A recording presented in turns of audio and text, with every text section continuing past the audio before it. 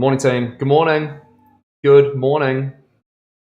Checking my audio levels, Demon. How we doing? Looks like it's a little bit louder now.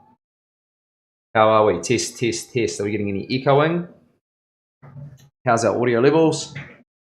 Got the legend Chris in today, team. He's here. Give us a hi. How's it going? Hello. Sounds amazing. That's heaps better, is it, bro? Because sorry, team, just for you that they don't know what I'm talking about right now. Demon just sent me some messages the other day, just getting me to adjust the audio. Shit, yes. Oh, sweet, bro. Cool. So I changed a few things, bro. I just changed some of the gate positionings as well. So I think what was happening was because of the tone of my voice. I think it was literally like thinking I was like background noise. So it was like cutting me off and like you would talk. Yeah. And it'll be like, it'll pick up your voice nice and clear. And I would start talking and it'd almost like cut off the end of my sentences. That's weird. Or too like, baritone. or the start. Yeah, maybe it was like maybe it's the ambience, because it's quite echoey in here to some degree. And I think maybe it thought I was like background music or noise or something like that. So it's just like cutting me the off. sultry voice of KVL. Oh. No, Big X.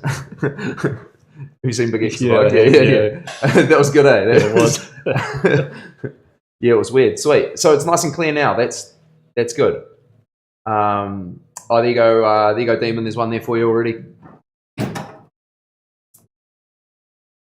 Off to the bin.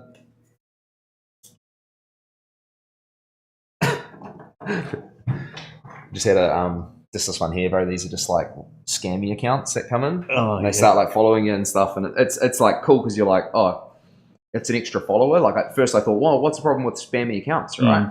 But then what happened was Chris the other day went to gift a subscription, and it gifted it to the spamming account. Oh shit! So then I was like, no, they got to go. You know, they got to go. But that one was really interesting because that didn't show up in multi. So either multi's not working right now, which we're going to have to test. Give me 2 seconds, team. I'm getting all Demons messages, but we're not getting any from anywhere else. What platform are you on, bro? Are you on? Oh, yeah. Could you just type test there? Because it looks like there's another message there. Go into that. Aiden's there. See, Aiden's there. Yeah, the boys are there. And this is replay, or is this? Oh no, this is another day. No, this is that now. No, that might be. Nah, that's not right. Oh, there we go. Test, yeah. Cheers, David, bro. No, that's perfect.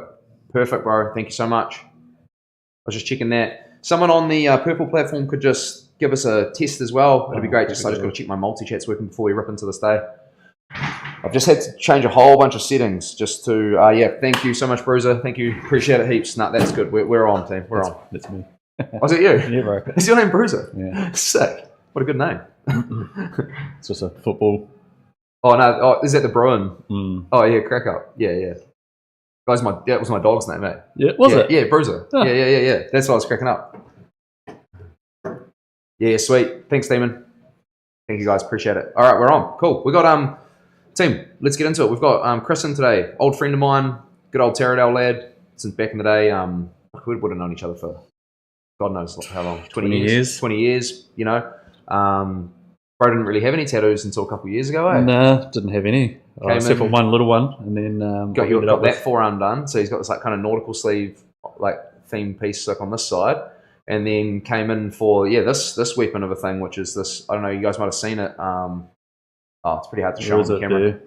Yeah, it's close. It's sort of out of focus a little bit, but anyway, we'll show you later on properly. It's just a big surrealism sleeve. So it kind of got like big galaxy elements up the top.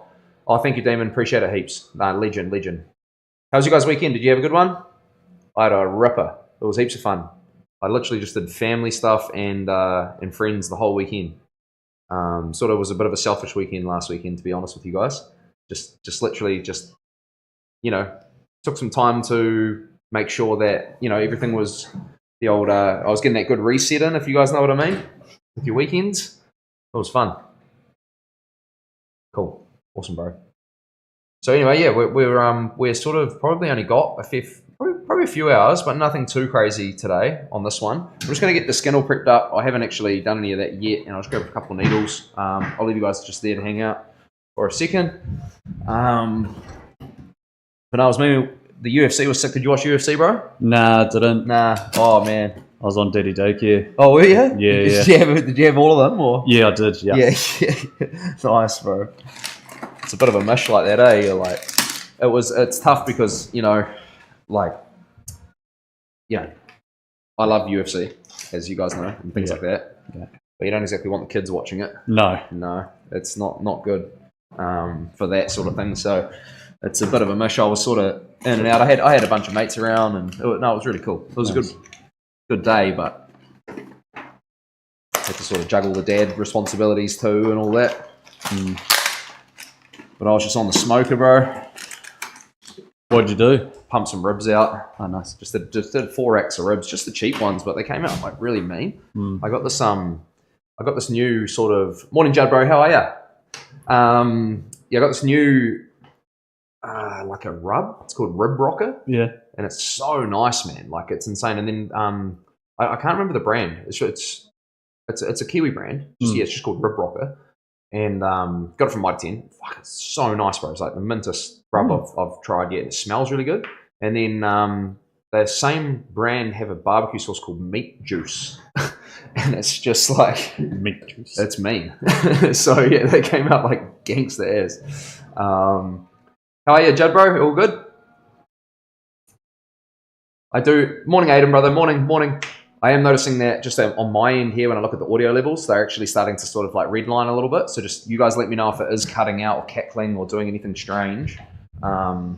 We just went through some settings on the weekend, realised I had things way out of whack. So should be pretty good now, though, I imagine. So I'm just in the bathroom filling up my water bottle. I'll be right back.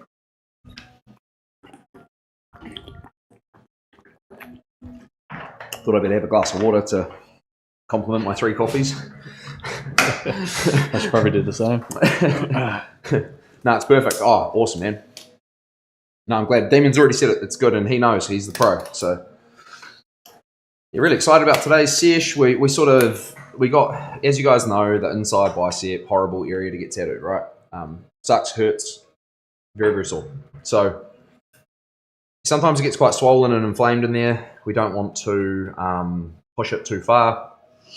So it's like, we did the underlayer of grey last session and no white highlights. Not really too much texturing or anything. So I'm going to be doing a little bit of that today. And then just finishing off these kind of like swirl patterns. Like got one up here to do. Probably going to add a couple little like drips like these kinds of things, sort of just up off this one, maybe out to the side here. And then I think on the back of your, oh no, it's pretty much done. It was just some white highlights really, yeah. Just to put on that. It was a big day. It was a big day in the chair. It was a big day. He's a beast. Yeah, you did really well though, bro. Straight up. So I can't imagine like how, it's tough getting that area tattooed like anyway, let alone just like color and like, because you get that dense like solid saturation and stuff like that. It just must puff up. Be sore as. I just went black and grey for mine. How's that arm positioning? Yeah, it's all good. Is that better or worse? That's fine. Yeah, that's good. Yeah, it's all good. Cool. All right. I'm going to sort of give this a little bit of a tickle up. I normally do this stuff off camera, team, but I just forgot to do that this morning. We were running a little bit behind.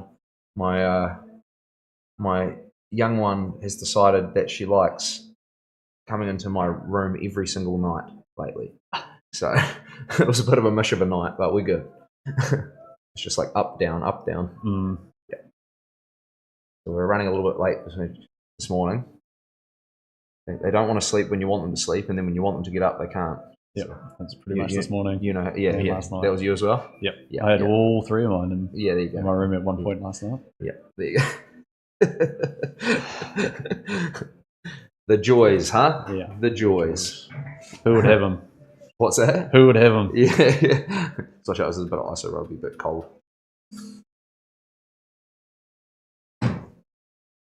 All right. There you go, bro. You don't need a shower for a few days now. You're all sorted. Good to go. Okay. How's that picture quality coming through? It looks pretty good at my end. Everything nice and clear. I'm sure it's all good. All right. Chris is another good Dutchman team. If you ain't Dutch, you ain't much. That's right. Tight as they come. Squeak when you walk, eh? That's right. T-Rex, short arms and deep pockets, can't grab your wallet. That's right. All of those things. Yeah. Literally get like heart palpitations when the bills come in, eh? Yeah, Like. I do. I love sending invoices. Love sending them, eh? Love sending them. Don't like receiving them. Typical traits of Dutch. Yeah. And there's nothing you can do, team. It's in your. You got to understand it's genetic. It's in your blood. It's like, you know, people that get hay fever and have to sneeze. It's the same sort of thing. Same. Awesome. Cool. All right. Sweet. What I'm going to do, I'm just going to come through and start doing this, just some lighter colors that I wanted to get in here. It's like sort of like a kiwi green. It's almost like a highlight. It's pretty much white, but it's like got a slight tint of green to it. I'm just going to come in and put a little bit of that in through this section here. Then what I'm going to do is switch over to my light pinks and put them in. There's just a couple up through here. And we'll work our way up to this bit here. Do that bit last. The fun bit. Yeah, do the fun bit last, bro. Save the best for last always. Eat your veggies first, bro, and then we'll get into the meat. We'll get into the meat. All right.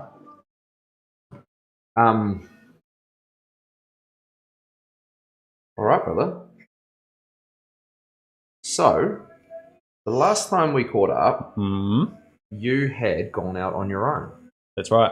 Yep. So, team, Chris was working at the port for a while, eh? I was, yeah. But you've done a whole bunch of different jobs, haven't you? Yep. You sort of bounced around, did this, that, and the other. Yep.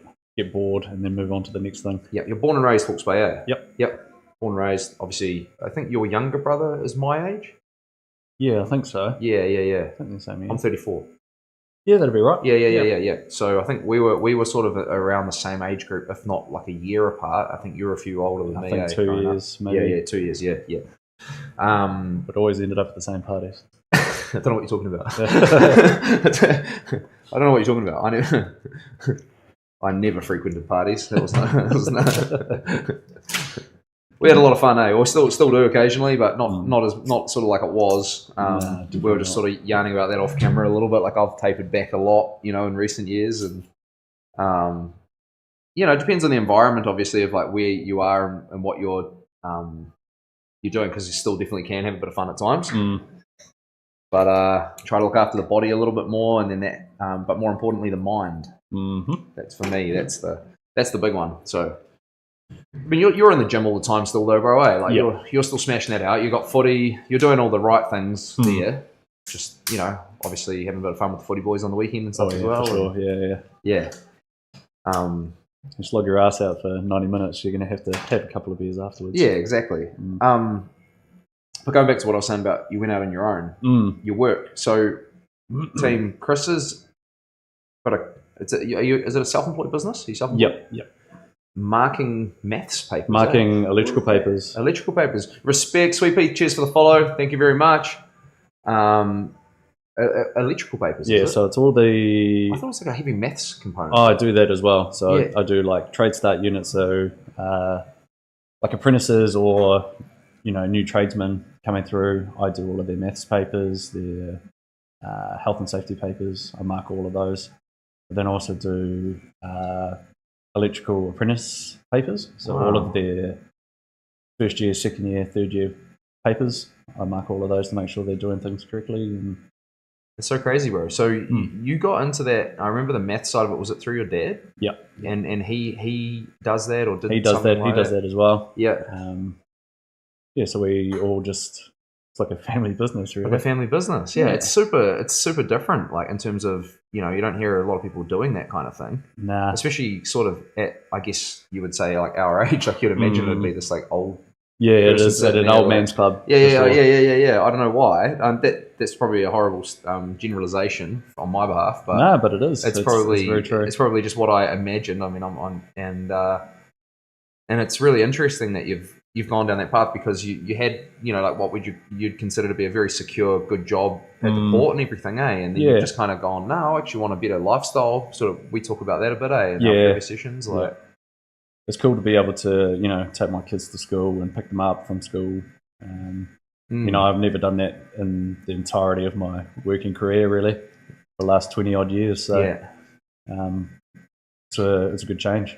It's kind of like that lifestyle sort of thing that you've been pursuing, eh? Yeah, for sure. And I definitely find that what I'm noticing a lot more, whether it's an age-related thing, like sort of the age that me and my mates are all kind of getting to, is everyone sort of seems to be seeking a little bit more of a bit like a balance, like a work-life balance like that, or in my friend circles anyway. So it's quite cool that you're actually able to do that. You can sort of just be working from home and chilling out. I wouldn't say chilling out, but marking papers and stuff. Yeah. And then, so how many would you do a day? How many would you mark?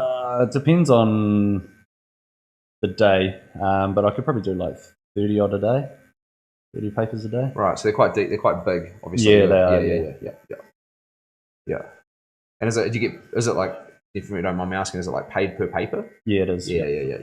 No, that's interesting. Yeah. So you're trying to sort of get the volume done, but also not sacrifice quality as well. Nah, and you get audited quite often, so all of your papers have to be up to NZ QA quality. So you've got to make sure you're doing it right, otherwise you lose your contract. So do you have to be qualified to do that? Like, so you go and do a course or something. You've got to do courses. They only really employ people that have got like engineering degrees, right? But have also been on the tools. So you had an engineering degree. Both worlds. Yours electrical engineering, eh? Yeah. Like, but you high voltage. Yeah, but you weren't using it recently, eh? No, I haven't used it for quite a few years now. Yeah. Oh, it's so interesting, brother. It's weird, eh? It's interesting that you're like, all these years doing it, and now you're kind of like, just. But I mean, that's kind of cool. That's I guess the natural progression for a lot of tradies, eh? You know, you spend a lot of time, let's say, like a builder. Will go out early on, get the work experience, get on the tools for years and years. The next step is they kind of like either want to own or manage the company, so they're off the tools, and then it's like it's their natural progression. Maybe you go into training yourself or something later on, or who knows? So who knows? Yeah. Are you enjoying it, bro? I thoroughly enjoy it. Yeah. Oh, that's good. I guess that's the biggest thing. And then, like you were just telling me before, you guys are off for a bit of a vacay soon. Yeah, so I'm going to work while I'm over there as well, so that'd be cool. Yeah. So I'm going to Europe for 5 weeks. Yep. Just house sitting in Belgium. Check this out, team. So yeah, so you had some friends over there, right? Yeah, so a good mate of mine that I used to work at the port with, his family live in Belgium, and we went over there about 2 years ago. And getting coffee, bro? No, it's all good. No.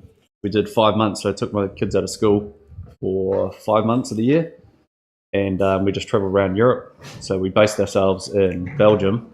Insane. And looked after my friend's grandfather, who's like 93, good old bugger. We just catch up with him every couple of days and make sure he's all good and have a beer with him and stuff. Does he live like in the, like, see, you know how they've got the house there? Yeah. Like, does he live in the house as well? No, he lives like probably 4 houses down. Oh, true. Cool. So I just bike down there with a couple of beers and go and have a hang out and talk to him and just keep him some company and stuff. And So we're going to go over again.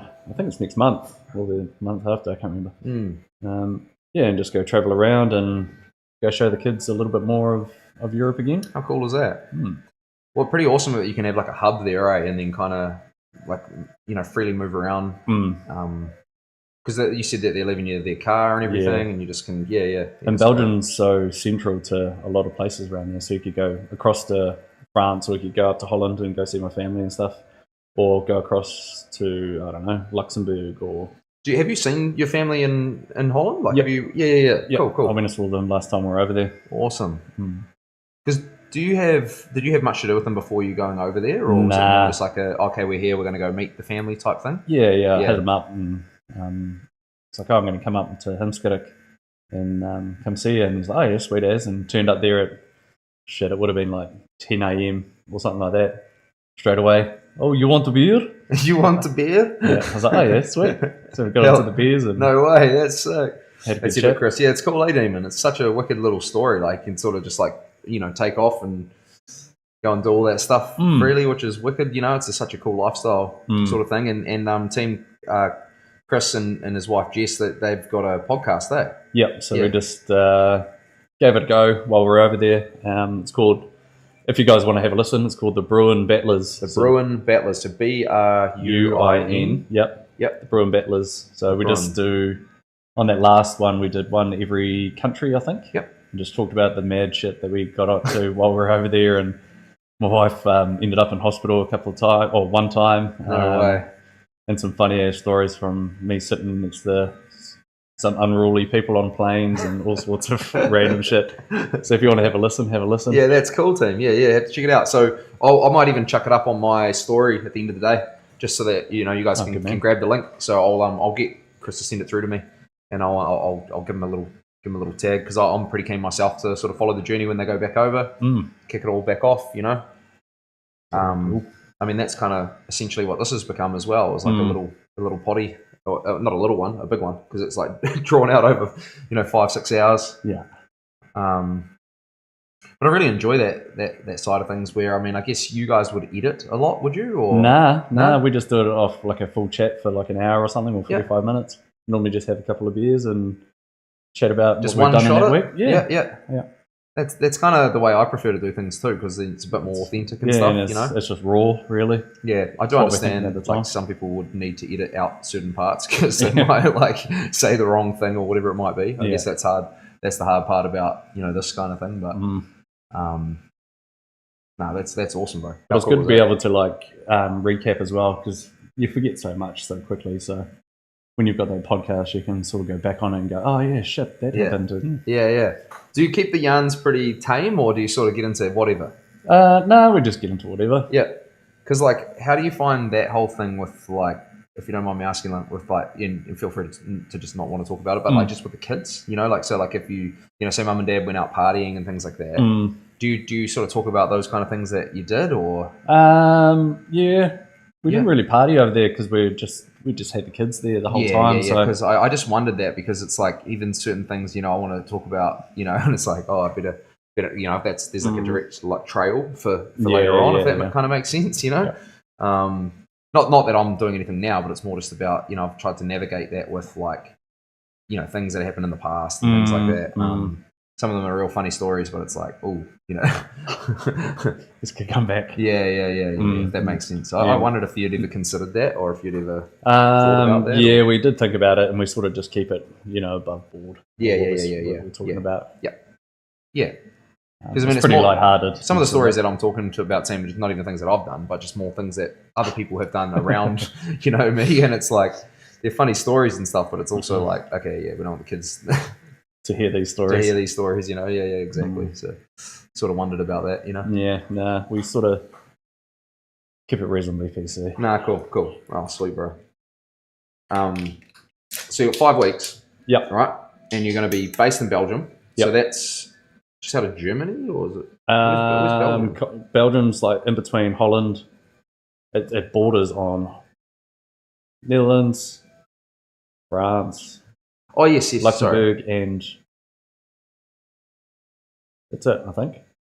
What's down the bottom? So it's not even near Germany? No. Oh. No, you got to go through France. What's the one that borders on Germany? I've got some mates there. They invited us up there. I'm sure it's Belgium. Might be. I can't remember off the top of my head. Lauren will know.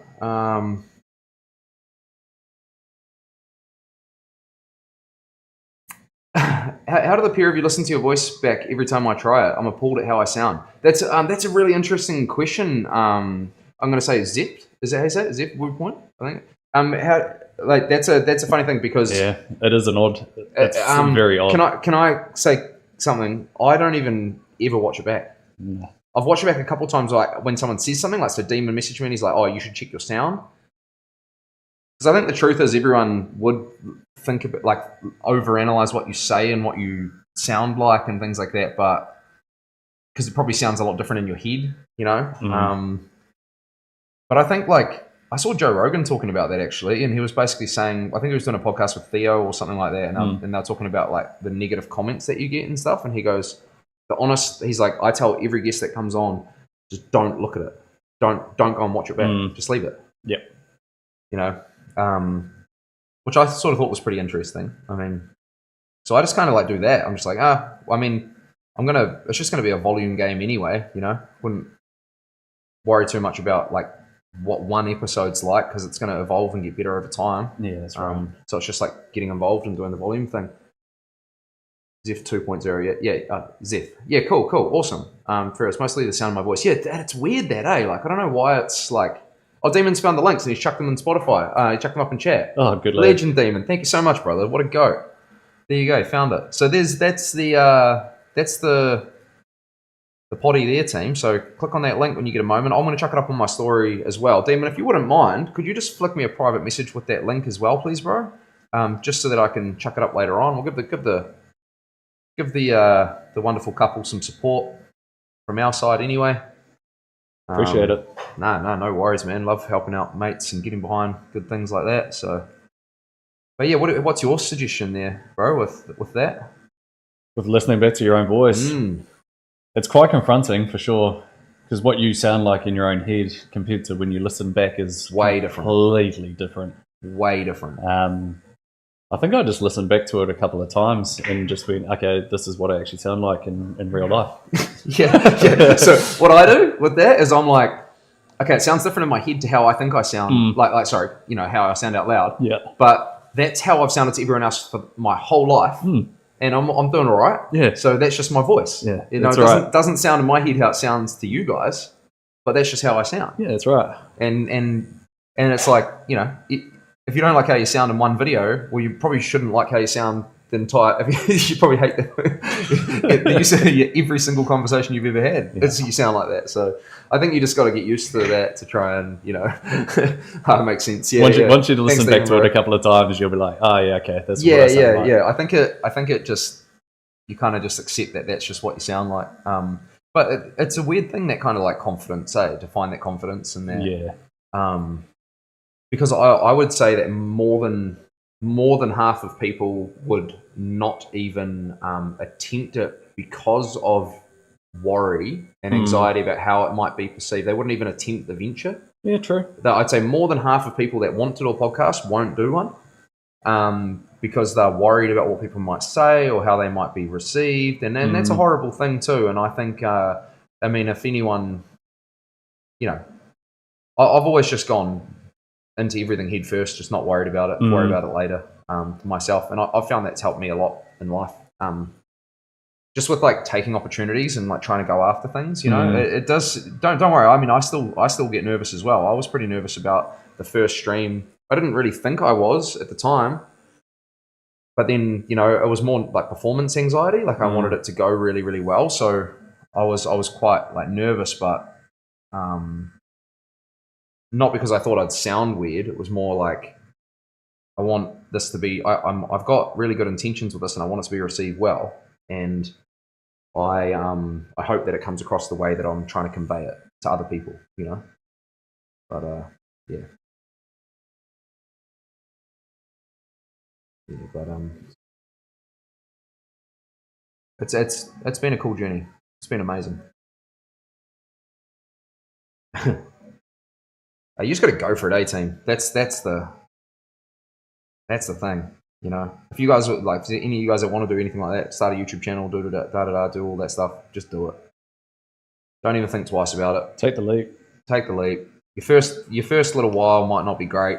Statistically, you know, you're probably not going to make it in your first month, let alone 6 months or a year or 2 years. But it's just a volume game, mate. Like everything, just keep doing it. That's what I'm doing here. I don't know what I'm doing.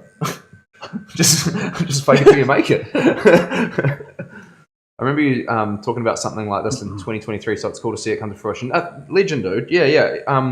2020, initially, I had the first idea to do this live stream. 2020. there were a few reasons why I couldn't do it at the time. A lot of it was environment based. To be honest, it's even going to be a little bit hard when Lauren comes back to work because she's coming back in September. And like right now, it's just me and Chris. Like, yeah, so we're just chilling, doing our thing. But then there's going to be like this other person sitting over there soon that's going to be listening to all our conversations and listening to me talking to a computer and looking at me like I'm a strange, weird person because there's no one else here. Well, it's similar to like every time Lauren is there with her client, we just talk absolute rubbish and they're just listening to us the entire time anyway. Yeah. It's not really too much different. It shouldn't be different. I'm just hoping that Lauren's clients don't think I'm mega weird, like chatting to the screen, you know. They're going to have to get used to it. I'm sure that half of them will know what I'm doing anyway now, you know. But it will be a foreign concept to a lot of people. But it's going to be interesting. Like, one thing I've been trying to think about, team, is like how this is even going to work, say. So, like, when, you know, there's other people in the studio, and this was the reason why I didn't get into streaming earlier. You know, we're all yarning together, you know, a lot of the time. You know, it's like we'll be chatting, you'll be chatting with them, they'll be chatting with you, but chat's not going to be able to hear them. Yeah. And that's going to be really bad because it's going to be like they're going to be missing heaps of the conversation. Yeah, and you can't open mic it, can you? I can't open mic it for privacy reasons and just for, you know, the fact that, say, if Lauren and her client were mic'd up and then they start going into their own conversation while we're having our conversation and they're seeing. Yeah, true. You see this shit? Yeah. So you can't, you know... Yeah, I think streaming has become pretty commonplace at this stage. Most people won't care too much. No. Everyone, bro, it's been crazy. Like I was just saying to Chris before, we're in week 7 now, I think, team. Week 7 of streaming. Only one person hasn't wanted to go on stream. It's pretty crazy. Everyone else is keen. My whole week this week's keen. Friday's a bit of a... Friday I got something up my sleeve, team. It's going to be crazy. So I might have something really, really exciting happening, or I might have nothing happening at all. So it's either going to be like really, really cool or nothing. But I've just got to have the day open at this stage, and it'll make sense why. Hopefully tomorrow or the next day. I just need to do something tonight. So I'm going to be Mr. Mysterious. I'm going to leave it at that. I'm going to build up a bit of anticipation for you real ones that are watching. But we might have a really, really cool guest coming on. So I just need to have the option of it just being there, open and free. So be big for the stream, team. Be huge. Very exciting. Very exciting. You know what it is. I said it off camera, but I can't say it just yet. Got to work this out. It might not be Friday. It might be in a few weeks' time or something. But we're gonna do it. Okay. Right. Next step. A bit of a blue I could sort of see up here. Oh no. I was thinking about maybe like see this blue here, kind of injecting a little bit more of that kind of blue into some of these darker areas here. Yeah. But it's just I didn't want to go too. The reason why I think we went for that color palette so it matches this one, eh? We didn't want to go too far from that. I can always add it later. I'll do the rest of the stuff I was going to do first, and then we'll have a look at it. It might be sweet once I've got all the rest of the whites and everything in and all that stuff. So, yeah. But I think streaming definitely will become more common as well, Zeph, like what you're saying. You know, like I think that's going to definitely be something that we're all noticing happening a lot more going into the future.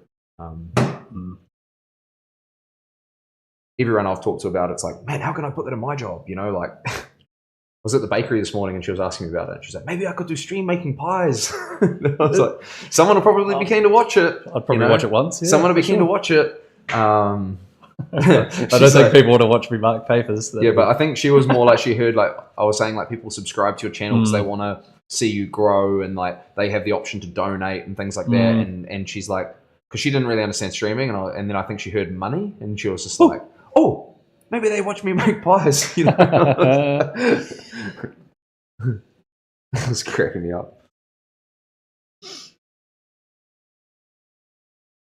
It's just that's cracking up. Just out here making custom pies all day. Yeah, imagine that, eh? But there'd probably be a like an actual crowd for that, though, eh?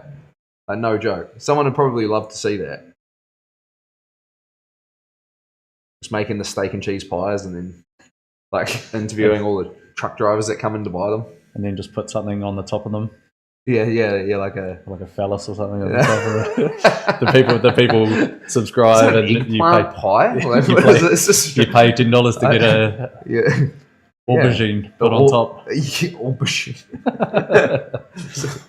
It was crack up. I like had this massive like feed on the weekend, like got out ribs and all this shit, and then I got Carlos Legend. He's one of my clients from Taumaranui. And he's a farmer, and he always brings down like a Santa sack full of home kill every time he comes and gets tattooed. He's the man. Anyway, he had these giant salamis in there. They're like not like a normal salami. I'm not joking, team. They're like this fat. They're like maybe like that long. Jeez, they're like huge, bro. Yeah. So anyway, I was like, the boys were saying something about like, what are we eating on the weekend or something, you know? And I was like, oh, we've got ribs and we've got beef cheek as well. And I just sent a photo of the salami. I said, I got this out for Luke to hold. Like he's like, he's not going to eat it. He just wants to hold it for comfort. The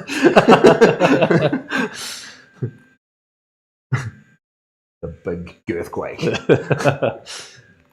The OG Mudbone. The OG Mudbone. Just wanted something to make you feel more at home. Yeah. or make you want to go home.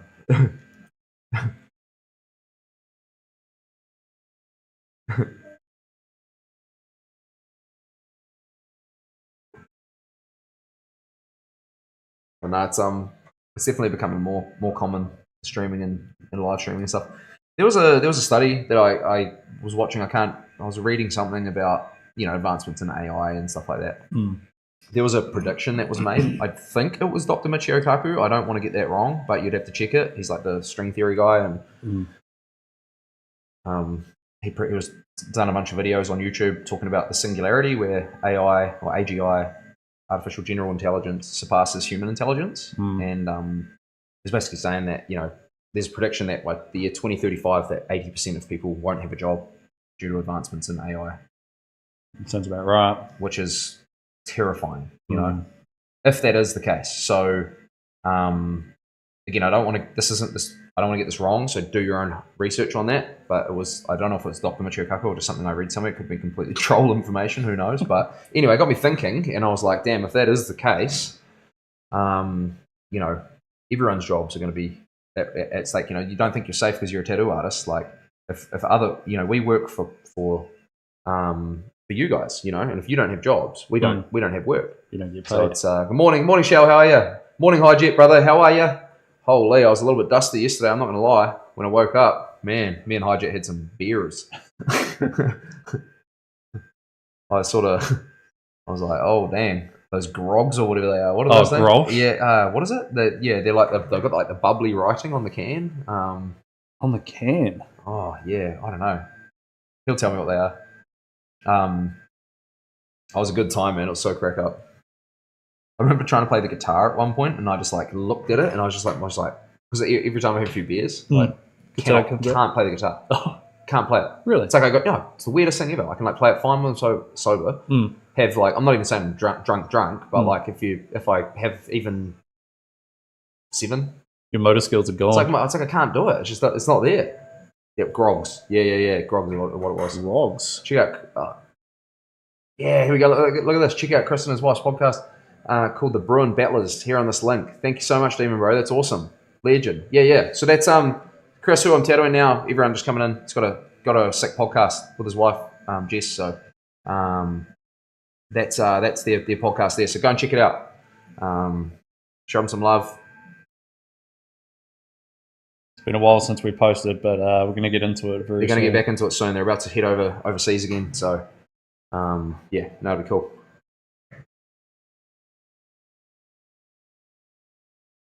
Watch that, sorry, PBL. You might lose a viewer. Oh, shit. I don't know what I said. What did I do? What did I say? Can't remember. Sorry, Damon. I don't know. I probably said something. DM me if it's bad. I don't think I said anything bad. The Pie Lady streamer. Oh, bro, I see what you're saying. Yeah. Sorry, that was a bit delayed, eh? I was thinking, shit, did I say something? I was like, I'm sure I didn't say anything. Bro, that would be so funny, eh? I can't lose you, Demon. You're too locked in at this point, brother. You can't leave me for a Pie Lady. I'll buy you pies, bro, before you leave. Just don't leave. We'll get you sponsored. How it all came about is I went in there and she's like, every morning I walk in there, she's like, coffee. Like as soon as I walk in, she's just like, coffee, girl. And I'm like, And I'm just like, like, and then this morning I walked in, she's like, coffee? And I was like, no. And she's like, what? What is wrong with you? Like, she started getting all like upset. Are you sick? She got all upset at me. And I was like, do you know Grunter? She's like, yeah. And I'm not sure if she did, but she said yeah. And then I was like, he brought me a coffee machine for the stream. And then she was like all upset. She like put her hands on her hips and she's like, I don't know about this, Just lost all her business. Once a day. Put a pie making stream. I'll make pies. I'll make that, bro. I'll do a pie stream. I'll make some pies. Me and Lauren. Probably Lauren will make pies. I'll just stand there. Yeah. But we can do that for you. Just for you, Demon. Man, my hat is really getting in the way. Let's say. We might try go. I've got a little plan. I've got a little plan here.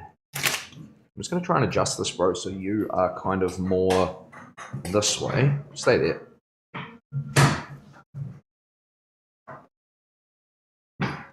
I'll just crank it over there for now. I'm just going to have to play around with this camera angle team, just trying to get it right. It's just...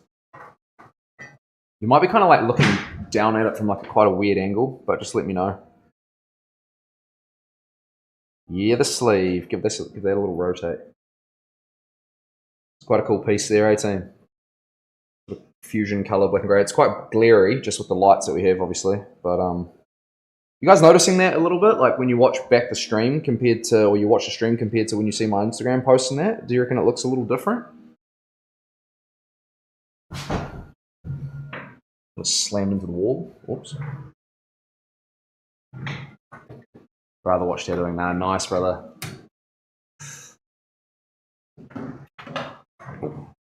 Stand on my drink bottle. I fucking didn't realise. I had 2 of my platforms on the wrong category for the last 3 weeks. All right. One of them on the green platform was in the wrong category, and I had 0 people watching the category. Sure. Yeah, well, it's supposed to be in just chatting. Oh, yeah.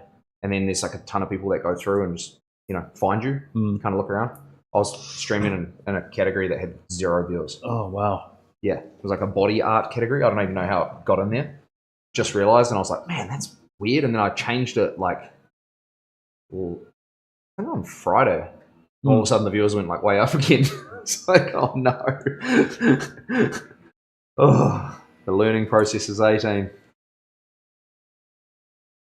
Does that work with podcasts? Like, do you put them in categories when you do it, or do they just go straight to It just goes straight onto Spotify. I don't know if it's on any other platforms. I don't know. Really interesting, eh? I wonder if I could... Got to get back into it, really, and remember how we did it. How many cameras do you have? None. It was just recordings. Oh, it's just the... Okay. Yeah. Cool. Did you just use mics or like DJIs or something like that, or? Honestly, we just did it on phones, man. On phone, yeah. Yep. Super simple. If I can make a recommendation, there's these mics, they're called DJI mic minis, and that's what we have on right now. Right. They plug directly into your phone. Okay. We get 2, they have 2 transmitters and 1 receiver. Yep. They come in a kit. They have a long battery life, things like 14 hours charging or something like that. You just literally pop them out, click it into the bottom of your phone, press go, and you'll have amazing audio quality. It's just 10 times better than any of those kind of DJI things. Mini 4 DJI mic minis. Mic minis. Yep. I would just highly recommend making even that change, and that goes for anyone too. Just like doing whatever you're doing with your phones and stuff like. They're reasonably cheap. They're like $200. $269. So cheap, Nice. man, for what they are. Like, it's unreal. They're so good. And I use them for all my like voice recordings, for work, everything like that. Obviously, when I'm streaming, same mics I'm using here. Noise cancelling, so they get rid of all that background noise. Really, really good. Yeah, awesome nice. system. Yeah. There's a model that's up, but I don't know. I mean, like, I don't know why you need to use it. I mean, these are mean. So, that's really weird. I did this the other day.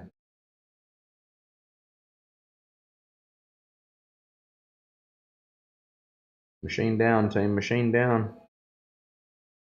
It's got a dodgy contact, I think, this thing. It's done so many hours now. Same as your last one. Oh, dang.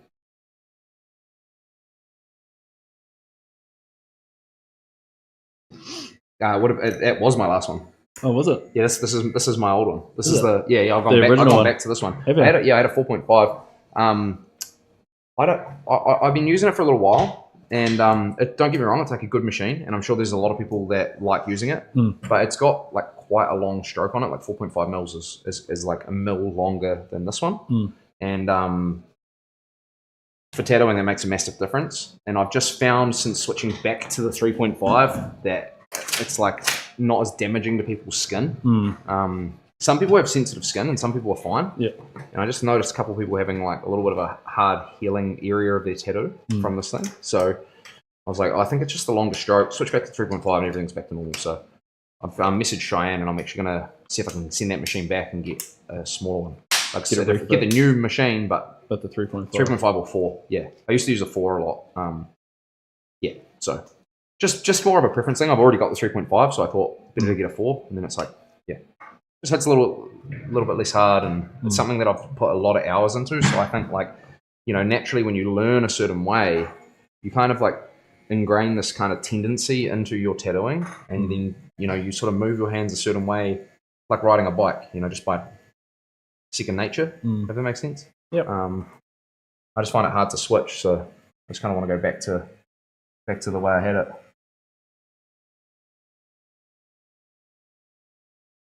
Oh, look at that, it's just gone again. Battery change, I think. Yeah, no, it's battery. Battery's dead. Weird, man.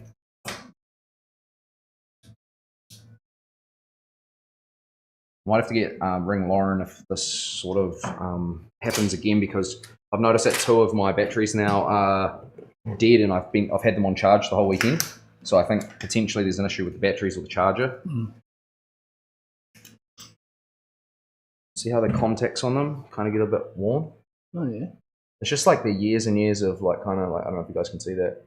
Just like kind of like, I think it's like a contact issue, the battery. That, you know, like this bit here rubbing on the. Have you got It shouldn't be that bad though, because it's a metallic surface. But I just thought maybe it's like. have you got any carbon? Like give it a sand? Yeah. Yeah. No, I don't have any on me, unfortunately. I used to have extra sandpaper around the shop. That was just like a necessary thing. Yeah, it's empty, yeah. Yeah, it's a bit of a shame. It's doing that. Lauren's got a machine I can use anyway if it is stuffing up, so we'll be fine. But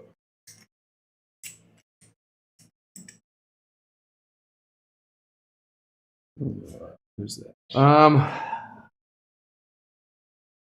Right, I'm gonna go get ready for a the B-Day lunch with the fam. Wait, hang on.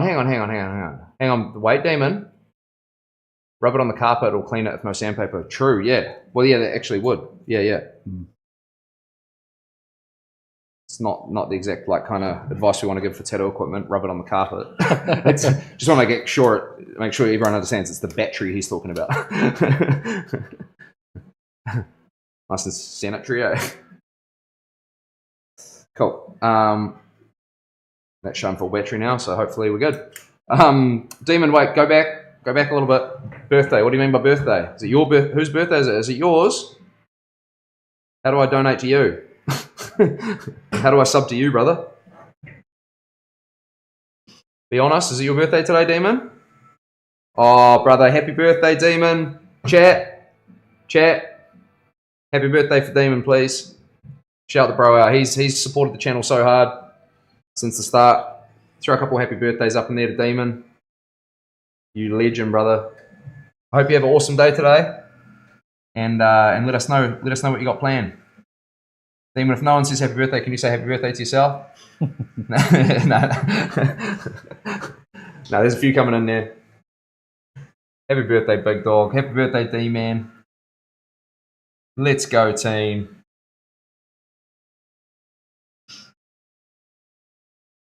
Morning, Corey, bro. Thanks, chat. Legends.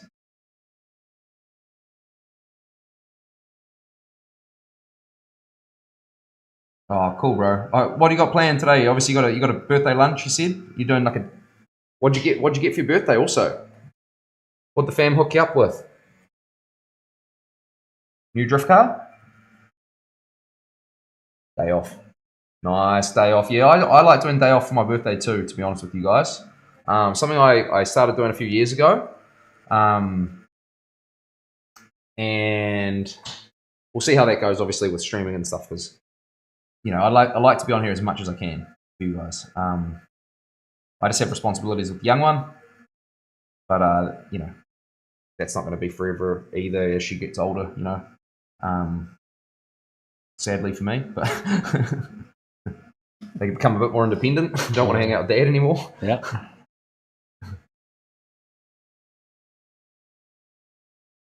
Morning, Cuzzy. How are you, Cuz? Tuning in from Martinborough. Oh, what a place. It's a legend. It's always nice taking the old day off for your birthday. I don't know if that's something that you guys do, but yeah, some people just don't like celebrating their birthday at all. I get that, but I just like to spend my birthday with family, you know, most of the time, and friends, obviously. That's something I've done for a little while now.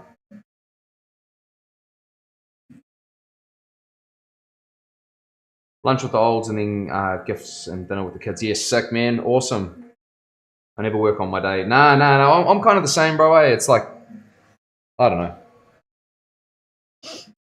I understand people like, I don't want to make a big deal about myself or anything like that, or it's not that special of a day. I get those. But it's just like, it's a day, I think, when I look at that, it's just like to reflect. Like, it's a reflection day. And it's like a day to be grateful for what you have. So it's like, that's why I like just getting the family and going and doing things like that, being grateful, being present, you know, getting presents, you know. Being present, getting presents. All of those good things. All of the good things, you know. I put in my contract every job paid to. Yeah, sick, bro. That's crack up. That's crack up. You come and just straight up negotiate from the start, eh? Like, I should have put that in my contract. Yeah, you should. I mean, the beauty about what you do, though, bro, it's like, you know, you could just sort of do a bit here to make up for it there, or whatever it is. You know? That's what I did last night. I worked late last night. Oh, did you? Did today's papers last night. Oh, sick. Man, how cool is that, eh? Have you got your head around all like the tax stuff and all that stuff? Oh, that's such a minefield, eh? It's a weird place, eh? Provisional tax is the killer thing. So provisional tax, for those that are watching that don't understand what that is, basically you have your first year of business, you work out what your incomings were, basically, I suppose you'd say, your gross. Before sorry, tax. your net, you know.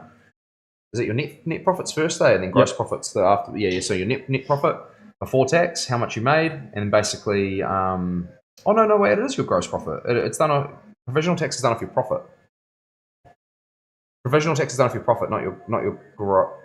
Oh. No, it takes into account your entire pay, because then it works out your GST. No, not your GST. Your PY. No, you pay GST. GST is paid. Oh, it depends on your structure, I suppose. Because you'd be PAYE, are you? No, I'm not. I'm IRPC. So I pay my own. But then it's mad love, demon brother. Sorry, Karen. Your I guess it's your gross. Whatever you make over the 12-year period. Is your net profit the first one, or your gross profit the first one? Whatever you bring in, it's like less your expenditure, and then you're left with that amount of profit. I think that might be gross profit. And then I can't remember the term. Sorry, not an accountant. Neither. Where's Steve when you need him? And then you work out your provisional tax based off that amount of money. So say you brought in 100, but you only profited 40, you'd pay provisional tax based on your 40. And then what happens is you pay that a year in advance. I think it's 3 months. Or was it 4 months? Or you can pay a year. But it's worked out off a year in advance, broken down into different payments throughout the year. So it's like, you know, so you basically, year 2 of business, you have to start essentially saving for the tax that you haven't even earned yet. Just so that you don't get behind. That's the whole reason it's there, is because people get behind all the time. Instead of just like having a system, I hate provisional tax. I'm like so strongly against it.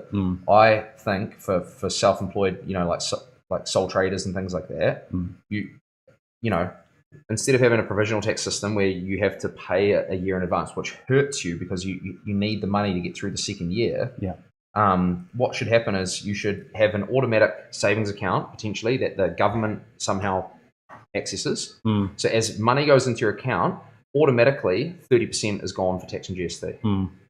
So you don't even have access to that money. It just goes straight to a savings account. That would be a good idea. Because what happens is at the moment, we have to hold on. We have to just like try and save it ourselves. And where people get caught is they don't understand tax and business, and then they just like spend too much of their own money and they can't afford the tax and provisional tax. And that bill comes in and then they've got no money. Well, year two, you've got to save your 30% of your income. You pay me $1,000, let's just say.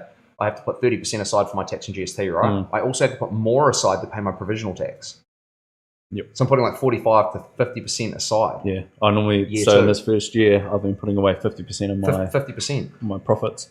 Well, yeah, that's saying 50% of everything he makes. He's got to put aside just for tax, GST, and provisional tax. It's pretty crazy. It's such a weird system, and it seems so broken. Like it doesn't seem like it works well for a self-employed sole trader. Like it shouldn't. Maybe for a big company, but if you're only a small fish, man, like that's all you need. All that cash flow, like that's it's weird. It seems broken. But I think the worst part for me is you can't even opt out of it. You have to pay it, chat. Like you have to. And it's like, well, no. How about I'll just pay my tax at the end of the year once I've earned the money, then I'll pay the tax. And they're like, no, you can't do that. To pay in advance. But it's like, well, I don't even know how much money I'm going to make. And they're like, so I had shoulder surgery last year and a bunch of other things. I made way less money. I was still paying the provisional tax based on my year before. Yeah, it's crazy. Yeah. So I wasn't even at work. I was on ACC. And you're still getting. And I was still having to pay provisional tax. So when 80% of my wages on ACC, and I'm still paying provisional tax. It's fucked. It doesn't even work. Like it's.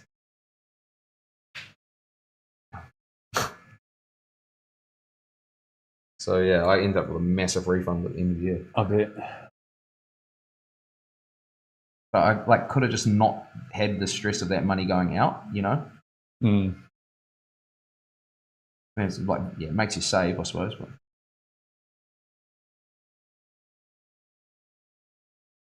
how's it feeling? Yeah, that's fine. Yeah. Yeah, no sweat. Does it mean your provisional tax will be way lower this year and get adjusted up at the end of the year due to increased earning? Yeah, exactly, bro. That's exactly what will happen. So now this year, I'll be paying way less provisional tax throughout the year. And then, I have to make sure that I've got the right amount of money put aside, because I'm going to have like my provisional tax payments go out, and then there'll be an adjustment, and it'll basically say, now you still owe another 10, 20 grand, whatever it might be. So then I have to pay that on top. But like, why not just do it at the end of the year once you've earned the money? That's what I'm trying to say. Like, why do we have to try and predict it? Why can't we just earn the money, and then whatever money you end at the year, it's like, here's your bill. We just should just be able to set it aside. You should just be able to put it aside and manage it yourself. Or if you can't manage it yourself, opt in for a government-funded bank account, which they can earn interest on, by the way. So that works well for them because they're getting the interest on that money. Government set up bank account that sits there that basically you maybe for example how it'll work is all your money goes into that account and then they'll pay you out your 70% throughout the year. Do you see what I'm saying? Yeah. So that could be just to make sure you don't get behind on your tax, but then you don't have to pay it as you go, or a year in advance. It must be quite a common thing. People just not paying their tax in the second year. I just genuinely think they don't understand business, and they just get in there, they just get the money that comes in, they just spend the money. And they're like, this is my money. It's yeah. Well, they're like, I'll just spend it this month. And I'll earn it distrust in the government. Yeah. Well, exactly. They'll spend it and go, I'll try to catch it next month, and then they just don't. They get behind. No, you're right, Zeph. Though, there are a lot of people that don't trust the government and things like that. Yeah, but I mean, this one here, it literally kills so many businesses, bro. Because you guys would have heard the thing of like, you know, oh, the first year of business is the hardest. It's like, nah, it's the second year. The second year is what kills you.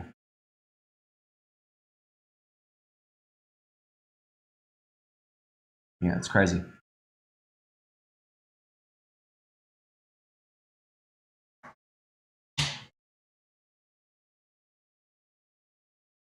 There's some good things we can still write off in that at the end of the year, though, I suppose. You think it'd be just much tidier if it was like done that way, though. Yeah. But KB, I appreciate you, brother. The man. There's my bro Hades. How are you, my brother? Hope you're well. Hope you had a good weekend, bro. It's my guy right there. Been helping me out heaps. Nice. He's the man. He sort of set up our Discord.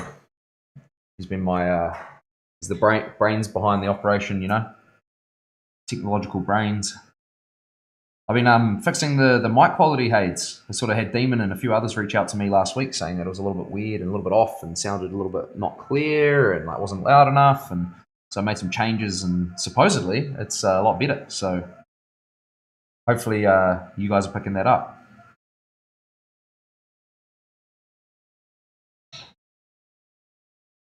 Had the like noise suppression gates and stuff. Yeah, I'm good, bro. Yeah, it does sound better. Awesome. Oh no, that's good. That's good.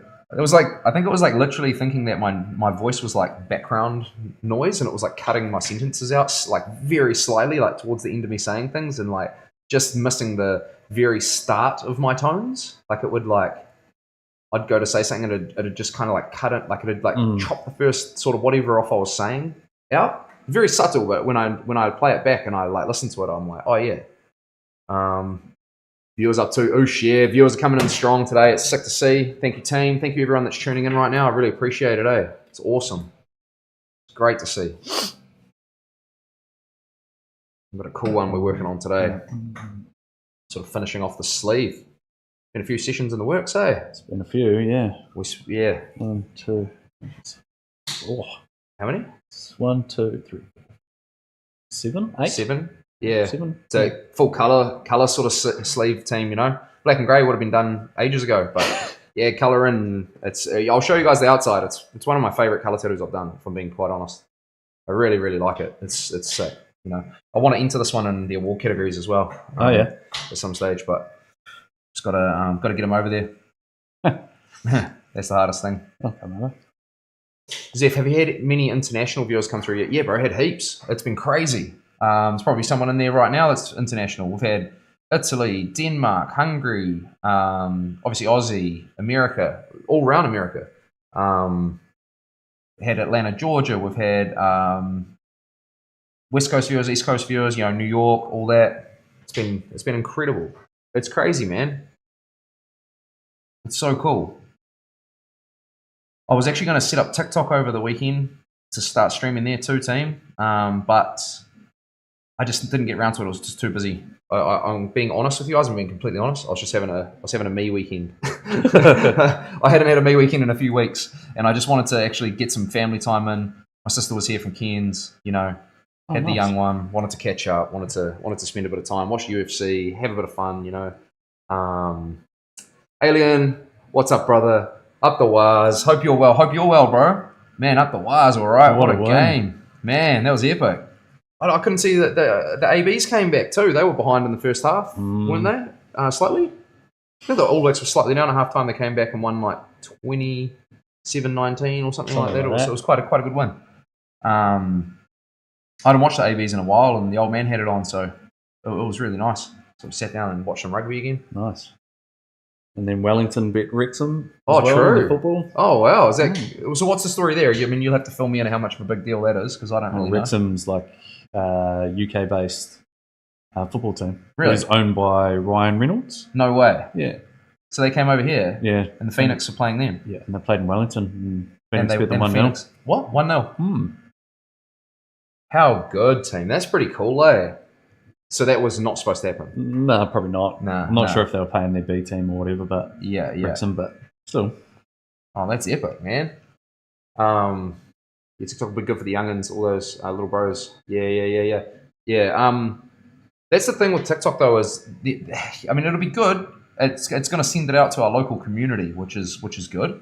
I think because that might help with, say, you know, potentially getting people that want to book in with me, you know, like a lot easier. Because like, you know, let's be honest, like it's a lot easier if you're here to get a booking. But a lot of people do travel, and I love you guys and appreciate you guys.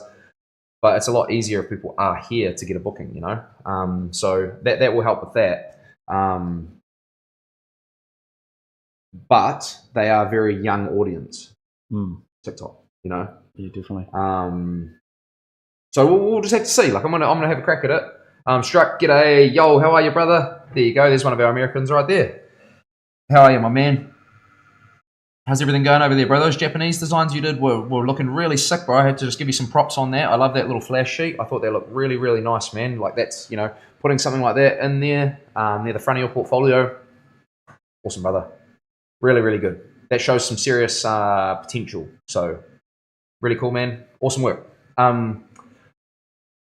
Thank you so much. I worked hard on that sheet. Yeah, no, you can tell, bro. It looks really good. But awesome work. Definitely keep that in there. That's a good one. I haven't watched rugby union since the Carter McCaw days. Yeah, well, wasn't that the golden era? Wasn't that the era? Yeah, I was. To be honest with you, exactly the same. Probably the last Rugby World Cup would be probably the last I watched, and even then, I wasn't really watching any kind of like provincial stuff, or even is it Super 15? What did it get up to? 15. Yeah, it is 15 now, Super 15. But it's called like, isn't it just Super Rugby Super now? Rugby now, yeah. I hadn't even watched that. I lost track of how many teams there were and all that.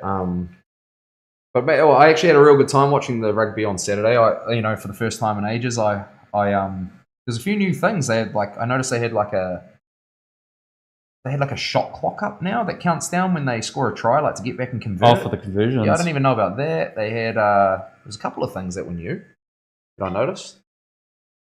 It was good, man. It was cool. Scrums are way different. Scrums are way different now. So they pretty much engage first, now. Yeah. So it's rather than just smashing the hell out of each other. Yeah. No, it was cool. It was good to watch. And then obviously, we had a wicked UFC card on the Sunday. That was heaps of fun.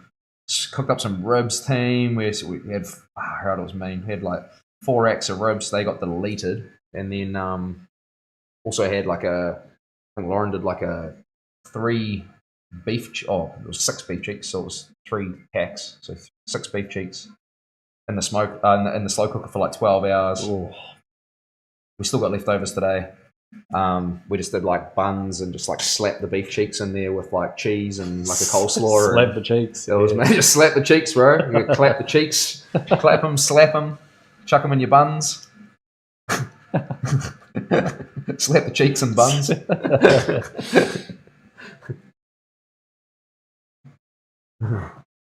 No, it was sweet. It was mean. Some good fights, man. Was it Dustin and Max, bro? Yeah. I was way off with some of my predictions. I mean, that fight went exactly how I predicted it to go. But man, Costa absolutely destroyed. What's his name? Oh, the Russian. Oh God. Yeah, it's in the UFC thing in Discord. I only got like Costa's 2 out of my 5 picks right. Yeah, Costa's a beast. He's not human, eh? He looked honestly. He looked vintage. It just looked like the fighter that was like coming up when he fought Yoel Romero and all that. Like he looked so good, man. Like hats off to him. Pushing forward the whole time, vicious leg kicks. Yeah. Grilling some burgers and chicken tonight. Oh, nice, man. Do you get right into your barbecuing over there, bro? It's pretty big in New Zealand now, eh? It's like a growing thing I've noticed. Like obviously it's always been there, but I just noticed that like really heavy kind of like Texas influence and, Texas barbecue kind of, everyone getting slow cookers and griddles now and all that, doing smash burgers, and it's just becoming this like big thing here. They reckon when you get to 30, you either choose barbecuing or golf. Yeah. I've gone golf. You went golf? Yeah, I've got golf on Friday. Oh, you got golf on Friday? Oh, bro. Golf's fun though, man. I'm just going to get into that later on. Like, it's a hard one. It's a very hard sport. Like you'll crack a couple of drives into the trees and play in the shade for the entire day. Yeah. And going, what the fuck am I doing this for? And then you hit one good shot and you're like, yeah, baby. I'm back. Daddy's back. Daddy's back. Put the beef cheeks on. Slap them together. Slap the cheeks. Daddy's back. Daddy's back. Yeah. It's Oh no, it's cool like that, man. I used to play golf in school. Yeah. I had like lessons and everything, and I'm actually pretty. You'll be reasonably handy. I'm actually pretty. I'm actually all right at golf. I'll be honest. I'll put my hand up. I'm not terrible. I'll hit it most of the time where I want it to go. It's just distances I have trouble with. You know, so like say I don't know whether to put up a 5 here or 7 or whatever it's going to be. It's kind of like luck of the draw. Yeah, you know how like a lot of pro golfers and good golfers will kind of hit reasonably the same. Correct me if I'm wrong too here. Some of them, it appears that they kind of hit it the same power and stroke every time, and then they just change the club accordingly. So I can't do that. I'm sort of trying to judge how much to yeet it. Yeah, but like how much muscle to chuck into this one. Yeah, but then also too like trying to get the club face kind of like the right angle. So. Wire how's it? 1 log smoker, 1 pellet smoker, gas grill, and a Blackstone grill. That's what I'm talking about, brother. That's what I'm talking about. Do you rate your Blackstone grill? Because I want to get one of them over here. We've just started getting them in what we call Mitre 10. It's kind of like a Walmarty. Not like Walmart. It's more like a convenience store. Not a convenience store, a trade store. It's got like all your timbers and sort of stuff in there and that as well. So, what's a Blackstone? Blackstone is a giant like griddle. They basically have a cast iron, massive big top like this. So it's just all metal. There's no grates in it. Oh, yeah. And it's and then they have like maybe a little hole at the back, and you kind of scrape all your like. I have seen something really good for like, so you can cook fried rice on them. You can do all sorts of stuff like that. You can do like smash burgers. You can do anything on them. Like they massive say You get people around to yours and you cooking up that breakfast in the morning. Eggs all up here, bacon down here, toast, maybe toasting on there, whatever you want, like mushrooms if you eat that stuff. But Blackstones are crucial for breakfast. There you go. Yeah. So for breakfast, bro, like, yeah. It'd be interesting. Like, what do you guys cook up for? You guys eat a lot of turkey in America, right? Like we don't eat turkey here. But that's like a thing I noticed when I was over there. There was a lot of that. I'm here, bro, just feeding Nan and on Nan and duties now. You're the man Hades, brother. G'day, Wyrak, bro. Yeah, cheer. Sorry, just catching up on messages. You're the man Hades. Shout out to you for what you're doing, bro. Bro's buddy looking after his Nana now. Oh, what a good man. Fucking legend. Called into a stream sorry, it's taken me so long to get in there the other day, bro. I managed to get in there the other day for a little look and see what you're up to, bro. It's good vibes. But yeah, what do you guys cook for like brickies and that over there, Struck? Like, because we'll do like what we would call like an English breakfast. So it'll be like, sausage, bit of bacon, eggs, like all that kind of stuff, hash browns. It'd be pretty similar thing, for you guys over there? Cooked tomato. Yeah, maybe cooked tomato is one we do. Maybe mushrooms. Mushies, yeah. But yeah, usually bread and hash browns. It's like double carb loader. Carb it up. Well, I'm just curious, like, sort of, is that a magic mushroom you're tattooing? There's actually some around here. There's some mushrooms here. Hang on, where are they? Yeah, they are. There's a couple of mushies down here. They're all over. All right. This piece is quite a like cool surrealism piece. It's like probably psychedelic influences in there, you would say. With the faces kind of like melting and warping and all that sort of stuff. Something a bit different. Yep. Not the plain Jane. Yeah, that's what is cool though, about these kind of projects. So like, boys, Chris just came to me and just said, "Here's my arm. Go for it. Go for gold. You want to do color? You want to do black and grey? Whatever, it doesn't matter. Just go for it." Which is true free reign, like actual true free reign. Sometimes I'll ask him questions. He's like, "I don't know. You just do it. Just do it." I'm like, "Yeah, but what do you prefer?" And he's like, "Whatever you want." It's sick. And it's really cool. But like, I genuinely know that he's gonna be happy. Like either way, like whatever I chose to do, like he's not gonna be like, yeah. Like, because some people, you know, they'll be like, do whatever, but then they won't be prepared for anything. Does that make sense, bro? Like they're kind of like, you know.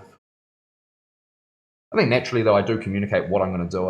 Yeah, for sure. I'm not going to just like still just be like, sit down, put a blindfold on, and go for death. Yeah. I do actually like to tell people, like, because I want to. I at the end of the day, like, I don't want to do stuff on someone that they don't like, or they could be more stoked than. So I'm always gonna, even if it's free reign, like, explain it a little bit, kind of pick up on their vibes and like what they sort of think about each piece. Is you can kind of gauge a lot from someone's initial reaction too when you show them something. Kind of just like how excited they are about it. Turkey is mainly a holiday meal. I'm also at the grill, so I had to jump in that one chat. Yep, sweet, eggs, bacon, sausage, hash browns, pancakes. Let's go. If you're from the south like me, grits. What's that? Is that potato? Grits? Isn't that like smashed up potato? So it's kind of like a hash brown, but that sounds kind of good. Thicker, I think. If you're from Correct the me south, if I'm wrong. Brother, we're from the south, bro. The next stop's Antarctica, brother. We're as south as south gets down here. Not to you guys, there's still a South Island from even where we are. We're not called Southerners, like where we are. We're in the North Island. But yeah, bro, next stop's literally Antarctica from us. Oh no.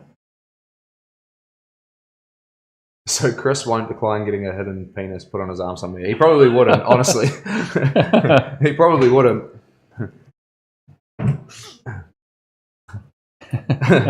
No joke. Just gonna adjust this camera a little bit, bro. It's just kind of looking. Is it looking a little bit dark? It sort of must be doing this like auto adjusty thing again. Just gonna lift it up a touch. Might be just the area it's in. There we go. Do that. Yeah, there we go. That's a bit better. No, he wouldn't, bro. He'd do it. Almost looks like one there. Here we go. No, grits are a dish made from boiled cornmeal, typically coarse grain. Ah, that's interesting. You have to chuck that in the Discord or something, bro, so I can have a look. Chuck your setup in the food it's a type of porridge. Grits. Bro, what are collared greens? I don't know, but I've heard people going on about collared greens heaps. What's a collard green? What is that? Collard greens. What's that? It's a southern thing, eh? It's a southern. A lot of big words in there that I don't understand. What's the plant? Are you pulling it up there? Yeah. Collard plants. Is that what it is? Oh, that's literally what it's called. Is it kind of like a silver beet or something? So grits is famously paired with shrimp, called shrimp and grits. No way. Shrimping looks cool. That looks like a good time. I tell you what I want to do when I go over there is get out on those hover boats and go through the swamps where they do all the crabbing and that. There's like all the gators around and stuff. Gators. Love to see some gators. Is there anything like that where you are, Struck? Got any gators or what's some crazy wildlife you guys have got around where you are? In New Zealand, we have literally nothing that can really kill you, apart from sharks. But you're not really in New Zealand; you're in the water. We have got a whitetail spider here. It's called a whitetail, and it'll make you sick at best. But I'm pretty sure there's nothing that can really kill you here, right? No. There have been a couple of sea snakes that have been washing up the far north. It's obviously becoming a little bit more tropical up there. Possum is the worst. Possum, yeah. Famous. It's kind of like kale or cabbage. Lots of gators around me. No way, dude. You got some gators. Sick. Are they sketchy? They must be. You got snakes and all that too, eh? Of course you got snakes. Because I think pretty much most of America has snakes, eh? I'm pretty sure. I was trying to find them when I was in Nevada, bro. We went out to the desert, to this place called the Valley of Fire out of Vegas. And there was like rattlesnakes all through there. Oh, shit. And I was like trying to find them. I was like running around looking under rocks and stuff. And natural selection was working. I was like following all the tracks. That's a bit Darwinism. I was trying to like, I wasn't like picking a rock up like, oh, I wonder what's under here. But I was like getting a bit of distance and kind of like trying to see if I could see a snake and stuff. Like, I don't know. We were over in Byron Bay for a wedding. Yeah. And we're just in a Airbnb and we're just sitting outside having a look around and we could hear all this rustling and my wife was like, what the hell is that? And then no shit, this snake dropped out of the tree, straight onto the ground. She's freaked out. and gone, screamed, ran inside, opened the screen door, and then slammed it so hard it's come off its hinges and just slammed on the door. So then she had no door protecting There was no door. She's like, don't need to go inside. Oh, man. This big fucking black thing. Holy. Yeah. There's heaps over there. Kvltattooer, the redback spider. Do we have redbacks here?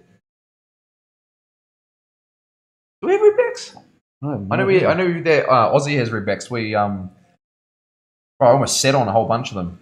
Here's a crazy yarn for you guys. I used to work with this fella in Aussie, real hectic dude. We didn't know he was a hectic dude. He had a background. He was in some hard out bikie gangs and that, but we just had no idea. So over there, a lot of them, they have to keep a job. It's part of their club rules, you know. So I was in this place called Kvltattooer, which is about 5 hours north of Melbourne, and these redbacks were everywhere. Like every single park bench you sat on, if you look down the cracks of the timber, there'd be redbacks all in there. They just didn't bite you though. I don't know what it was. No one really sketched out about it. Yeah, bro, live down beach. True. Redbacks are here. We've got bears, gators, and wolves around here. The golf courses have gators.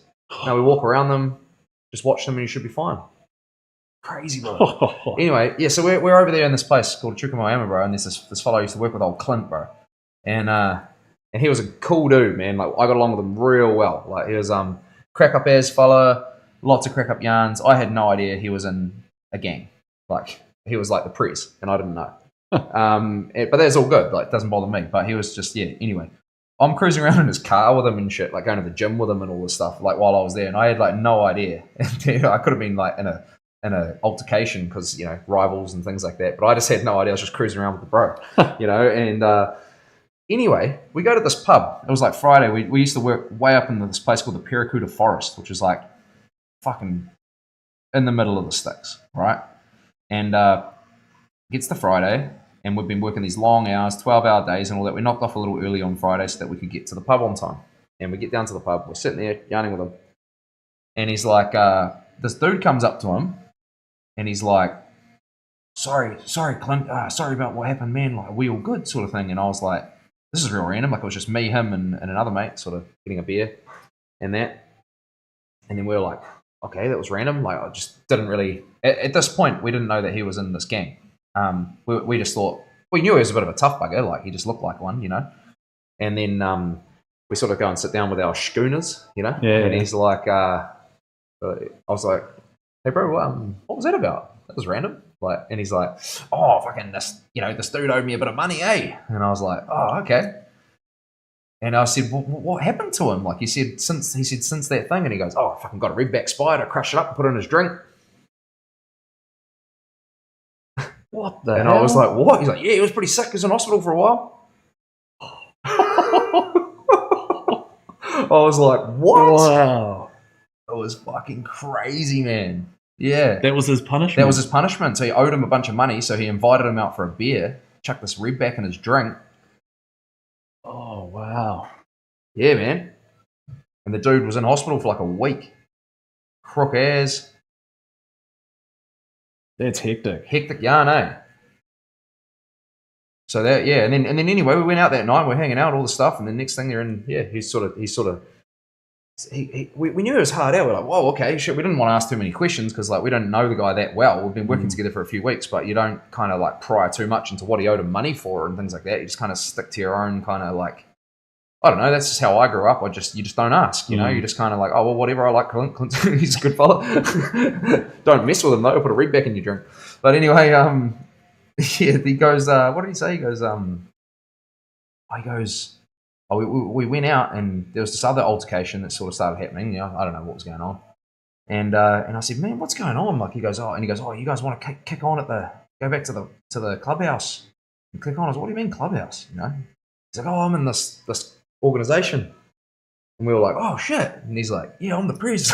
And then Then it all made sense. Yeah. It was pretty funny. Like, no, we're just gonna go home now. We're all good, brother. Thanks, mate. Thanks though, bro. Have a good night. It was a top fellow though, man. He's a legend. It was just you know, a different world that they live in over there, and different rules apply when you're in those kind of realms, you know. So, oh yeah, hectic as. how do you go for forest walks, bush walks in America and Canada without being on edge the whole time? And the answer was you carry a gun. Far out. Yeah. Or actually, like That'd be freaky. man, some of those videos of people getting chased by bears on like push bikes. Have you seen those? I have seen those. Even like the cougars and like Oh, not the female versions, mountain lions, like the mountain lions, not those type of cougars. what, the 40-year-olds? Yeah, not those ones. Just like chasing people. I didn't see you running. What are you talking about? Oh no, you caught me. Oh no, you got me. Brings beer spray to the pub, eh?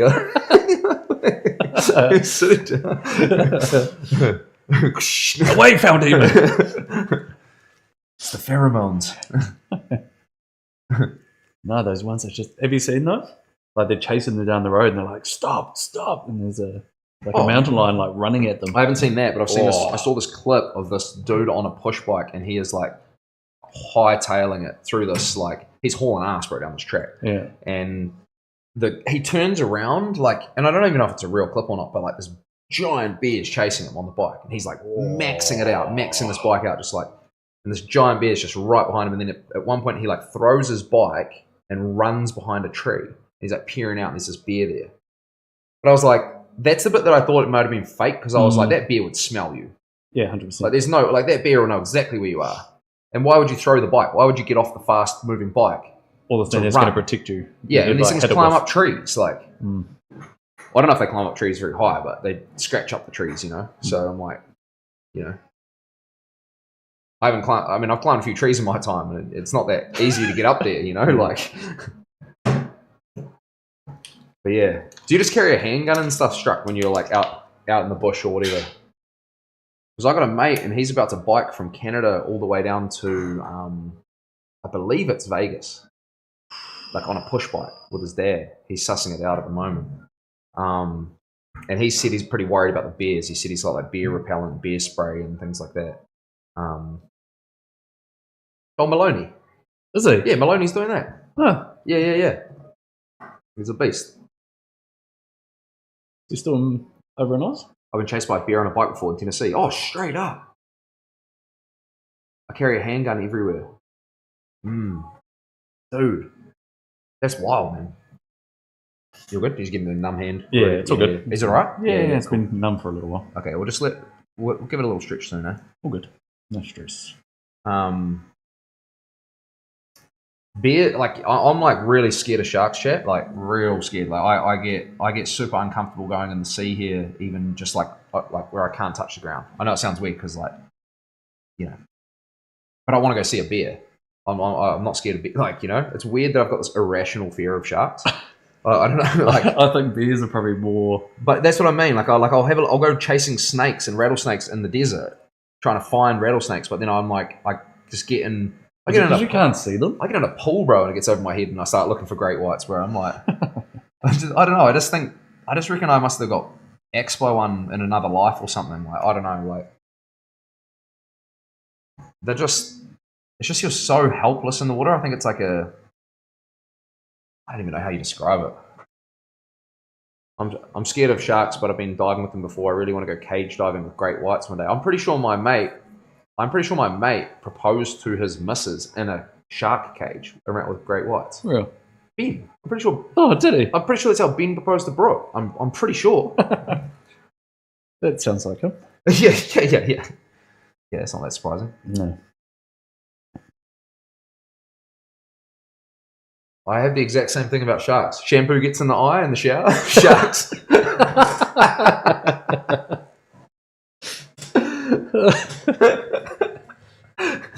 Straight up washing your hands. Sharks. Oh no, water.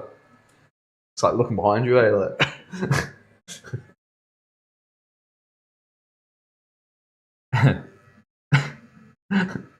We were just looking at some of those clips from the other day, Highjet, before I was showing Bruin them. About the whole like saddle on the wrong side of the horse and stuff. So good, man. I can't wait. I've just got to get a couple of like intro clips. I was actually just going to shoot one today, just being like, hey guys, if you're seeing this is the stream, you know, and these are the sort of, you're going to be getting clips. These are the chats. Like, you know, you're going to be getting some clips in this format from now on. Like, I'm just live right now, and I just wanted to like, you know, quickly do this and then clip it, then upload that, and then start going into the plethora of clips I have to do with balls and Loki's dick and someone putting a saddle on the wrong side of the horse and turning up to work with bruised ribs. Like literally all my clips are just like that kind of chat. I'm like, come on, guys. Might out of the gutter. Yeah.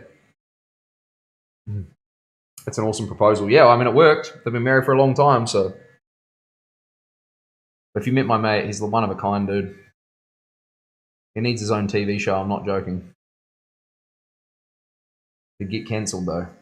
So that's the problem. Very quickly. Very quickly. I'm Donald Trump, and I approve this. Oh my gosh. Grunter. Bro, he has been in here gifting. He just gifted a sub. That True. noise you just heard, it's him gifting a sub. Grunter, you're the man. That is like, I'm pretty sure every single week he's come in and gifted a sub. That was cool. Oh, I got it to Demon. Oh, bro, you gave it to Demon too. That's sick. It's his birthday, bro. He'll be stoked about that. Yes, Demon got it. It was a good stream week, that one. Yeah, it was so funny, bro. Holy, I've got so many crack up clips there, Aiden. It's good. It's funny when you get the boys in. It's a laugh, bro. Beautiful. Yeah, that couldn't have gone to a better person. It's his birthday, Grunter. You nailed that. You nailed it, brother. Grunter's the kind fella who's got our coffees. Yes. I've got to start getting the word out to people to stop bringing me coffees in the morning now, because like heaps of my clients, like this legend here, comes like a natural thing to do now. You just turn up with a coffee. Coffees. So he turned up with a coffee this morning, Grunter. And I was like, just after I saw the message, I sent him a photo of the coffee machine. Sorry, bro. No, it's all good. Chris, there was no excuse for you. He just turned up with 4 iced coffees. He knew that the coffee machine was here.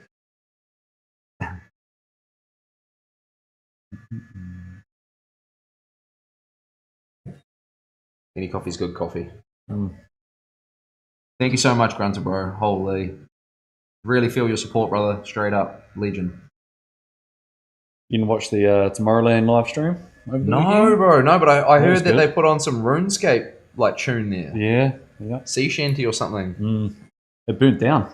Oh, yeah, I saw it burnt down. My mate, Tyler Small's there. Is he? Tyler's there right now. Huh. Fuck. Bro, he sent me through this thing. I'll show you it, but you're just not allowed to read it out. Yeah. Just because it's hectic. But I'll get your reaction live. It's fine. But this is like the sort of thing that goes on over there. Hang on. Have a look at this. Sorry, chat. I can't show you this. It's actually against TOS. But like, just grab it. This is an order form.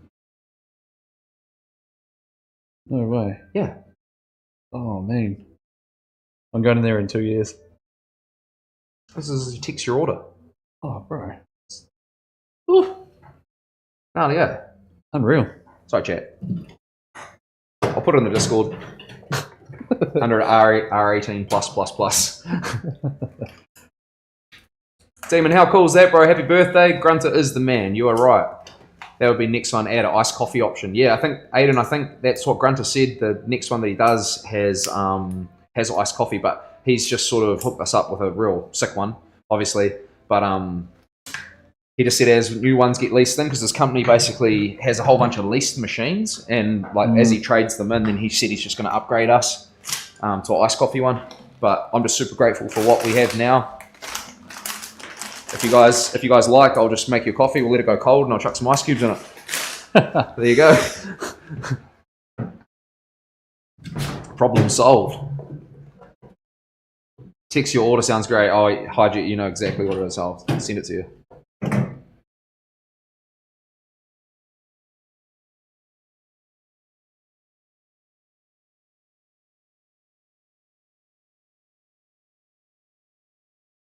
I'll chuck it in. I'll chuck it in under the sea.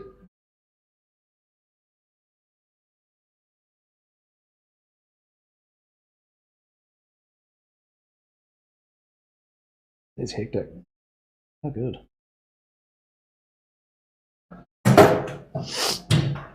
Very, very crazy. went to Burning Man one year, and that was insane, bro. That would have been insane. So that one's in Nevada, right? Yeah, that's Nevada. I'm pretty sure it's Nevada. Yeah. What was that like, bro? Amo, good morning. How are you? Welcome back, I should say. We're just chatting about Burning Man and Tomorrowland and stuff. My mate's over there at the moment, and it just like burnt down, like the main stage or something. So I think they must have jigged up another one. They grabbed Metallica's setup, bro. Did they actually? That's actually pretty sick that Metallica let them do that, eh? I'm just opening my eyeballs. Nice. What's the time? 11:20. Oh, that's on highjet time, that one. That was me yesterday. I just like, I had to get up early and do the whole school run and stuff, and then I was just like, I'm going back to bed. Went back to bed for like an hour. Yesterday was like the most relaxed, like Monday design day that I've like had in such a long period of time. I sort of had I've still had a few designs to do this week, but it's been like a really, really chill one. But I for the rest of the week, I'm going to be on demon time for the rest of the week, catching up because I've got something really big happening tonight. I'll tell you guys about later. But it just means I'm going to have to put a little bit of extra work in this week, but it's worth it if it all works out. Still hitting the gym? No. Yeah. Bro, I've been pretty twice a week max. Yeah, that's weights. Jiu-jitsu 3 times. Yeah, two or three times, just when I can. Yeah. So I'm still staying fit. The weight's like off. I'm probably the lightest I've been in. Probably like 87, 88 kilos right now, which is really light for me. You know, starting to see abs, which is really weird. Not used to it. Only 2 of them, but they're there. The top 2. The top 2 are there. I was like, man, it's been 20 years. Thought that left ages ago. Hot, lots of crazy people, lots of D's.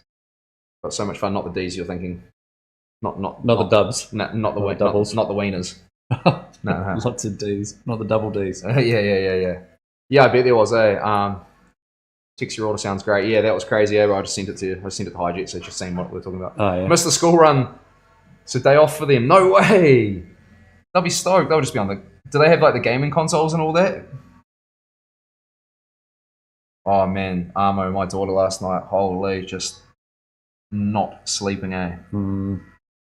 We spent a lot of time up and down last night, but... Just scared of things or what?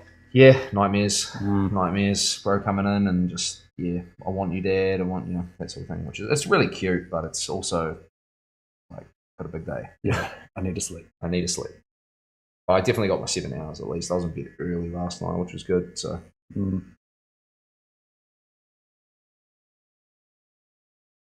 It's a tough one, eh? Part of me wants to have more kids, but then part of me is like, do you want to go back? I can't. I just can't do it. So they're on Roblox. Yeah, crazy, eh? The Roblox is so popular, eh? So Burning Man must be Nevada. Poor wee thing had nightmares are the worst. Yeah, it sucks, eh? Like, it sucks. They're really, really upset, almost like fully panicking, you know? And they're still half asleep as well. Yeah, and they're just so frightening, eh? So they're not really coherent. Nice to have them. Wake up. Mum. No. Oh shit, I'm 34. Oh, I pissed the bed again. That's not piss, son. Oh no. Oh no. You're allowed one. What's the allowance? You're allowed 1 a year or something. Yeah, they reckon it's the allowance. Is it? Yeah, I think there's like a rule. I don't think you're allowed to poop the bed, but I think you're allowed to pee it once a year. Poop's only if you're sick, I think.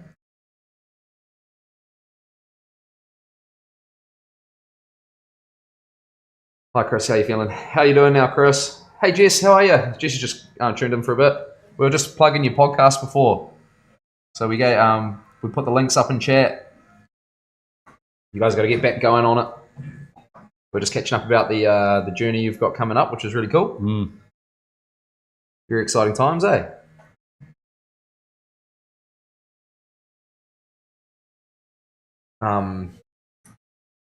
yeah, hopefully you guys get back into that and keep it cranking. Yeah, we might just kick it off and just talk about how we actually started the whole process of working out. Cool, we'll do it for 5 months and how we've afforded to do it because it's not cheap. And the podcast, you mean? Or nah, like going travel? over there for 5 months. Like for sure, man. That would be really cool to talk about.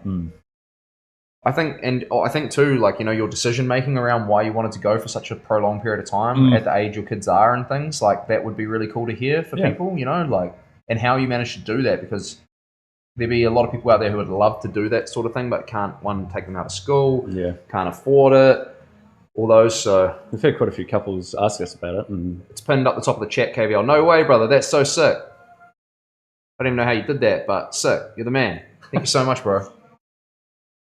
So you guys' podcast is pinned at the top of the chat. Oh, epic. That's Demon, bro. Demon's a Thanks, beast. Demon. Legend. He's a legend. And it's his birthday again. Happy birthday to Demon, everyone. For those that haven't already wished him happy birthday, get it in there. Happy 69th birthday, my friend.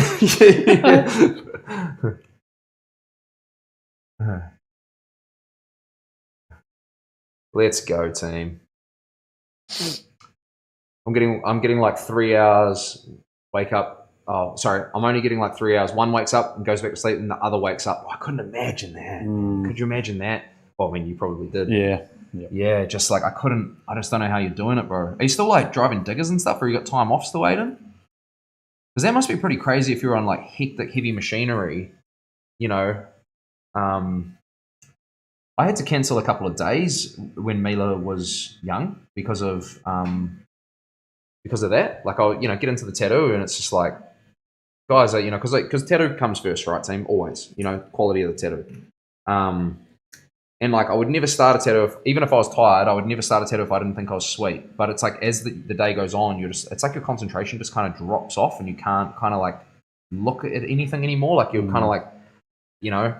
And I remember having to cancel a couple of days early just because I was that tired from, you know, pretty bad. I can't imagine driving heavy machinery and like the risks and things like that. So, check your son again. They're in Tomorrowland, and they're doing Tomorrowland in Thailand. Yeah. There's one in Brazil as well. Man, imagine your order there. That's death row. That would be death row for those kind of orders. Yeah, crazy, man. Just like no chance, man. They're doing one in Brazil. Yeah. Yeah. And there's a winter one as well somewhere. If the European one's going to burn down, imagine the Thailand one. Yeah, it's all built out of bamboo. Like, a couple of panda bears gnawing on the side of it or something, like mid-set. No, not much at the moment, bro. Slow. So slow in winter. Only doing a job once a week or two, so it's okay. Oh, cool, bro. Yeah. I mean, that definitely helps, like hard on the business and stuff like that, but like probably needs to happen in the early stages. Just get a bit of help in there with the family, and it's like blessings either way, right? You know, if you're at work, blessing. You know, if you're at home, blessing. You know. Just sucks if you've got a lot of costs and expenditure and you can't afford to do that. That's really tough, man. But you make it work. Have you heard of EDC?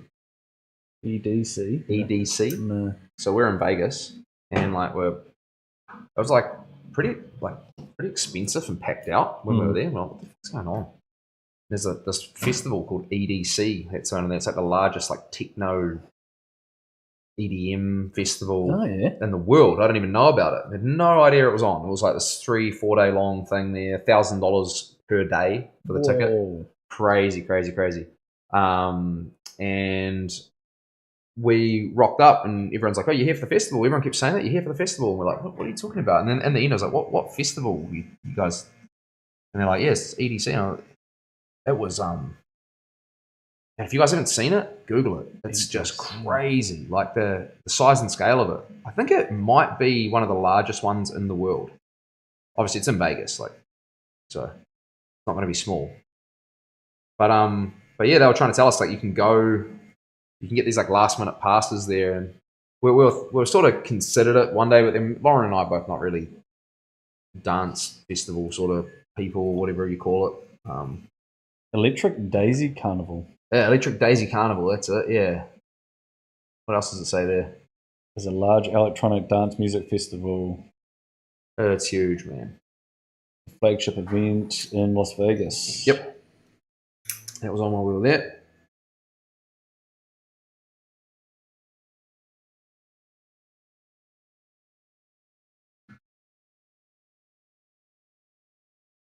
And some interesting dressed people. I bet. Brother. People were expressing themselves with not much on.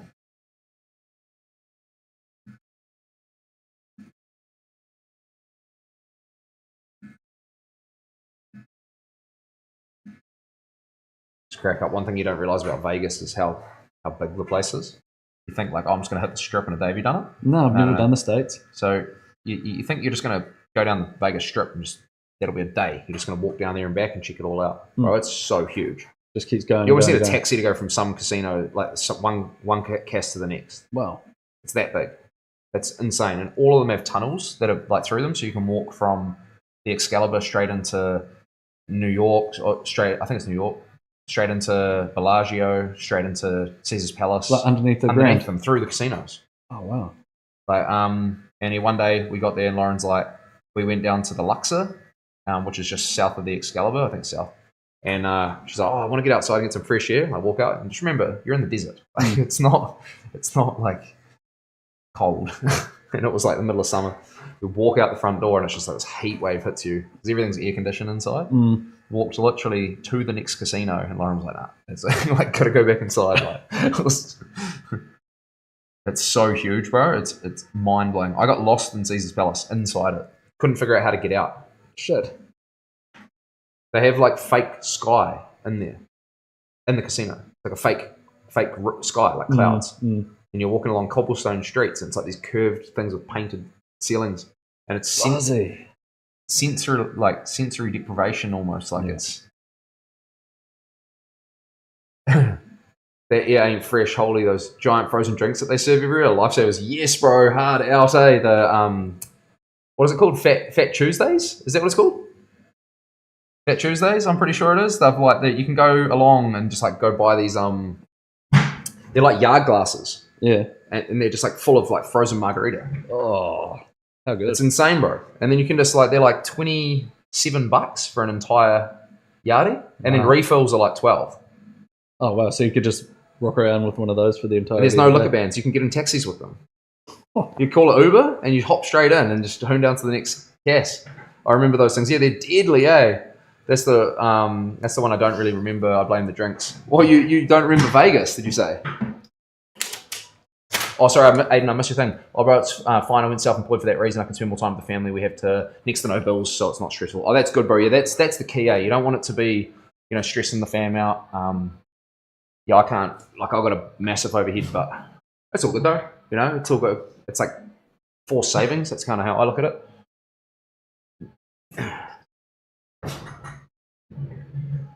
But we wanted to own the assets, so that's kind of like, sometimes you got to take risk like that, eh?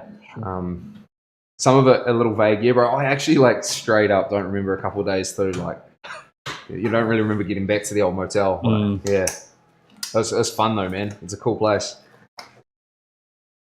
Yeah, and then you can go like, so I think from the Excalibur to the Luxor, there's a Fat Tuesdays kind of on the walk through. There's like stores like between the casinos and the tunnels. Yeah, well, they're not really tunnels. Some of them go up, some of them go under. So you're walking down, grab my yardie there, go down Luxor, and like you go into like these sports bars that are in the casinos, and they're like the biggest screen setups you've ever seen. It's like every single sports game on at once.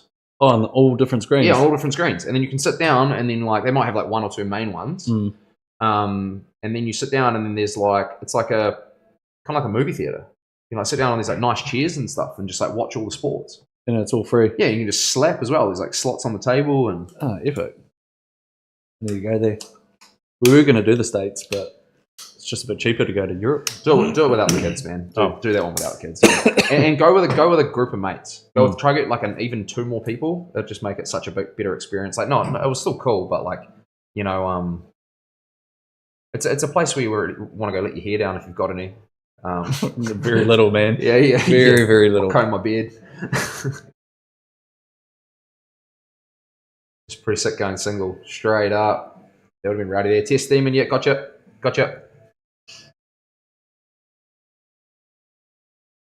Nah, it's a cool place, man. But we didn't work there. It's pretty unsafe off the strip, eh? I've heard that. You gotta be a little bit careful, man. You want to stay on the strip.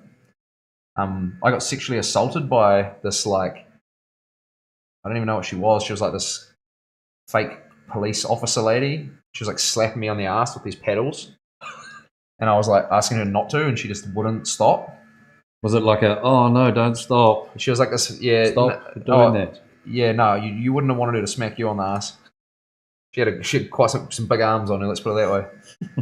That was pretty weird.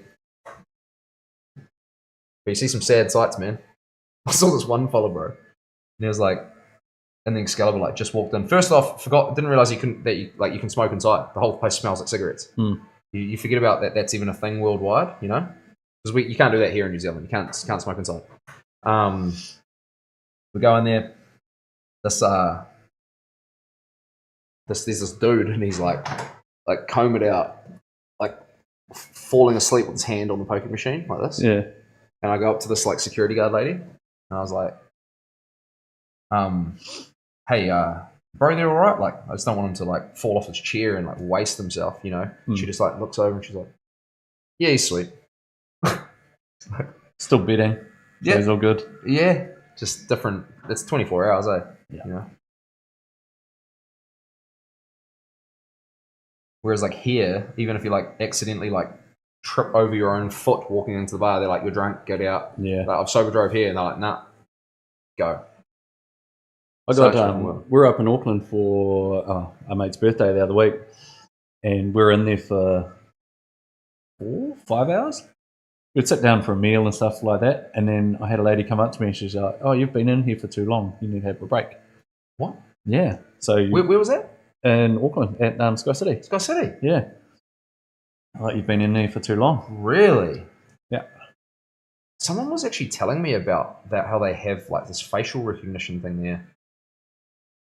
Who was it? Might have been Jimmy. He might have been telling me about something that was going on there now. They have time limits on people because they apparently some people go there for like way too long now. Like it's like they'll pull like 13-hour shifts in there or something like that. Yeah, not allowed to do that anymore. Nah, that might be it. Jess used to be a senior gambling advisor at Crown in Australia. Really? You could stay in there for 24 hours. 24 hours? Before you'd get kicked. Can you like leave and come back? You used to be able to. But now they'll just be like... You've got to leave for a certain amount of time now. Oh, wow. I'm not sure if she's still in the Discord. Where was this? I think I need to go there. This will be Vegas I was talking about, I think. I think that's what you're talking about. Yeah, wow. That's crazy, man. But now it's all changed. Different laws, like kind of, yeah. I think they got fined, so...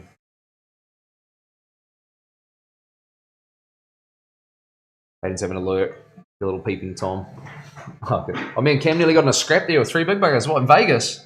Shit, I wouldn't get in a scrap with no one in Vegas, man. They'll pull a get out. Well, yeah, it's not surprising. Cam wouldn't have backed down. He's a beast. A wee man. Was that for Sarah's wedding, bro? Is that why you went over there? Fucking dodgy, yeah. My mate, he's like a New Zealand champion kickboxer, eh? And he's like, he's a beast. He's unreal. Like, he was, I think it was Vegas. He said, I might have got this wrong. I don't know if you're there, Lauren. You'll be able to correct me with the story, but this is Maloney, bro. And dude's an animal to chat, like fight anything, like. And he was walking down somewhere in America. I can't remember where it was. Walked past like an alleyway with his missus. Dude pulled out a gun. Give me all your shit. He's like, nah, bro, nah, let's suss this out. Like, not doing that. He's like, give it to me. I'm gonna kill you. You know, this sort of thing. He's like, I put his hands up in there, obviously, all that stuff, and he's like, put the gun down, bro. We'll fight. Like, or I'll fight you, fist fight you, like hand to hand. He said, put the gun down. We'll scrap. He's like, nah, bro. Like, give me your shit right now. you know. So yeah, my bro, who's like the kickboxer, just had to hand over all his shit. You know, you don't want to take no risks, you know, especially over there. You don't know how bad of a day someone's had. So it's like it's pretty crazy to think like he got robbed of all people.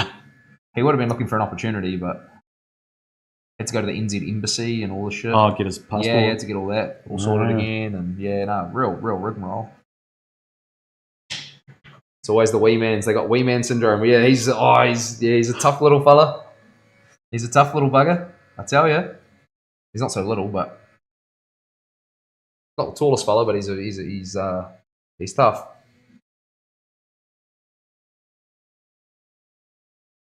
Oh, let me tell some tea. Let's go. Tell it. Spill the tea. Spill the tea. Who's spilling tea? Struck spilling the tea right now. Oh, nice. All the way from Georgia. Atlanta, baby. Is that ATL? Is that when people say ATL? It is ATL. Is that where Outkast are from? Outkast? Yeah, the band. I love Outkast. I think they're from there. My neighbour, 2 hours down, 2 houses down, it must be, got his house broken into, and he got shot Saturday night by 2 armed robbers. 2 houses down from you, bro. Your neighbour got shot. Holy shit. Holy shit. 2 houses down. What the fuck, bro? Yeah, Outkast from there. Yeah, sick. Yeah, mate. Wow. Struck, bro. That's crazy. What happened? You just heard all the sirens and shit start up, that sort of thing? Did you hear the gunshots, bro? Yeah, like 1 a.m. shit was crazy. Did you hear the shots? Far out. Has the bro passed? That's crazy, Chad. That's just something you wouldn't even think about here in New Zealand like that, eh? Not a chance. Not a chance, bro. It'd be like the worst, like your mate got punched in the head, and that might be every like. It's not even often, eh? That's like, nah. That's hard out, eh? We're so lucky here in New Zealand, chat. Straight up. I know we all complain and bitch about stuff, but we ain't got to worry about that. Didn't hear the shots, but the sirens woke me. He's still alive. They shot him 3 times in the chest. Oh. They're just robbers, bro. Were they just robbers? They just wanted his shit. That's the only reason. Was it? That's so sad, man. That's so sad that shit goes on, eh, chat? You think he might have had a family, you know, the kids have been in the house, like whatever, like what? People just getting stabbed here on a night out but not shot. Yeah, I mean, barely even that though, my way. Like, you know, they definitely do, don't get me wrong. Like, there's still issues here. We still have shootings, you know, but they're like so few and far between. Like, Struck said he's had a gun pulled at him 3 times in his life. So he said that the other day. Unreal. Apparently they stole 30K from him and he tried to fight back or something, so they shot him. I don't even have any words for that, bro. That must be so scary for you and your family. Have they been arrested? Has there been any developments on that, like the assailants or anything? Have they got they got any, like, do they know who it was or anything? God. Can't even imagine that. 2 houses down, brother.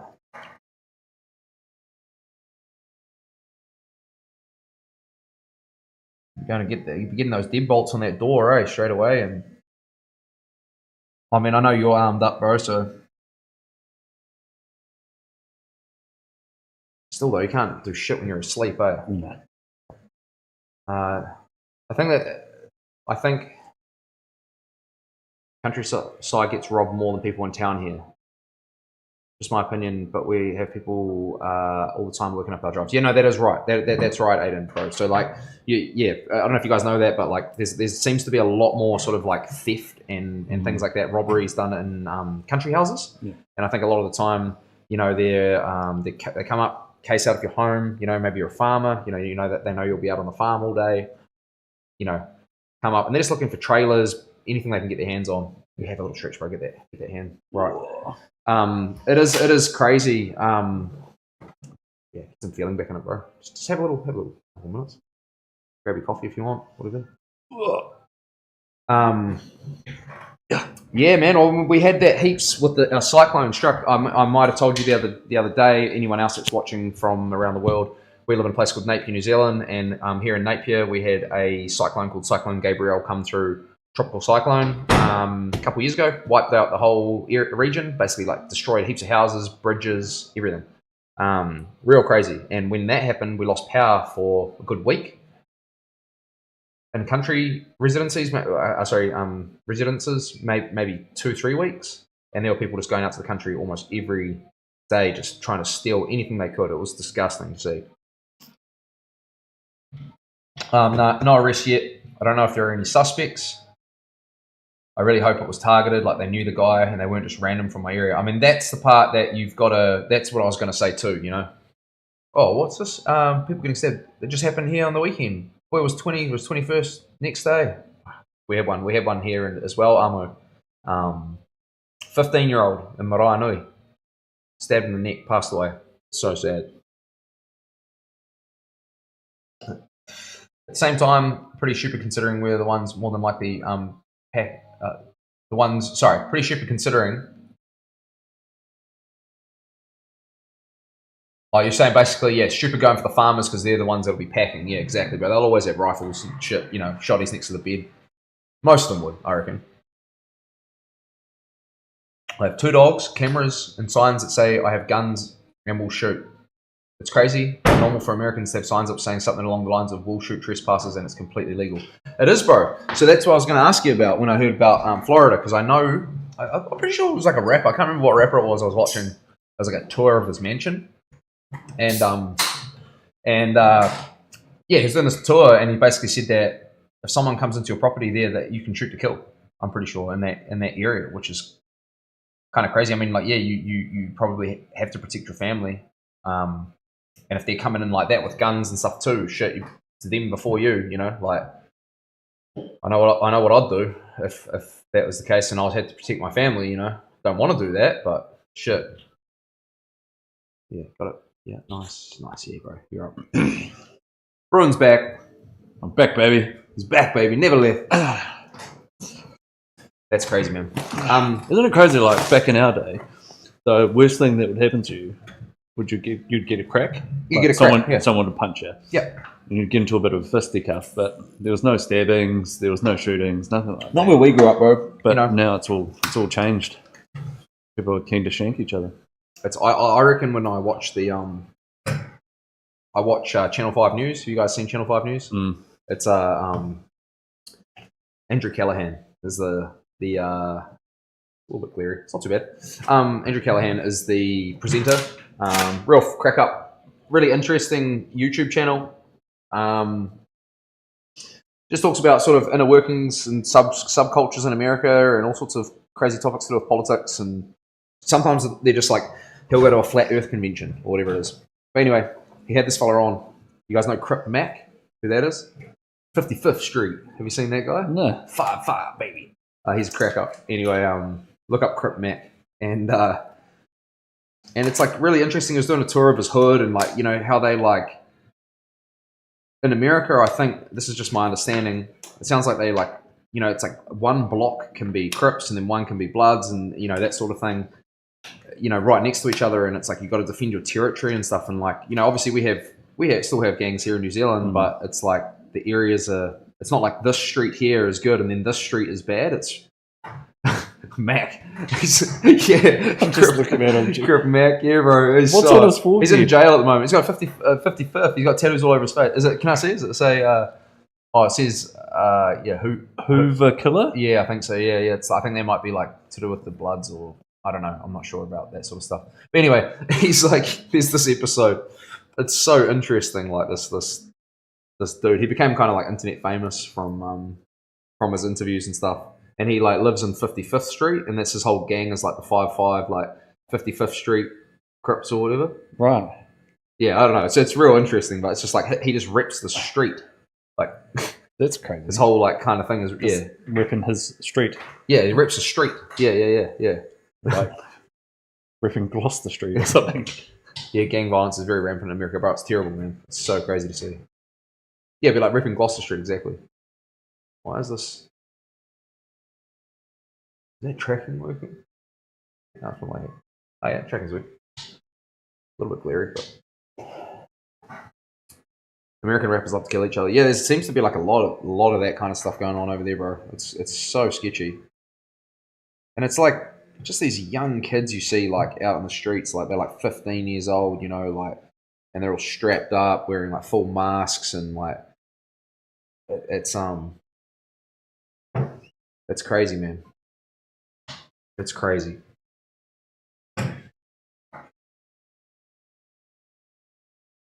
I just can't imagine what it'll be like growing up in that environment. You sort of like have to do that stuff, and it seems so pointless because, you know, as you get older than that, you just want peace. But we don't understand the culture like here either. That's like another part of it, you know, because it's all cultural driven, you know, stuff, and we don't get it.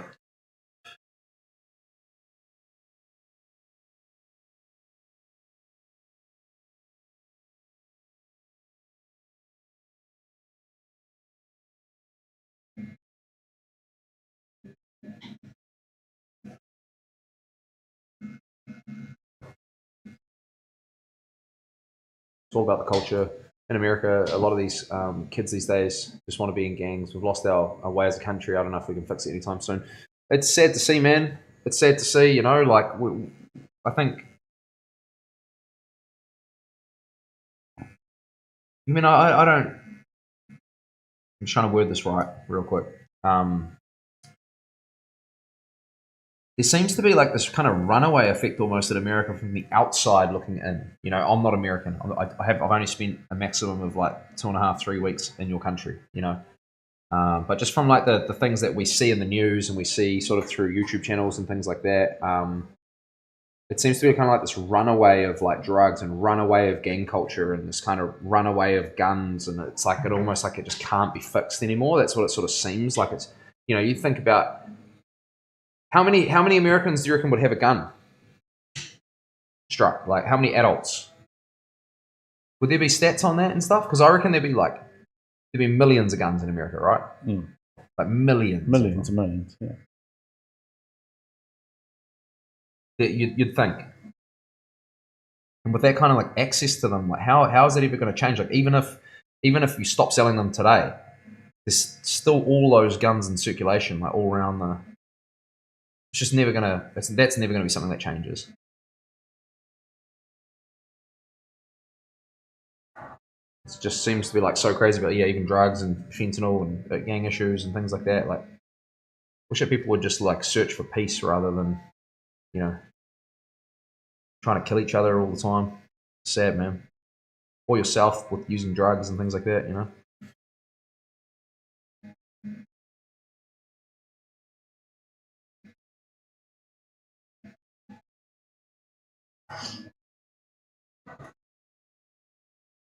Navajo fight announced 28th of September in Perth. Let me check my diary real quick.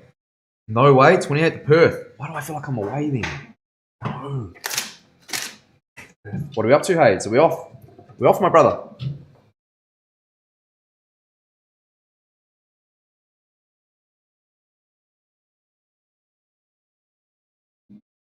Ooh.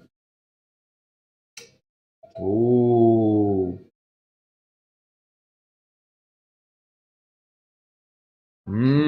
Interesting. I mean, it's a tricky one for me to make work, but I could make it work. I'd have to jiggle some things around. Not gonna lie, it'll be a gangster car, bro. That'll be sick, eh? Approximately 100 million people have guns in America. 100 million people have guns, team. Chat.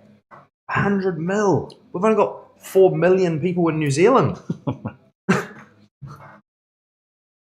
or 5. Is that how many we have? 5 mil. 5 mil. Bro, we'd have to, if we had all those guns here, we'd have to hold them with our feet. Dual wielding. Akimbo.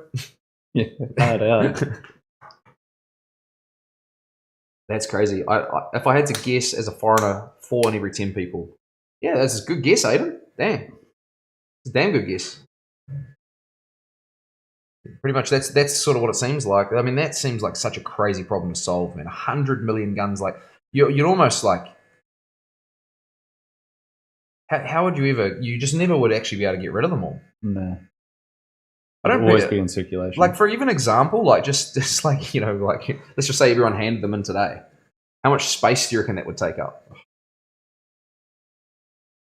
A lot. Right, think about that for a second.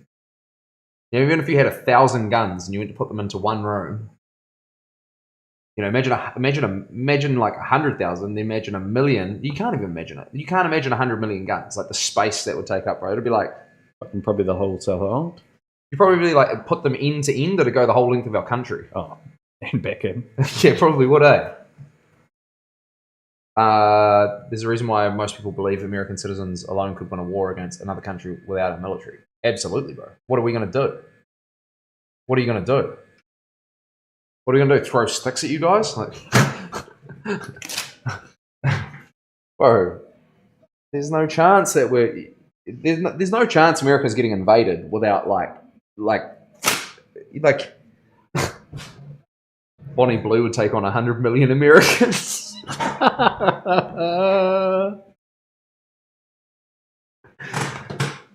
Keep giving me clips, brother. Thank you.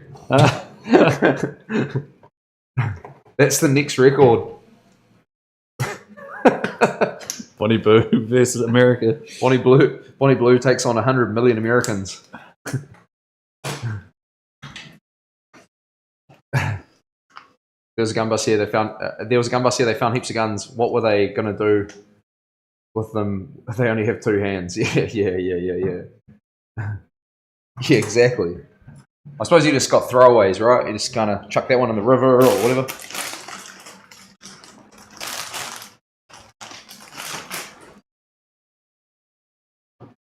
Wild.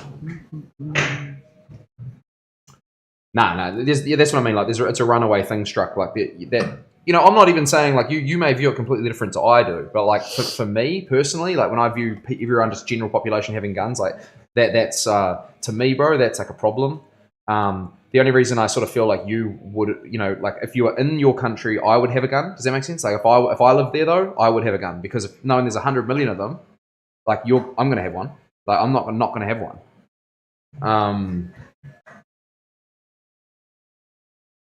But yeah, like the problem is that everyone has them, right? Like if you could take them all away tomorrow, that would be the ideal situation, probably for maybe not so much for defending your country, but just for stopping inner shootings and things like that in the country and inner violence issues. But yeah, you guys need them, probably. Like just if you're trying to defend yourself, like look what happened to your neighbor 2 nights ago, or like last night, or whenever it was. Dude. Crazy, man. I agree. If I lived in NZ, I would not have a gun. No, you don't need one. The cam that follows you as well. What was that? Sorry, Aiden. When people consider going to war with America, they only consider how many soldiers we have, but we have 35 times that many civilians with guns you can fight to if you invade us. Yeah, that's what exactly. What are you going to do? Honestly, what are you going to do? Now, you guys probably you'd be the hardest place in the world to invade. Like that, it just wouldn't even happen.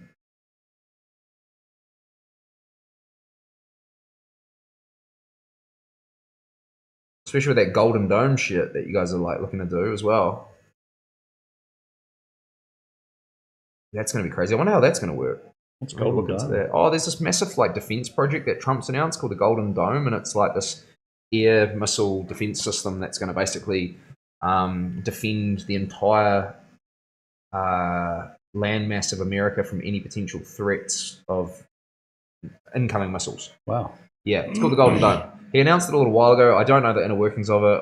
I basically saw it was like a sort of video picture or video. I can't remember if it was a video or a picture of like the dome sort of shape it would create over the continent. Pretty impressive. So they're investing like a ton of money into basically this thing called the Golden Dome. So.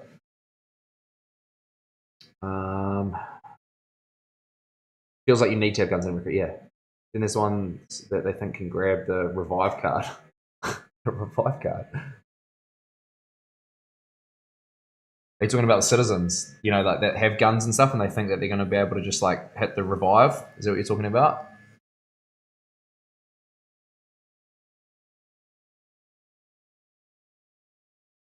Go down and get a self-revive kit. 4K points.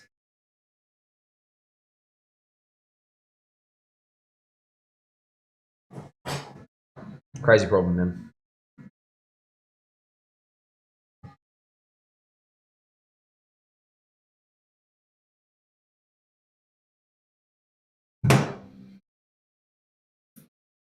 All right.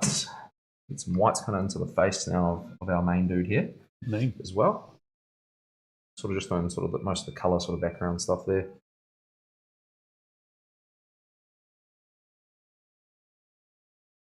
I've got pink loaded up real quick, so I'm just going to do a couple more highlights up the top here, bro. Go for it. Pinky white.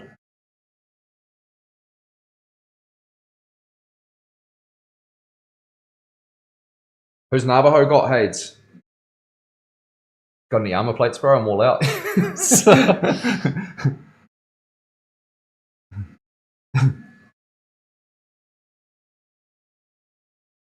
A new one's coming out soon, isn't it? What's that? New Call of Duty? Yeah. Is it a new Warzone? Yeah, I think so. That's what I want. Yeah. I like a Warzone, eh? Big fan. Haven't been playing much though. At all. Haven't played in a long time. Yeah. Me and my boy have been playing Borderlands 3. Do you remember that game, Borderlands? Yeah, Borderlands is sick. Yeah, Borderlands so, 4 is coming out soon. Yeah, so I'm going to buy a PS5 and Borderlands 4. Yeah, so sick. No, Borderlands is mad. What's up, bro? Hey, Dad. What did I just say to you before? Who's Navajo got, bro? Hades. Just wait till you see our AI drone missiles. Can't say too much, but at the end of the year, the company is launching something crazy. Wow. Interesting, Struck's got some inside information, chat. Struck's got the government contract. You say, can you? I know you can't say too much, but is it something that takes down drones? Is that what you're saying, or goes from drones? That's all I'm asking. I'm just going to try and fill in the blanks myself because I know how big of a problem drones are in warfare right now. Suicide drones or whatever they are, the kamikaze ones. Sorry, not suicide. Sorry, wrong term.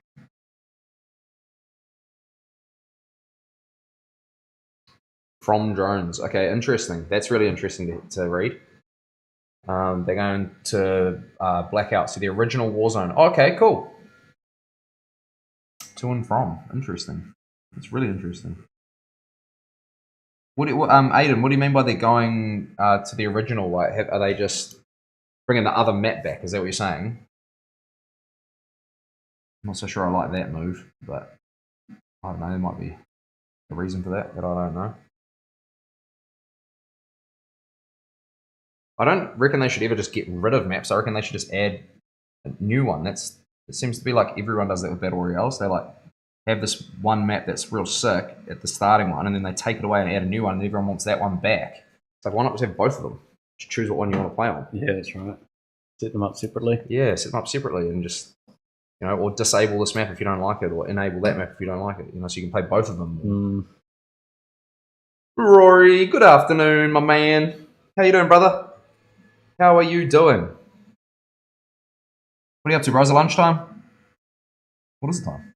12. Fuck, there you go. What was I just talking about earlier? It's like 12 o'clock already for me. It's just like, that went quick. Yes, Rofdello Bellato. Rod Oflo. How do you even say that? Rod Olfo? Rodolfo? Bellato. Sounds like a mean, coffee or something like that. Like, sounds like a real fancy, coffee. Or like a dessert, that you'd order at some fancy restaurant. Just gotta get me a Rofaldo Bellato, please. That fella. Here's a look. Oh, he's got a pretty sick sleeve. He's got a Japanese sleeve. This guy's name, Blackout from Blackout 3. That map. I don't even know that one. He's 12-1. That's a good record. That's a hard opponent, bro. Obviously trying to test Navajo, putting an opponent like that up. Navajo's a good fighter though. He's a beast. I'd love to get the bro on one day. Me and him were talking about doing some tattoos a while ago. Navajo? Yep, me and Navajo, yeah.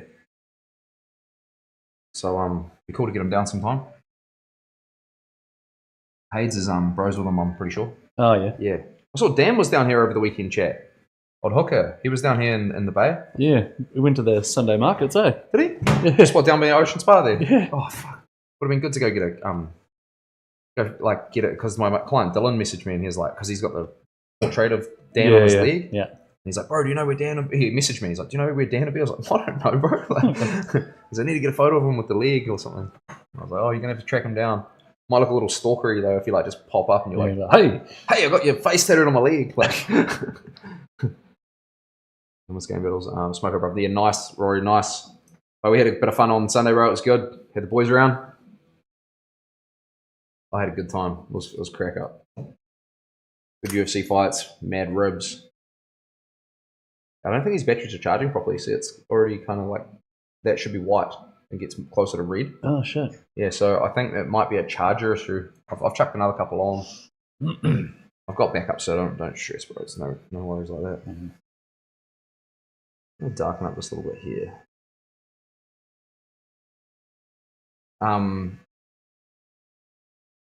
Yeah, Perth would be cool, bro, for the UFC. I got bros there as well. Like one of my best mates lives there, so it'd be easy accommodation. Just flights now, and then just like trying to get the timing right because it's a big flight, bro. Straight up, it's a, you know, you're jet lagged when you get there. I reckon I was 9 hours. Oh, yeah, I was like actually jet lagged. It's something about just the time difference and everything. Yeah. I kind of want to go for like a good week and a half or something rather than just like, you know, a weekend. Different if it was on the Gold Coast, Sydney or something. We did Sydney, Hades, bro. I don't know if I told you. Sick as. Looking right down the flight, I walk out, like, at the meanest seats, like, so lucky.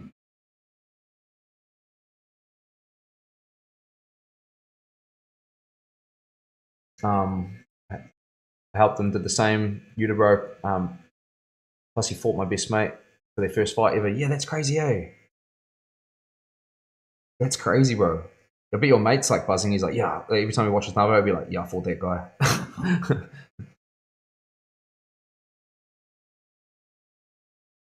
Does that crack up like shit about like have you seen Volkanovski, bro? Yeah. Have you seen like those clips he does when he's like pretending to be a concreter and he like rolls up and he's like, oh, I just fought the best guy in the world, mate. Like, took him to the distance, but he got bloody robbed, you know. It's like, yeah. He's a good actor, man. I hope he does more stuff like that when he like retires. He's a beast, eh? Yeah, sorry, bro. No, you're a good bro. Oh yeah, he's a beast, but yeah. Shit, I'd like to see him retire, bro. Would have been perfect seeing him just walk off into the sunset after getting the title back against Lopez, I reckon. But I guess the competitor in him wants that Taporia fight more than likely, I'd say. I wouldn't be mad watching that again, to be honest. You know, did he rematch Taporia? I don't know. He got knocked out. He got absolutely owned. He got owned. But he hasn't rematched Taporia yet. I think. How do you feel about blackout tattoos? Yeah, bro, just whatever, eh? Like, bro, just like every other tattoo, you know, like it's your choice, your body, you do you. I mean, it's a legitimate style. People like it. I don't really want it personally. It's not my jam. But yeah, no, it's like that doesn't mean that I hate on the style. It just I wouldn't get a lot of styles because there's just certain things that I like more than others. Just when I look at them, you know, I look at it like it purely comes from a like. I like sometimes I'll look at something, I'll be like, yeah, I like that, I appreciate it, but it's not like something I'd get on me, if that makes sense, you know. So I've got like a bunch of Japanese sort of theme stuff. I've got like just a lot of black and grey and script and realism based stuff, and I've got some random little things from when I was an apprentice and sort of getting into tattoos probably a little bit too coming in a little bit too hot with it, you know, like just trying to get fully tattooed really, really quickly, and just kind of would have liked to have changed a few things now in hindsight if I had went a bit more slow with it. So there's some lessons learned there as well, you know. But no, I mean, there's some people that do like good blackout work and stuff. It's just like a what do you guys reckon about that? You guys into blackout tattoos or whatever? I know people that have had them done. Like one of the first tattoos that I ever did was blacking out this dude's arm when I was an apprentice. He was another tattoo artist, and he only really got apprentices to work on him. It was quite different. I mean, he had just 2 fully black forearms. This is like 14 years ago before blackout even really became a thing. Mean, bro, nearly got the garage set up for UFC next weekend. Sick, brother. Let's go. Mean. Who's next? I don't even know. Is it Hamzat? Oh, I'm so pumped on that. Holy shit. Yeah, I've heard some artists refuse to tattoo it, say it's not a real style, so I was just curious. Yeah, I mean, like, bro, like, I've worked with so many artists over my years, and everyone's got different opinions. I think that's just what you got to call it, you know? It's just artists' opinions. Yeah, I mean, I wouldn't take it on personally. If I was an apprentice, yeah, I'd take on everything. Anything that walked in the door, that you're doing it. Just think about it like that. Just it's a good experience, you know? Everything's a good experience. And I did it as well. I did it when I was an apprentice, and I had my experience doing it. Personally, I find it super boring packing black. It's probably it's something that I do like on a daily basis, because we need to pack black as part of the healing process. Black's probably one of the most important colors to have. But I couldn't imagine just sitting there all day just making someone's arm black. Like when I do it in a portrait setting, it's way different because it's like you're constructing the portrait, let's just say, with the black. But I couldn't imagine just sitting there. Mind numbing. Do you tattoo palms at all? Like I like blackout, but wouldn't have it for myself. No, I haven't tattooed any palms. Nah, so it's like nah. The epidermis layer of the skin's really unpredictable there. There's no reason that I would be tattooing palms with my style of working. I think if you're a traditional tattooer, you know, maybe like doing black work, doing trad, doing maybe script, you probably would have tattooed a lot of palms or been asked to do a lot of palms. I think with realism, everyone knows that's not going to hold up there. It's not going to last over time. It's just going to drop out immediately. So yeah, no, I don't do palms, bro. I never have. Would I do it if, you know, someone asked me to? Like, say, for example, let's just say my mate Mikey, he's got heaps of tattoos, fully tattooed. He's probably only got his palms left. If he asked me to do it, yeah, I'd probably do it for him. But I'd just say to him, like, disclaimer, bro, like, I might need to touch this up. Don't know how this is going to heal. You know, that's the sort of thing that I would do. If someone was pushing me into doing something. As a tattoo artist, when you're learning, the last thing you want to do is be pressured into do something that is way over your head. There's a difference between being uncomfortable and then just like uncomfortable because you're pushing yourself, and then there's like uncomfortable because you just do not have the skills to be able to make the tattoo work. So you've got to identify the differences in that, and your mentor will help you with that. So yeah, I think I'd rather get laser and start again. Yeah, could imagine lasering off blackout. Yeah, bro, exactly. Yeah, you get laser. A lot of the time nowadays, chat, what we do, if you have a cover up and you want to get rid of it, instead of blacking it out, what we do is do you want to stretch your hand a little bit, bro? Yeah. We recommend laser to lighten what's there rather than blacking it out. So we'll get like a couple of hits of laser, it'll lighten it, and then we can tattoo over top of it very effectively, very easily. You're really numb, aren't you? Yeah. Chris has got quite like bad circulation here, chat. Like 3 reconstructed shoulders. Yeah, he's had shoulder issues, and his numb just goes arm goes really numb. His numb goes really arm. His numb goes arm, chat. Is it hard to pack in all that black? No, it's not that hard. Don't forget lunch. Thanks, Strucker. I appreciate it. No, it's not hard. It's not hard to do. It's easy to pack black once you get the technique down. Packing black's something that I struggled with for maybe the first 5 years of my career. Not joking. I thought I was doing it well. You know, maybe first 5 years just probably wasn't as consistent as I would like it.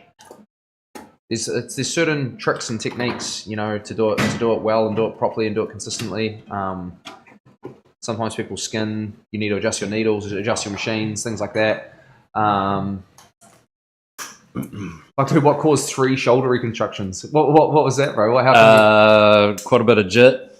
Jits. Yeah. This is Jay. This is that just asked that question. Oh, nice. I trained with Shane Cox for probably 10 years. Yeah.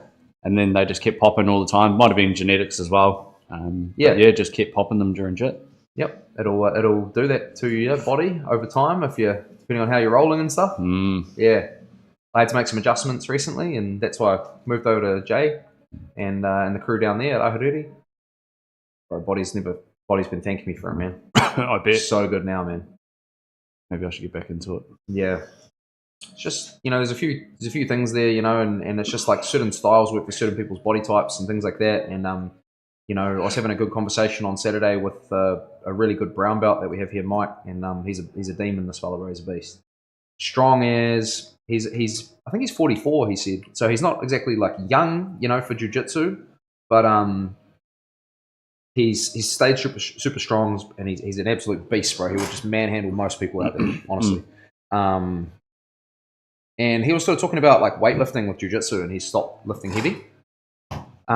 He said that he was having a lot of injuries from lifting heavy, but then training really hard as well. And it sort of made me, I never really thought about it like that, but maybe that's why I was having so many issues in the past, because I was really hissing it at the gym, just burning all my muscles out, and then going and training the next day, and everything's tight, you know, and I've sort of tapered back the weightlifting a bit. I'm still doing functional stuff, but just not pushing not it heavy, as hard. heavy weights. Yeah, and I've been finding the body's just been loving it. Yeah. Very interesting. Isn't the palm one of the most painful places I've heard? So I've heard that, and sole of the foot. Apparently, sole of the foot is just horrid. An armpit is to die for. Yes, the armpit is very, very nice. Very nice. Would you be comfortable with tattooing my gooch, Carl? Yep. Yeah, no worries at all, bro. I'll do that for you. I'll actually do it for free, bro. We'll stream it. But we'll only put the camera on your face just so everyone can see the reactions. Or you sun your perineum. Yeah, we can do that for you, bro. Sunning, I like that. Sunning, eh? What is it? Sunning your perineum. Sunning your perineum, yeah. Stream it, yeah. Just face cam the whole time. Get cancelled.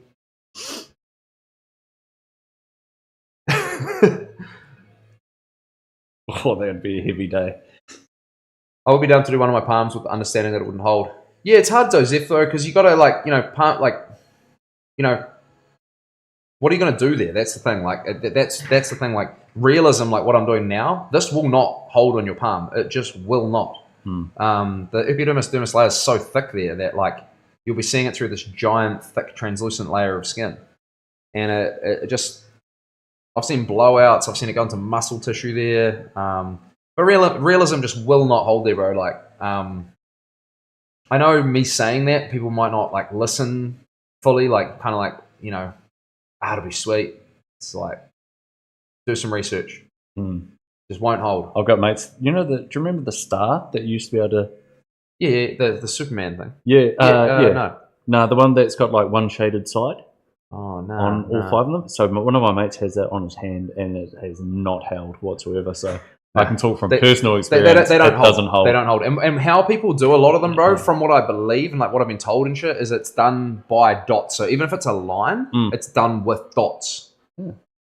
So they'll go like, ding, ding, ding, ding, ding, you know, ding. to create the line, because that like direct stabbing of the needle is the sharpest, most direct way to transfer ink into the skin. And if you like try to shade it, it won't hold. Yeah.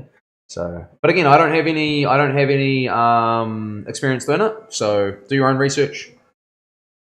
I mean, this is just from what I've talked about to people over years and things like that. I've never tattooed palms.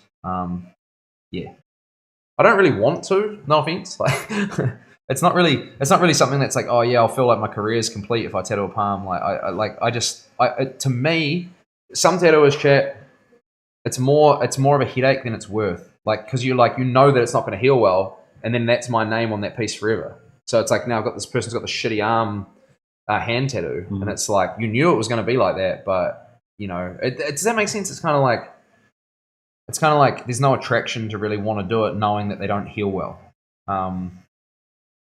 We used to have people come like want to get their hands tattooed. Like, you might have seen it, chat, where there's like they get their bones like tattooed, and there's like all that black shading like between the webs of the fingers. That shit never holds as well.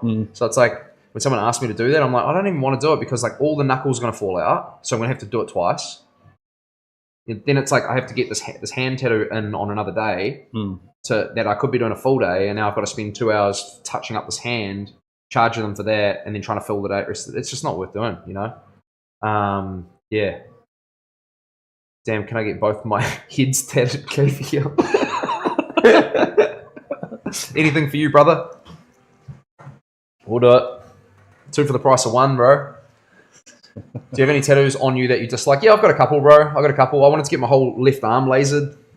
It's not that I dislike it that bad, but it just could be heaps better, bro. So, and that's more the problem for me. It's not that I even like dislike it. It's just like, as you advance, you start doing cooler shit. Your taste changes, and as you get older, and then you change it. Might want to change it up yourself, you know. Again, I started getting tattooed when I was 17. Way too fucking early. Sorry, I hate, if you're 17, don't get upset. It's just, you're going to change, bro. You don't love that girl as much as you think you do. That sort of shit, you know? You might think she's your soulmate. She ain't. Sometimes it is, but you know what I'm talking about, eh? I do indeed. Yeah, we all been there.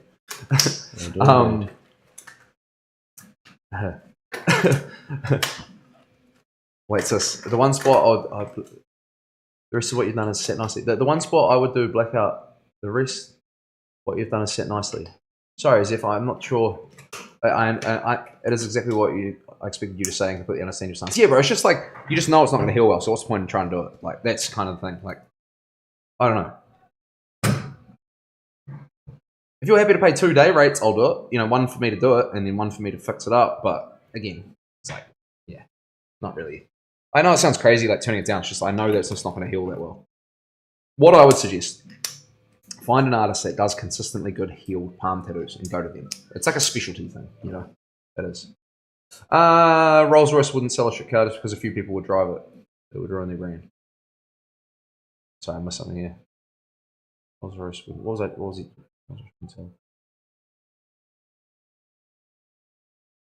Yeah. Oh, I see what you're saying. Yeah, it's like, yeah. No, I see what he's saying now. He's basically saying like they wouldn't devalue the brand just because a couple of people would drive it. Yeah, they've got a premium product there, and it's a premium, and you pay a premium, and that's what you get. And you get a great product. Hey, that's it. Yeah, no, I got the analogy, bro. It just took me a little bit. The old brain. I got to think kind of like 10 seconds back, because there's a little bit of a delay. So it's like, sometimes I'll move on to the next thing I'm yarning about, and then the old ADHD will kick in and go, fuck, what was I talking about?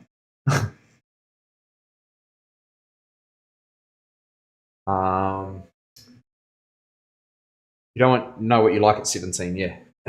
Should know.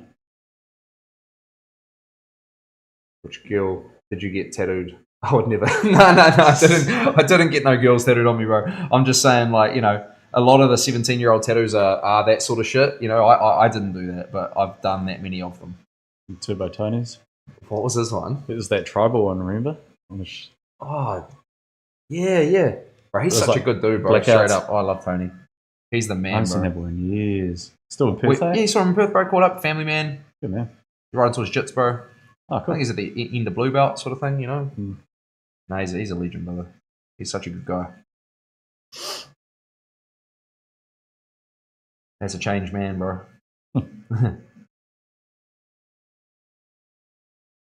Okay, you do great tattoo, so why risk giving shit palm tattoo when you could continue to do great work in the normal spots? Seems like high risk. Yeah, that's exactly right, Shrug. It's like, you know, I understand like wanting to make people happy and things like that. It's just like I haven't had the experience doing it. I don't want to devalue my brand by doing a bad tattoo and things like that. Yeah, that's kind of the exact stance. Yeah. Plus, too, I just haven't done it, so it's like I don't feel confident. You know. Yeah. Yeah, that's it. So they come back and ask for a cover-up ammo all the time. I had this one bro, and he like came down. I didn't even know he was getting it for his girlfriend. I did this whole sleeve on him. He was 17. He got it like all parental consent and all this. This is why I don't do this stuff anymore. Yeah, I didn't even know it was for a girl. He came and got this whole Medusa themed sleeve, and then he hit me up maybe like 3 months later once it was complete, like full sleeve finished. Hey bro, any chance we can cover up the sleeve? Oh. And I was like, why? You know, I was shocked because I was like, sleeve's sweet. He's like, oh no, I got it from my ex-girlfriend. Hello, Lauren. Yo. Yes, I got this whole sleeve for his girlfriend, and then they broke up. Raddies. Thanks so much, Lauren. Appreciate it. Yep. Yeah. And that happens a lot, chat. Like, a lot. I definitely try and, like, where I can go, you know, because it's not my place to be your dad, right? Like, I don't want to be like, you should do this or you should do that. Like, it's your choice, you're a grown up, you know. But I'm always going to say, if there's like a partner related tat, I'll always kind of slide like, are you sure about this? Are you sure you want to get someone, you know, this tattoo for someone? Because if I see any hesitancy there, it's kind of like, oh, chat, I'm not lying to you guys. I had a guy once come in for a tattoo. I could pick up that something was wrong. He wasn't too keen. His partner was forcing him to get this tattoo for her. Serious? Yeah. I'm not trying to like, you know, and I told him that. I said, nah, let's leave this. Yeah. Yeah. Wow. Yeah. Can't do that stuff, man. It's manipulative and crazy and fucking shouldn't happen. And he was being forced into getting this tattoo, and he didn't want to get it. It's the sort of thing that people have to deal with in their lives sometimes, chat, you know? She was wilding. She was wilding, alright. Hang on, that's what Shuck said. Do you think that robot tattoos are still tattooing? Like Bang Bang is doing the thing. Yeah, he's using an artist-enabled robot operating machine that does tattoos. Yeah, I think it's still a tattoo. To be honest with you, Struck, I was talking to people about this a little while ago, and I was like, man, like, it sounds crazy, but like, if they became cheap enough to get, I'd just buy one. Like, you know, because if the type of people that want to get like a little thing, like a little, like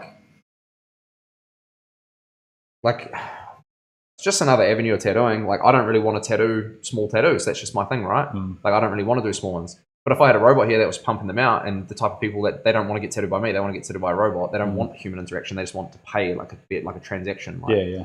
I don't know. I mean, I'd probably just try and adapt with the times, is what I'm saying. You know, it's another facet of my business now. You know, I don't agree with it. I don't really like it morally. But I mean, I wouldn't want to get tattooed from a robot, just personally. I think it's taken away from the experience 100%, of getting tattooed.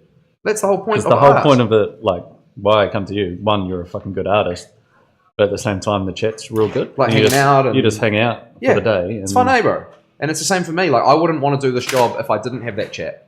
That's why I've done streaming. That's why I've gone down this path, because I enjoy all of this. I love hanging out with you guys. I'm having heaps of fun. You know, it's a good day. It's a good vibe. You know, and that side of tattooing is what I love. And I've talked about it before, and I'll be talking about it again. It's why I got into tattooing, to hang out with people and meet people and have like human interaction, and that stuff's really important to me. And with that, it's definitely less. But like what I'm talking about is like from a business point of view. Just buy one of them machines, put it in town, train someone to use it. These people turn up, swipe the card, and get a bitsy tattoo, get a little tattoo, make money. I don't know. What's your guys' opinion on it? Like, I wouldn't, like, I'm just saying, I'm just spitballing ideas here, you know? It's like, I think if it's coming, it's inevitable, right? Like, we can't stop it. If robots are coming, they're coming. Like, you gotta, you know? Yeah.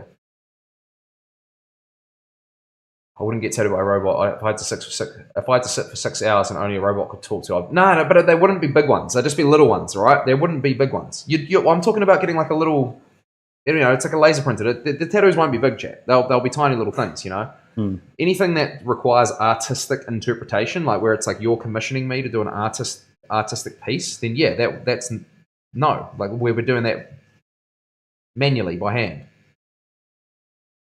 But say, for example, Get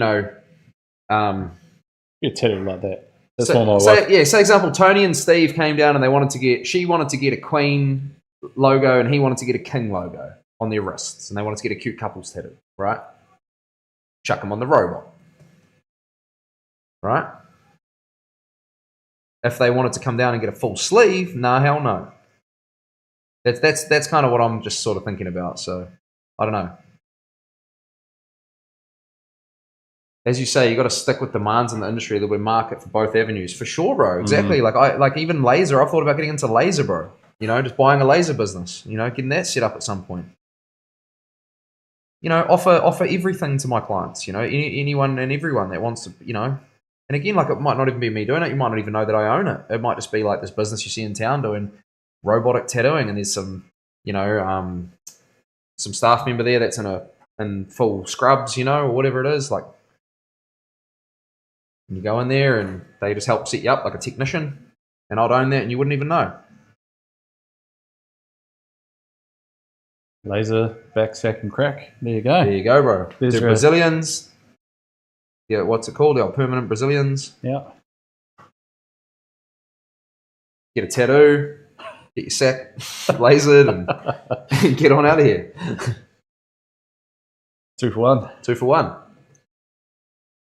Now, I'd imagine they get bigger and bigger over time. Yeah, no, you are right, Struck. It's going to change. It's going to change the industry. I think selling you as a person and you as an entity is what's important. People want to see who you are, what you're all about, what you're like. That's part of the job. It's a huge part of the job.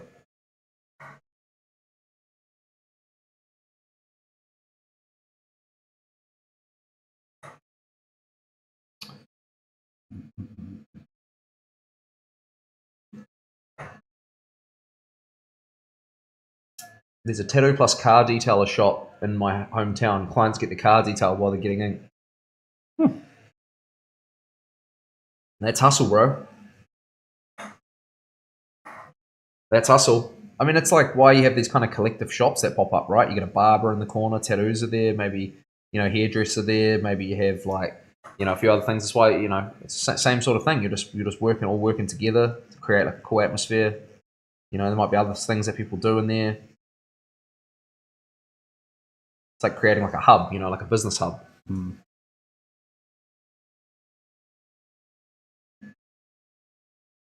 But again, yeah, I don't really know about this bang bang like laser machine. I'm not really sure. I don't really know anything about that. I heard it's like $3.2 million. So far out. So if you go like, what's a shop minimum, bro? What's a shop minimum over there, Struck? Like $100 or something? $200? What's a shop min? It's probably like what's it here? Like I don't even know. 150 or something? No idea. I don't know. What's a shop min around New Zealand, team? I mean, you guys might know if you've gotten smaller tattoos recently. I wouldn't even know. I'm that out of date with it. I just do full days, so maybe like $100 or something. Oh, jeez. A lot of tattoo plus piercing. Yeah, piercing's always been a big one, bro, in the industry. That's always sort of sat hand in hand, with tattooing.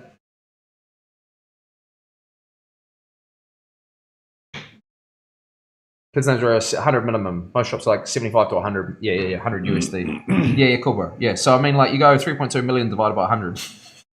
What's that? 32,000 tattoos it's got to do? Is that right? Yeah. That's only 320,000. Is that right? 3.2 million. How many is it? Did I get it right? If you did add 100. 32,000. Go 32,000 times 100. That's 3.2 million, isn't it? €2. Quick math? Quick math. Quick math. Mun's not hot. Shanice. You're a must. So then you go 32,000 divided by, let's say, 250, because you're going to have 250 days of the year you can actually probably work, maybe more, depending on operators. You know, do that. Someone do that for me. Work that out. And then that's how many years you'd have to work before you can pay off said tattoo machine. 32,000. Oh wait, no, because you'd have multiple clients a day. Hang on. Wait, let's work that out. Divide that by, I would say 3 or 4. Then divide it by 250.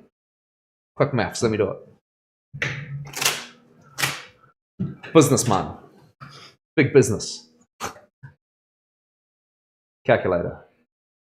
32,000 divided by 4. Let's just say 4 tattoos a day. Divided by 300. So 8,000. 8,000 divided by 250. 32 years. Damn. 32 years, chat. You'll have that laser tattoo machine paid off in 32 years. Doing $100 tattoos. Fuck that.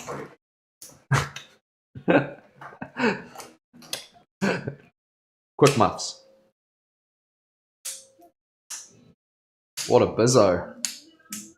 So those machines theoretically would have to get down to like respect, lurk.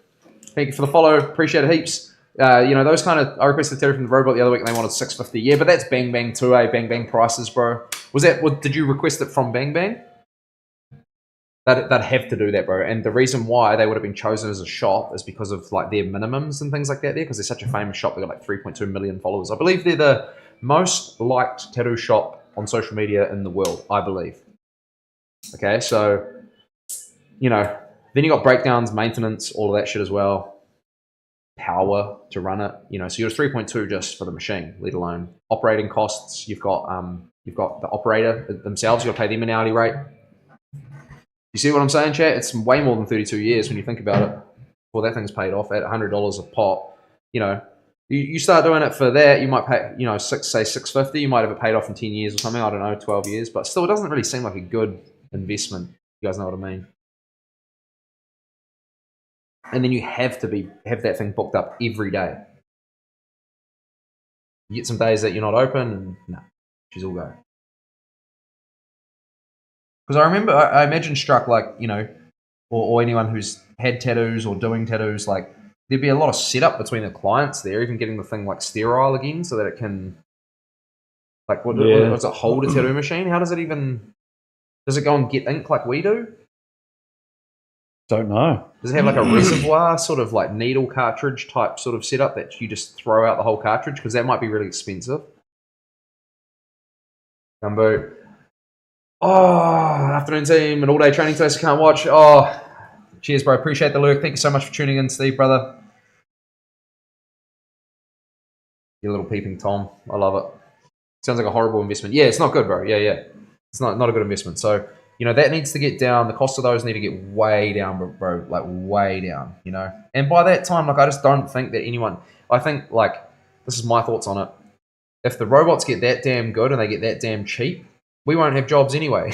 Like, so by the time that a tattoo robot gets here, I'd imagine, like, tattooing itself would be in dire straits because people won't have jobs doing other things, so they won't be able to pay for tattoos. Does that make sense? Hopefully that's making sense.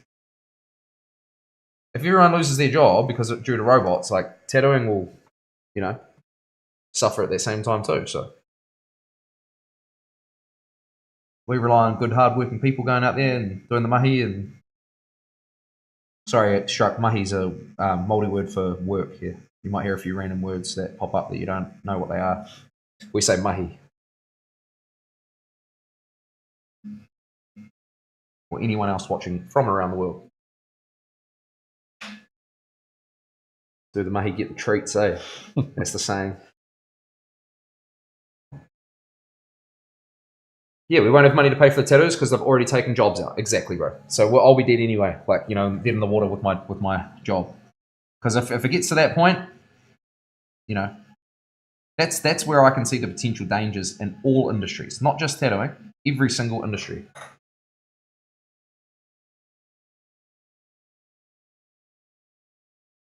crazy future we're going into, team. Don't mean to. I'll take my tinfoil hat off soon, but I was just like, it's just like these are just my thoughts and predictions. You know, that's what I genuinely think will happen. Or we'll adapt and figure out other ways that we need to, you know.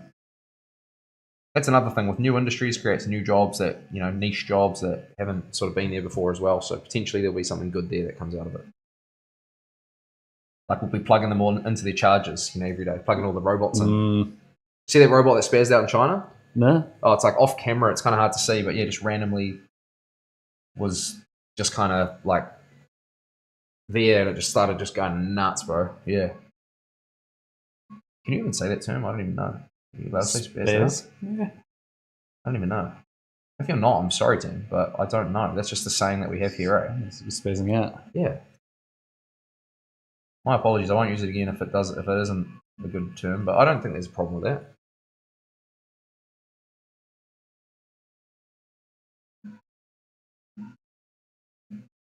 "32 years, I don't even think I have 30 left." Yeah.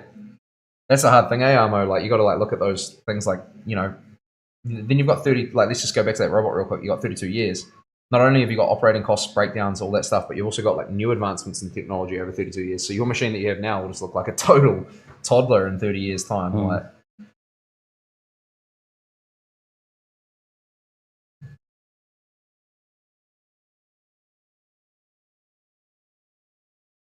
bro. Just going right around this back section here, so don't have too much more to go up here. You hungry? Yeah, I am, bro. Yep. I can smell that burger. You about that? Burgers. Right, let's have a little break. Have some food. Hop up, bro. Oui. I'll just come eat here. Hang on, chat. Come have a chat to you fellas. See what I've saved recently that I can share. Oh, I can't get out this way. I'm stuck. I'm boxed in. Right, let's do the lunch reveal. You good, bro? Do you need to go anywhere, or have you got food here? Yeah, man. Oh, yeah, sweet. Yeah. Oh, look at this. Oh, salami. Yo. Salami Sammy's chat. Look at this. Boom. Home killed venison salami. Drizzled up with a barbecue sauce. Now, can that go in the microwave? Surely. Yeah, probably. It'll be fine. We'll see what it does, eh? If it melts it, it melts it. Have you heard of an artist named Steve Butcher? Yeah, I know Steve. I've worked alongside Steve, well, not like in his booth or anything, but worked with Steve at conventions here, bro. Saw him in New York when we were at the Empire State Show. He's moved out to the States now. Steve apprenticed under Matt Jordan at ShipShape Tattoo in Auckland, so I've worked at ShipShape. Yeah, bro. Steve's a man. He's fucking good. Some of the best colour realism in the world, chat, if you haven't seen it. Have a look at his work. I'm just trying to get this camera to pause. Yeah, bro. Steve's a beast.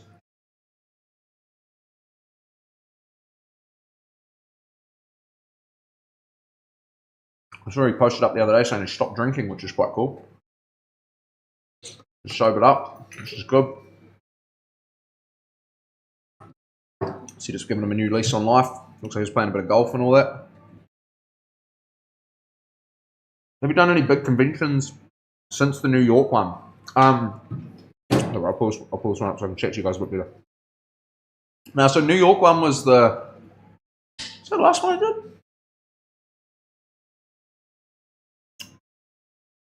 When was that? 2023.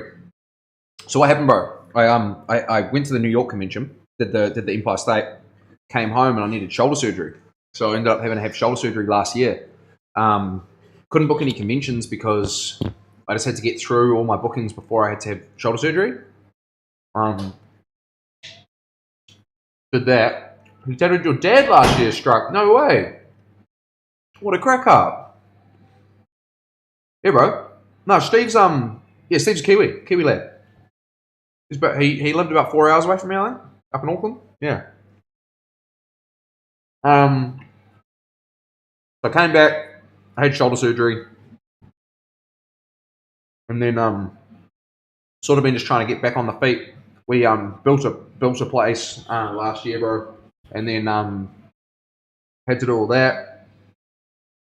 This is after shoulder surgery, sort of get the studio set up, finish all of that. So The next one I'm doing is New Plymouth, which is like the biggest one we have here in the country. That's in November. And then, what do I got on after that? I've got one in Poland I'm going to next year. It's called World of Ink. I'll see if I can pull it up for you guys so you can have a look.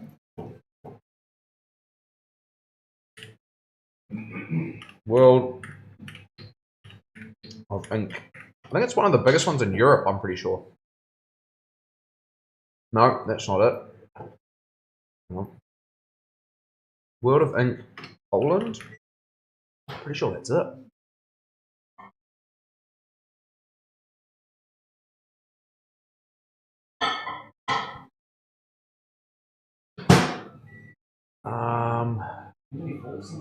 There might be one just in that drawer there, brother. Just have a little look. Yeah, go in there. There might be some disposable ones. Yeah, yep, sweet. Sorry, I'm just trying to figure out this convention.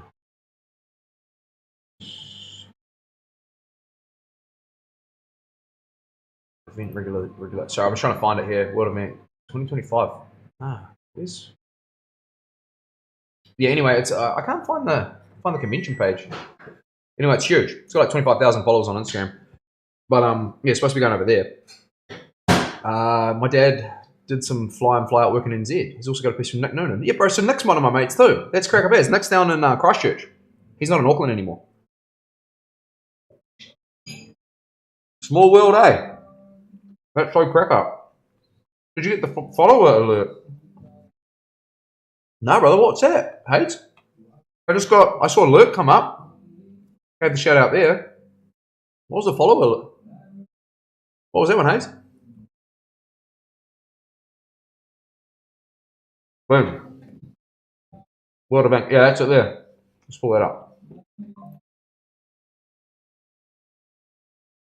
Here we are, team. Damn. So I'm doing this one next year. Here we go. World Event. Yeah, this is here. Largest tattoo convention in Europe. So I got invited to this the other week. Some pretty crazy artists here. Show more posts from World Event Convention. Oh, hang on. Get out of here. I'll pull it up on my phone. 2 6. Just make sure I get this right. It's pretty incredible. It looks like they've got heaps of crazy shit that's going on there. There's Navajo. World.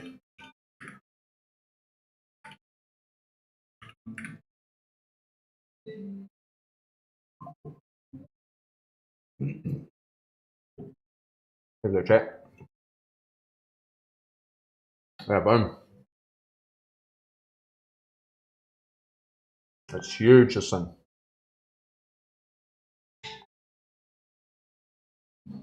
No, I didn't see a alert for follower. Oh yeah, I shouted out Lurk, bro. Is it if that's the one you're talking about? Yeah, Sweet Pea I might have missed, maybe. No, I got that one. Shout out Lurk anyway. If I didn't, if I missed it, I'm sorry. Shout out. Just doing. Come on, where's the thing of the whole convention? Just here. All right, it's a throwback. So these are all the different awards here. So we've got like realistic color portraits. These are the second, third. Excuse me. Best today. Juicy shit. Can't breathe salami yet. I'm working on it.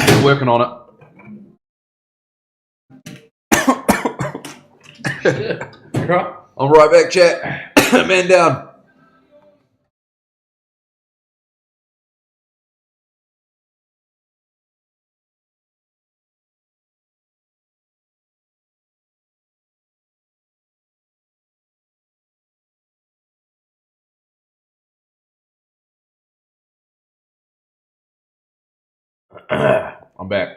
I'm back. Chat, got me. Heal up quick. Can't even eat properly. Yeah. So these are look like all the different award categories. So my bro Ben, that's just entered chat, potentially coming over to Poland with me. I'm also quarter Polish, so So yeah, we'll be cruising over here. So it's quite cool to see that there's like 3-day tattoos that we can do there. It's pretty incredible work, eh? Damn. Heavily saturated color. We've got style lettering based work. We got graffiti as a category. That's crazy. Realism, black and grey. No way. Did that win? Oh yeah. Okay. I suppose it's cool in its own unique way, you know. So there's plenty of award categories. So that's kind of like probably what we'll try and do, Ben, is like pick one of these categories and just try and nail it, like whether it's realistic black and grey or whatever it is. Geez, that's a bit different. Third? It's only third?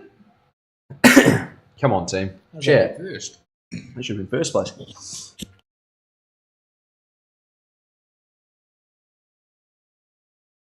Hey, it looks like quite a cool convention.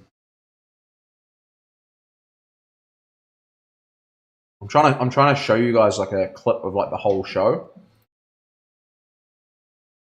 Oh yeah, this is like one hall. That's only half the size of the convention.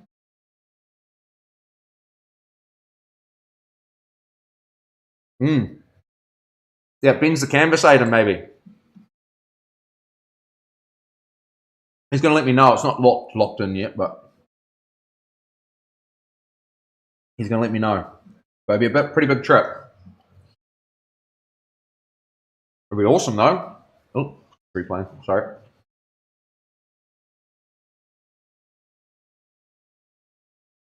Yeah, so anyway, it looks like a pretty incredible event, this thing. I'm just going to do some navigating just in private, just in case anything comes up that shouldn't.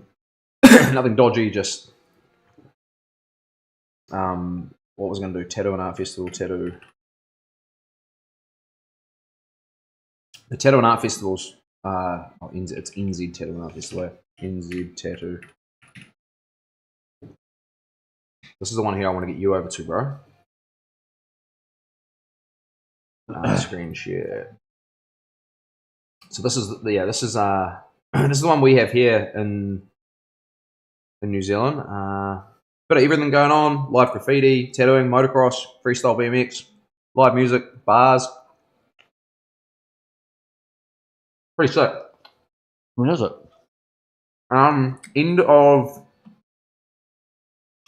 End of November, I believe, bro. Oh yeah. I can make that.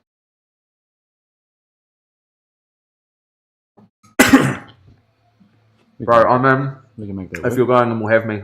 I'll sell my house and kids if needed. Yeah, sweet. Should get a good price for the kids, bro. Yep. No, I'm 100% keen, Ben. Straight up. I think it'll probably be one of the sickest experiences, eh? We'll just have to watch your flights so that you're not like flying too close to the end of getting tattooed because it increases swelling.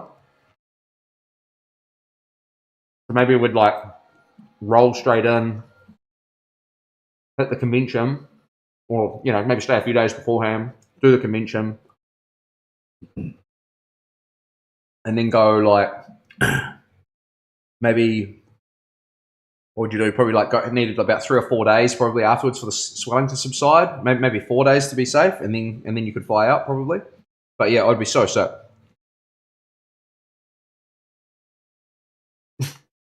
I've got some kids to sell too if that's what we're doing. Yeah, that's what we're doing, brother. It depends on what we're getting. If it's $1, I've got 4. Amu's chipping in. I need me a lunch for what is it? A Lauren for lunch, damn it. Oh, Lauren's the best then. When she goes back to work, chat, I'm stuffed. Oh, it's Huckle. Oh, I love this dude. This is my mate Huckle. He's a man. He's like dark realism beast. Let's have a look at his work real quick. Probably one of my favourite artists here in New Zealand. This man. Just the way he composes things is so sick and nice. He did this crazy chest piece. Where is that? It might have been Mish that did it actually. Either Mish or Huckle. Just such nice compositions, He's sort of a master of the dark arts, bro. He does he actually used to work. He quit tattooing for a while and went and started doing video game design, bro. He developed the characters in Path of Exile. Right. I don't know if you know the game Path of Exile. Yeah, it's a Kiwi-based company up in Auckland, and he worked for them developing Path of Exile. Yeah. He might even have some of his like 3D modeling things down here, actually.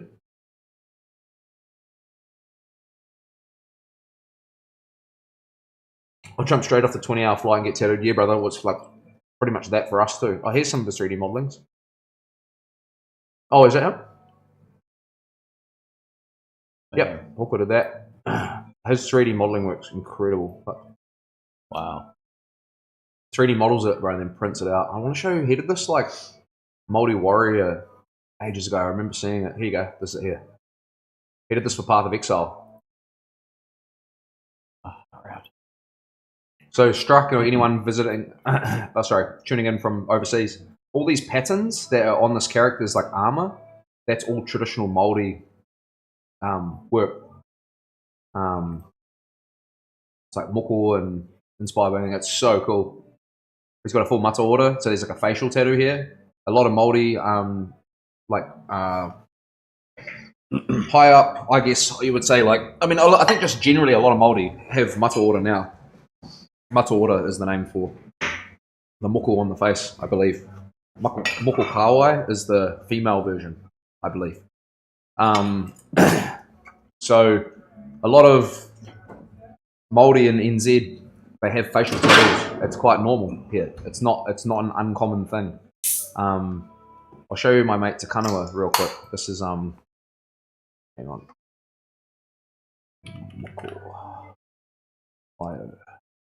This is my bro Takanawa.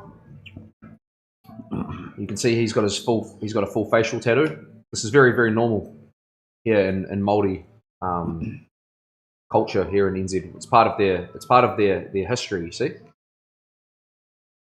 So he does mata order, and then I think he wears it as well, obviously. And puhuro is another one. And then which is like the whole sort of lower half. It goes from like sort of the belly button and all the butt right down to the halfway down the thighs. So that's called puhuro. So it's pretty cool. But it's part of our culture, you know. Not mine. I'm not Māori, but you know, culture here in NZ, you would say. That's one of my favorite artists. I'll just have a quick look at that, bro, real quick. Give me 2 seconds. I'll see if I can pull that up. Yeah, beautiful Japanese work, eh?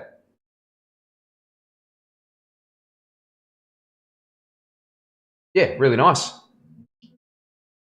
Really nice color work. Real cool, bro. Mad. Yeah, sick. How you doing? Good. You need another coffee or anything? Nah, I'm good to go. I'm all Still got my coffee for this morning. It's a little bit warm, but now I'll drink it for effect, mate. Performance enhancing. Yeah, that works real nice, bro. There's a heap of sick people out there. So sometime what we'll do is we'll sit down and we might do like a style breakdown. I've got quite a cool video and sort of process I can show you guys based around like what I do if I'm looking to explore a different style potentially. Explore, you know, some artists, and it'd be quite cool to check it out. And I'm sure I could show you guys a few artists that you haven't heard of before. That'll be wicked as. So if you get to experience someone getting their moko done, their face on their face, do it. Yeah, it's awesome, eh? It's pretty breathtaking. It's a whole experience, you know. They have the whole whānau there, and they are literally like singing traditional songs.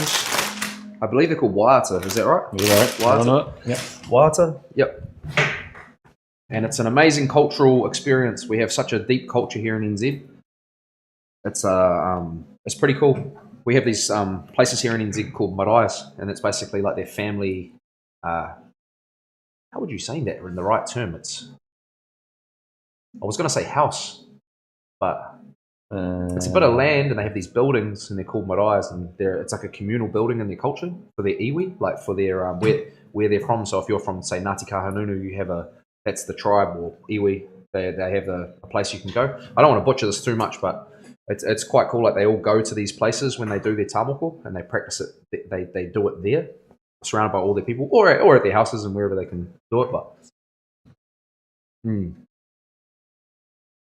I love neo-traditional Japanese tattoos, but for some reason I feel like it can be disrespectful after such historical artwork. Nah, I don't know. Nah, I don't think so, bro. I think art's art, right? And like our job is to keep developing art. That's our job. I don't think it's You'll get mixed opinions on that, bro. You just got to basically put your foot down and stand for something, and then just have your opinion, and you know, people will either align with you or they won't, and that's what he's trying to say about chat is that like if you do Japanese tattoos, it'll be like like me doing tamoko. That's how some people view it. But I've heard from like Japanese people that it's just art. Like Dean Sacred said it to me. He's probably the best artist in the country for Japanese. One of them. Noonan's phenomenal in his own way and stuff, and other people are great too. But Dean said, just do whatever. Just obviously follow the rules and understand what you're tattooing. Like, don't just go in there blind. But like, if you want to do it slightly different, then just do it. What Struck was saying is there's like a different style. It's called neo-Japanese. It's something new. It's like taking traditional values of Japanese, but then making it like more modern. Right. And he's saying it's kind of disrespectful to the culture.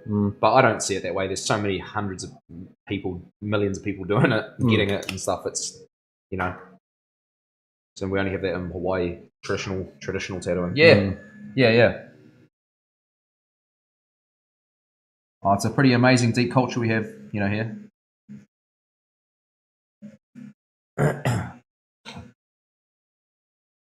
If you guys go on my page, one of my pinned posts right at the top is I actually tattooed Takanawa's face. I did a tattoo of him. We had a Warriors of the Ages sleeve, and we needed a Māori warrior to represent. And I didn't want to just go pick any face off Google because I thought that would be disrespectful. Just grabbing someone's face that has the mata ora and tattooing it on someone. So I approached Takanawa and I said, "Hey, bro, I got this. I need this Māori warrior, and I was hoping to use your likeness, to do that. Yeah. Could you send me a photo of you pulling like a fat pukana or something like that? Because like pukana's like where they have their tongue out, chat. Like if you don't know, it's like what do you call it? It's kind of like almost like a scare tactic, or like when they used to go into battles. Yeah. Big tongue out. You see it a lot in the haka and things like that. I'll be butchering any meanings behind it if I tried to even explain it, so I'm not going to. But anyway, he was keen as. So he sent me through some photos, and we tattooed Takanawa's face as the Māori warrior, which was so cool because I actually got to tattoo like one of my mates like on someone. It's pretty mad. That's fair. I wish America had more culture, but most let go of that a long time ago. You guys have still got your culture, bro. Don't worry. And what your country stands for is like a country built on allowing in groups of people, essentially. I mean, there'll be some different views on that, but correct me if I'm wrong here. And again, I'm not American. Like I said, I only spent 3 years, but wasn't your constitution founded upon based on like your country was sort of founded upon people coming there from all around the world and start like having the American dream and things like that? Like, you've got your own culture and you have your own subcultures there. I mean, I'm sure there'd be a lot of Americans that would say, "No, we don't want immigrants" and things like that. Like, some people would have that stance on it, but I'm pretty sure that like the founding constitution was based on that. I think. The pukana. Yeah, that's it, bro. Yep, that's how you spell it. Again, it could be way off there, but I'm pretty sure that was like, it's such a diverse country now, America. American culture of holding freedoms in high regard is awesome, I think. Yeah, I agree with you completely, Jay, bro. I agree with you completely. My stance, like freedom of speech, freedom to, all of that. Yep. Yeah, I get sick of having a tiptoe around, I understand, like, not spreading hate, but, sometimes it's all about, like, delivery team, and you might accidentally say something that you don't even mean to be offensive, and everyone gets their heckles up nowadays. And it's like, I don't know, you feel like you're tiptoeing around all the time. But we still have our own, issues here too, bro. Our country's not perfect either. There still can be a lot of division at times in our country. And there can be quite extreme behaviour on all sides of our society. There's just less guns. And fentanyl.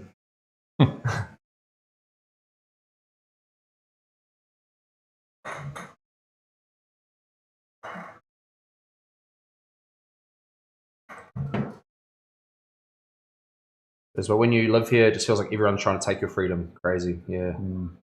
Yeah, right. Yeah, again, we can just see the outside looking in, bro. Like, we can't feel what it's like for you guys there. Cool discussion to have, though, to learn a bit more about how you sort of view things as well, bro. Good for us to hear.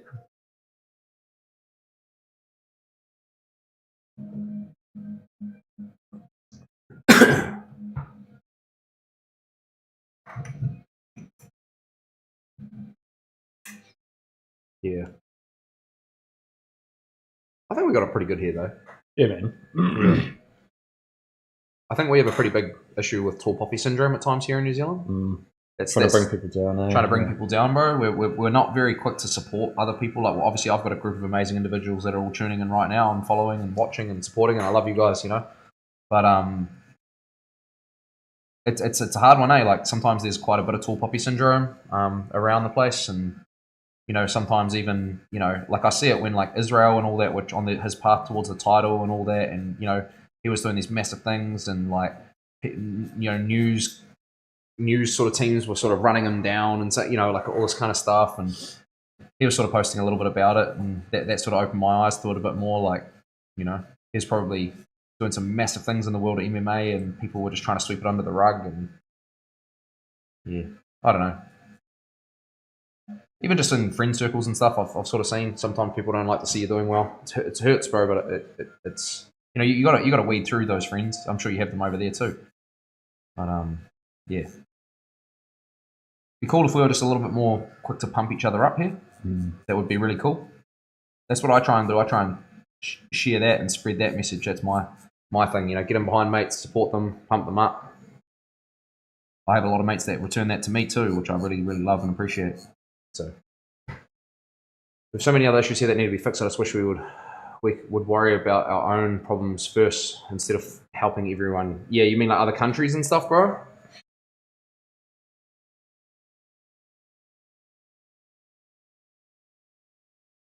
It's nice to be the world's bodyguard, but it also takes a toll on the country and the people in it. Yeah. You guys sort of are involved in everything, eh? Yeah, I don't know. There's probably heaps going on behind the scenes that we just don't understand as well, as to why you guys are always kind of involved, and I don't know. We're just out here chilling on our little island. With more sheep than people. More sheep than people, hey, bro?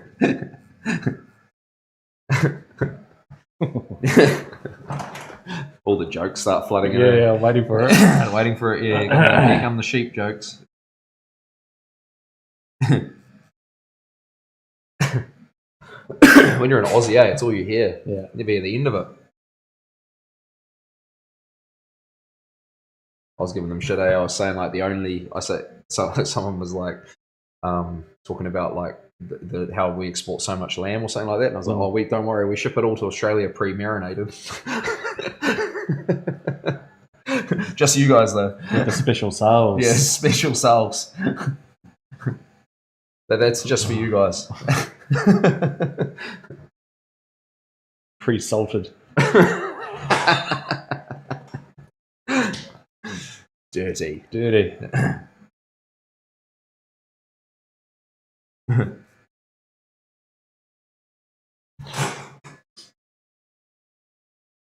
How's the body holding up? Yeah, sweet.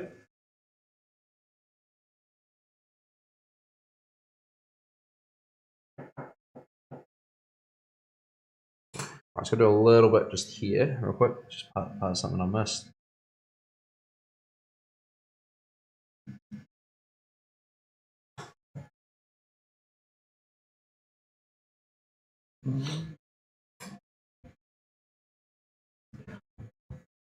When I lived in Perth, all the sheeps there had red dust or dirt on them. Not attractive at all. It was a bit of a turn off, was it, bro? Were they quite hard to grip onto? Yeah. You just had dusty hands.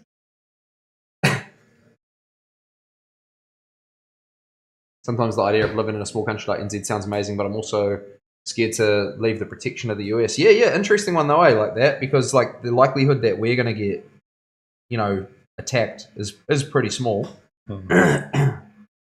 It still could happen, but very, very small likelihood. Whereas sort of I feel like the likelihood America could get attacked is much higher. So it's kind of like, yeah. Plus all the internal issues, New Zealand's, I think, one of the safest countries in the world, I believe. I think we just got named the nicest country in the world. I'm pretty sure. We one of the safest because there's no real trade. Sorry, say that again, bro. We'd be one of the safest. There's no trade routes. There's no real benefit of invading us, really. Yeah. Come steal some sheep, maybe. Yeah. We'd pretty much just have to hand over everything if anyone rolled up because we're just like, we've got no guns. And one of our ships sunk. Good thing I'm learning jiu-jitsu, bro. I'll just be butt scooting towards them. Rolling on the ready, beach, bro. You ready? Oh, you ready? Come here, bro. Come to my guard. I can only take one of you on at a time, so line up on the wall. King of the mat. Not allowed to do 2 versus 1s. Doesn't work in jiu-jitsu. Colour blue. Yeah. It was interesting seeing Paddy run through all those Marines, eh? Did you see that? No. Paddy the Batty. He went to this training camp, some American base, and trained all the Marines. I think he ran through 20 of them or something like that. Yeah. Wouldn't eat a succulent Chinese meal with them. What's he talking about? NZ is crazy. As an American, NZ is crazy. As an American, to be honest, you're a tiny country in the middle of the ocean, not really close to anyone. Nah. Yeah. I would feel claustrophobic. Oh, no, not at all, bro. No, we got heaps. We just get up to high ground. Country's still pretty decent. It's still pretty big in size. It's yeah, I guess you might feel claustrophobic. It's like sort of. Struck was just saying as a country, we're sort of tiny little country in the middle of the ocean. He'd feel claustrophobic here, and it's like, how do you explain that? It's actually nice. Spread out. Yeah, it's pretty spread out. It's We don't live on top of each other. you're very spread out. Yeah, we don't live on top of each other. Is what Lauren's saying. You gonna chuck a mic on, Lauren, or? Wonder what the size comparison would be to the UK or. I think we're Landmass very similar. very similar. Yeah, Very there similar you to the UK. Population vastly different. Vastly different. Yeah. It didn't work. I'll just get you sorted, bro. Come on. Come on.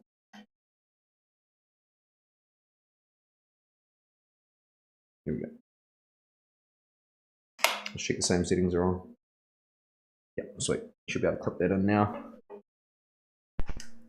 Give it a test, Lauren. You all here, Lauren? Hello, testing. Lauren's joining in for a bit.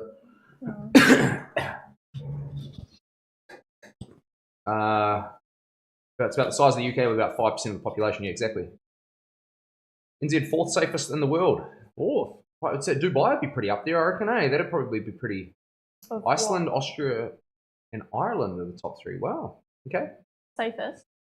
To drive from the west coast to the east coast of the island is like 6 hours. Yeah.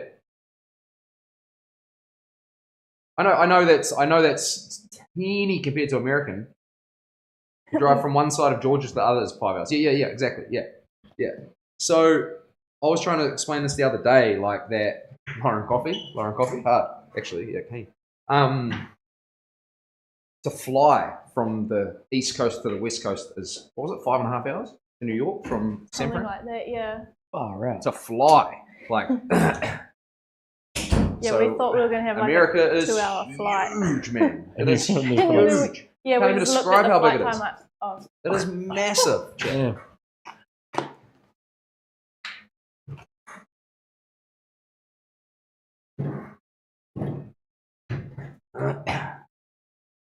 Yeah, New Zealand is small, but it's not that small. I don't know. it's not Fiji small. Huh? It's not Fiji small. No, exactly. Rarotonga, you can like ride around Taiwan? the island, and Taiwan is like tiny, Is it? but huge population. they make all the semiconductors there. Eh? Mm.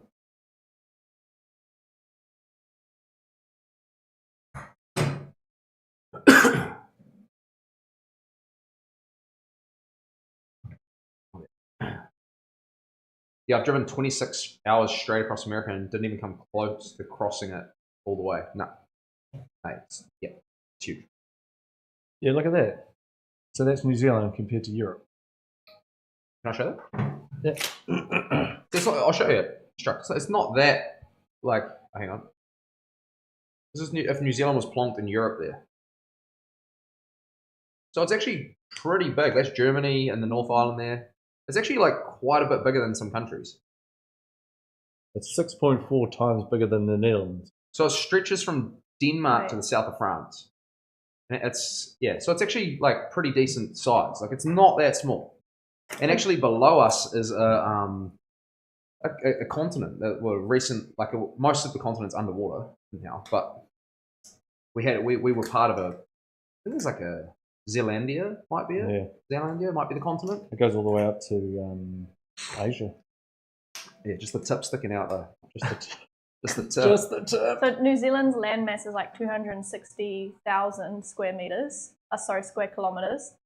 Taiwan is 36,000 square kilometers. There you go. Taiwan's population is 23 million. Yeah. That's They need to get some crazy. ponies over there ASAP. Yeah. Wow. And then what? We're like 5 mil. They're horn dogs over there. Eh? Horn dog. Rooters. Yeah, rooters.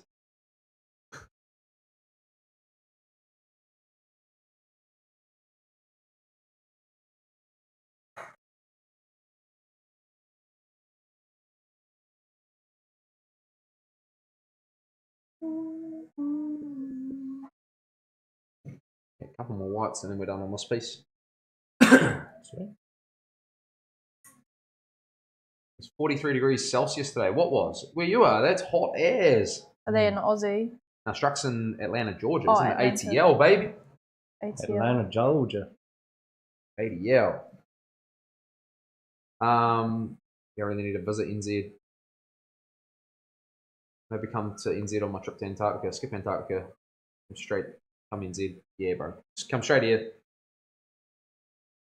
It's cold enough here in winter, bro. You don't want to go to Antarctica. But a climate actually works there now. True. Had to like rush to get his sleeve finished because he was off to Antarctica. Oh, It shit. was Sparky down there at Scott Base. Oh, yeah. I was going to do that. Yeah. It was like a pretty cool gig. Mm. Obviously good pay in that, but pretty isolated. Very awesome. The hiding centre. Oh wait, that's the North Pole. I'll find that sack. Find the sack of presents too, eh?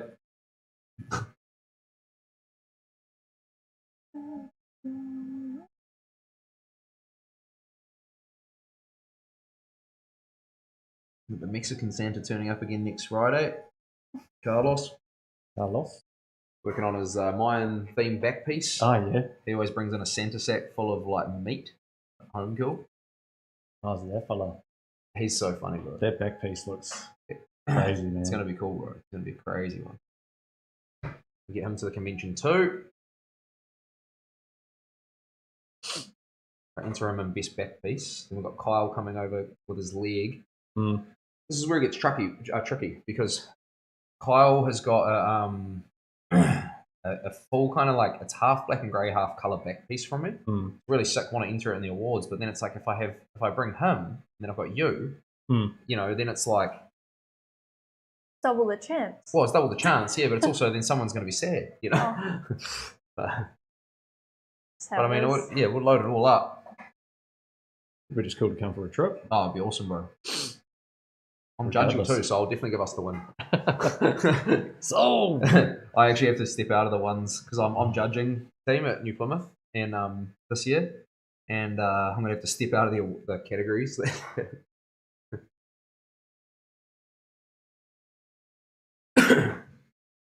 I just need like a couple of photos of me judging for my visa for the States.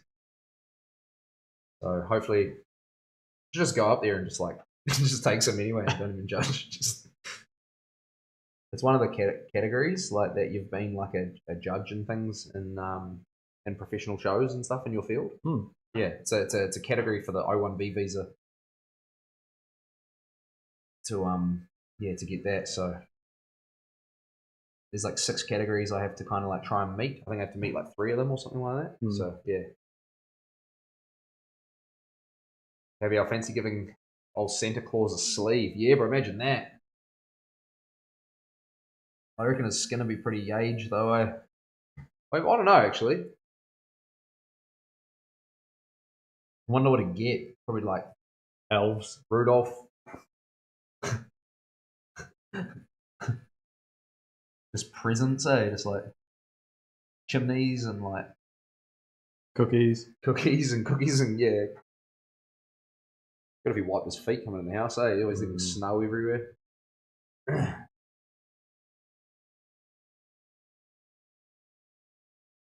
or forearm of Mrs. Claus. Mrs. Claus.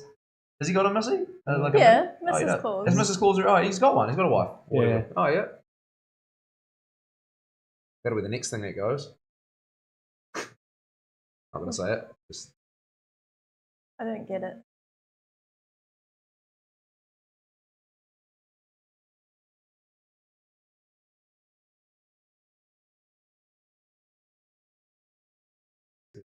yeah. We're unmuted now. Sorry, I had to say something off chat there for a second.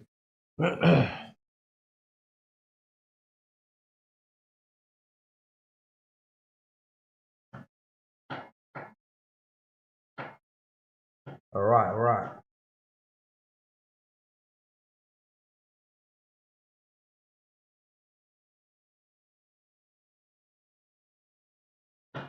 I think, see, there's this big highlight like right here on the visor, and like I was thinking about like putting a bit of white into it, but it's such a big field that the white will probably heal a little bit inconsistent with skin tone. So I think probably what we'll do is we'll just let it heal, see what it looks like. Yeah, we can always add it later if we need to. Yep. But I don't think it needs it because you've got kind of like skin all through this section here, and then like if I went and just pack white into there, it could sort of work against the piece a little bit, like because it could make it look like this. White doesn't heal like perfectly white because your skin isn't perfectly like it's not like white paper. Yeah, it's right. Like it's got little inconsistencies everywhere. Your skin. You got melanin. You got melanin, yeah. So I just don't want that white to look a little inconsistent. I think that looks mean just like that. The little highlights that we've put in the right spots are looking good around the eyes and all that. I think we call that one a done deal. Mean. It's just really what we want to do here.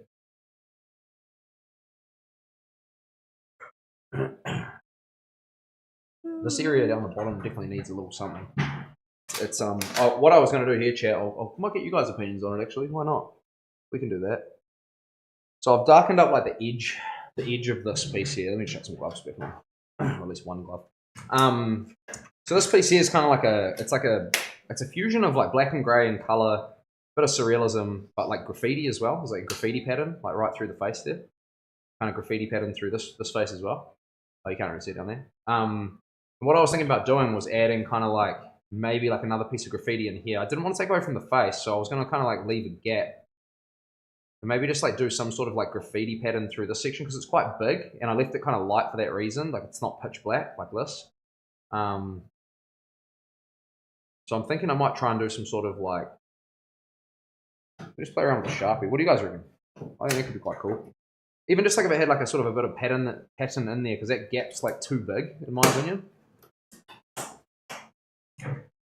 Like it needs something that kind of is like.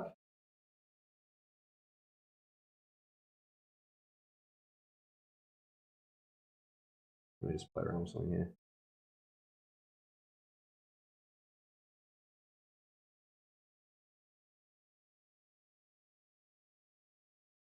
No, so I don't like where that's going already.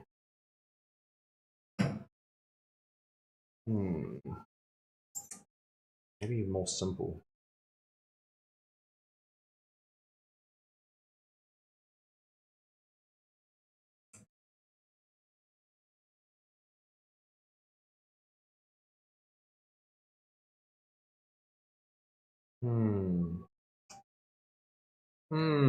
It needs something, but that's not what I want it to do. These are just shapes that I'm drawing. They're not like finished lines and stuff. Obviously, I'm just trying to work out how this would sort of sit and look. There's this black line that comes through here, so I'm thinking maybe try and mirror that up here a bit. Maybe.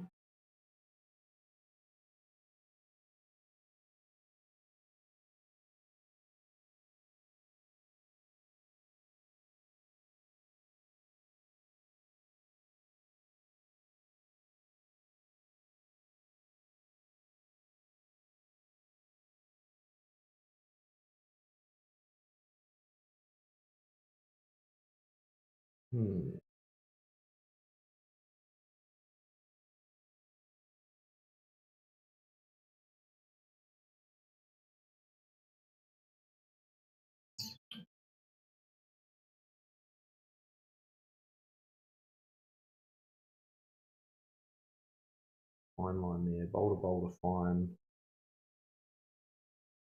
It's kind of like maybe like a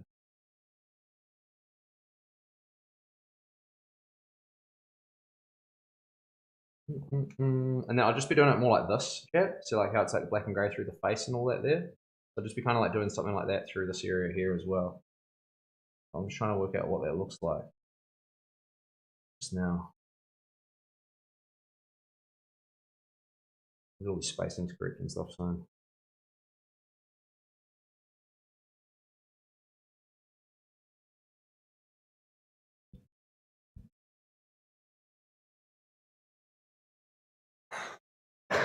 Chad, skull, always a skull.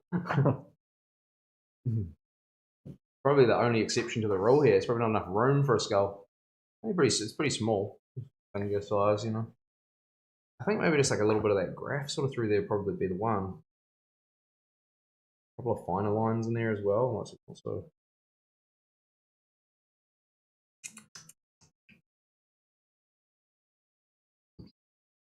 these are the kind of decisions it's hard to make sometimes, Shaq, because you get to the end of a piece, it's all looking good, it's looking sick, right? And you're like, am I just rushing to get something in there for the hell of it? The other thing I thought about doing was actually doing some writing, like, you know, wait, see if Chris has got like any ideas for like, you know, like say it's a kid's name or something, or yeah, Jess. Trying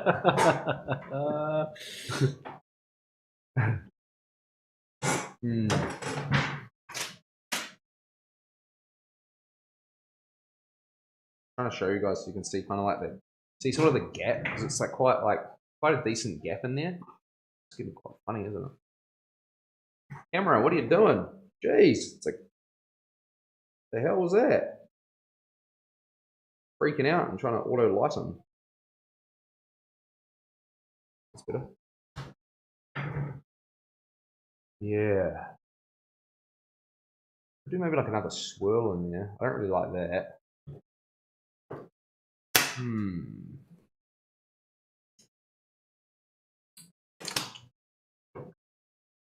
If we can go more simple. I was kind of thinking about doing that sort of pattern there, you know, kind of through this bit. But.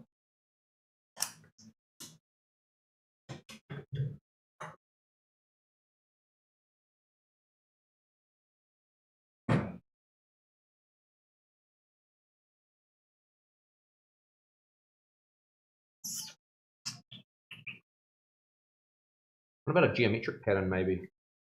Just for that like background section in here. I could maybe like print out like say like the flower of life, or like a repeating kind of square pattern, and then layer that in over top in black. So it's just like black lines, you know, over top of that grey shading. Yeah, that could look quite cool. Eh? It'll be there where I mean we don't really need to have it anywhere else in the sleeve, But it could be quite a cool way to kind of just like finish that, because I mean the piece when we view it is from that camera angle just here. You can see that. Sorry, it's a bit of a stretch for you. It's not like this. We're not looking at it like this. We're looking at it like that, you know? Yeah. So it's just like having something in there to fill it up. Yeah, let's do it. I reckon that'll be probably quite cool. I'll have a look at some different cameras. Hop up for a sec. Where's my iPad? I don't even have it today. Stand the other end. 2-second chat. I'll be right back. 1 sec.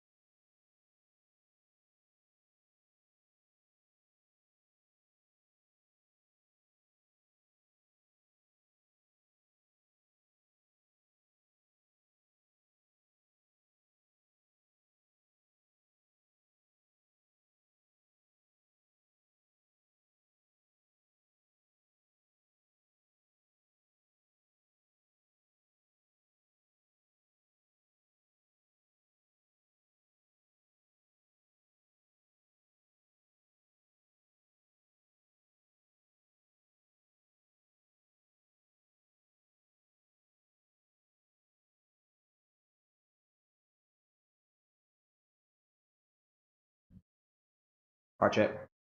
We're back. Just gonna have a little look-see here at doing a little geometric pattern. I think that could be the play.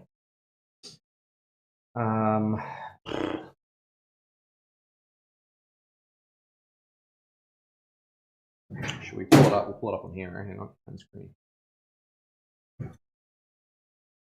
These are like quite cool little brushes I got from is it Corey? Oh, what is going on here? This is new. My whole thing's not loading.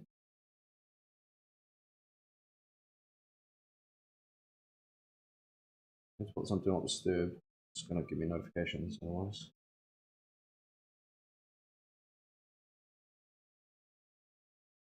Have you ever had this, Lauren? Like my brushes aren't loading. Oh, here we go. That's weird. Do you like any look of any of these, bro? Like you said, like the pattern wise? Probably saying more simple. I wouldn't go for that one. No, or that one. I'd go for like, you know, just maybe that one. But that's Flower of Life. Potentially grandma's wallpaper.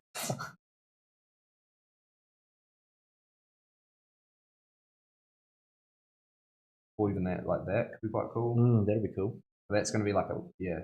It seems like a lot though.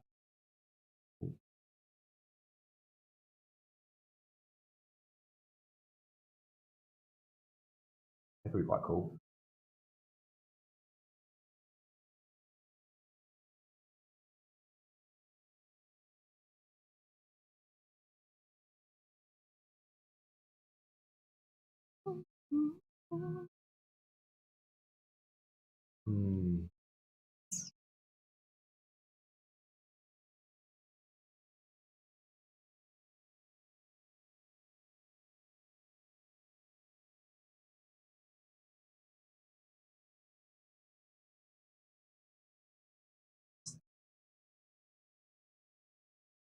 Trying to think what would look nice in that little gap there. I think potentially just running with like a like something like this would be nice. But bigger. So you go like this. You know. And just run black lines like over top of that grey. Yep. That would look quite cool. Be like a good way to finish it. Yeah.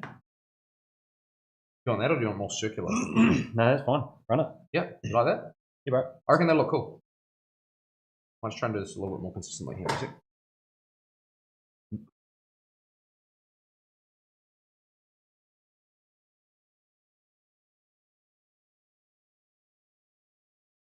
Print this out as a whole sheet. Hang on, probably don't need that big, to be honest. Yeah, print it out. Yeah, I reckon that'll be cool, bro. I like it. But my computer is saying no. I'm back, got ice cream. Bro, always a good call, right? Always a good reason to go for a mish. Hey, Lauren. Yeah. Could you do me a favour? What the? Is that okay? Did you drink that whole thing? No, I just never filled it up today. Oh, I thought you came down to the sink. No, I didn't get it, no. Oh.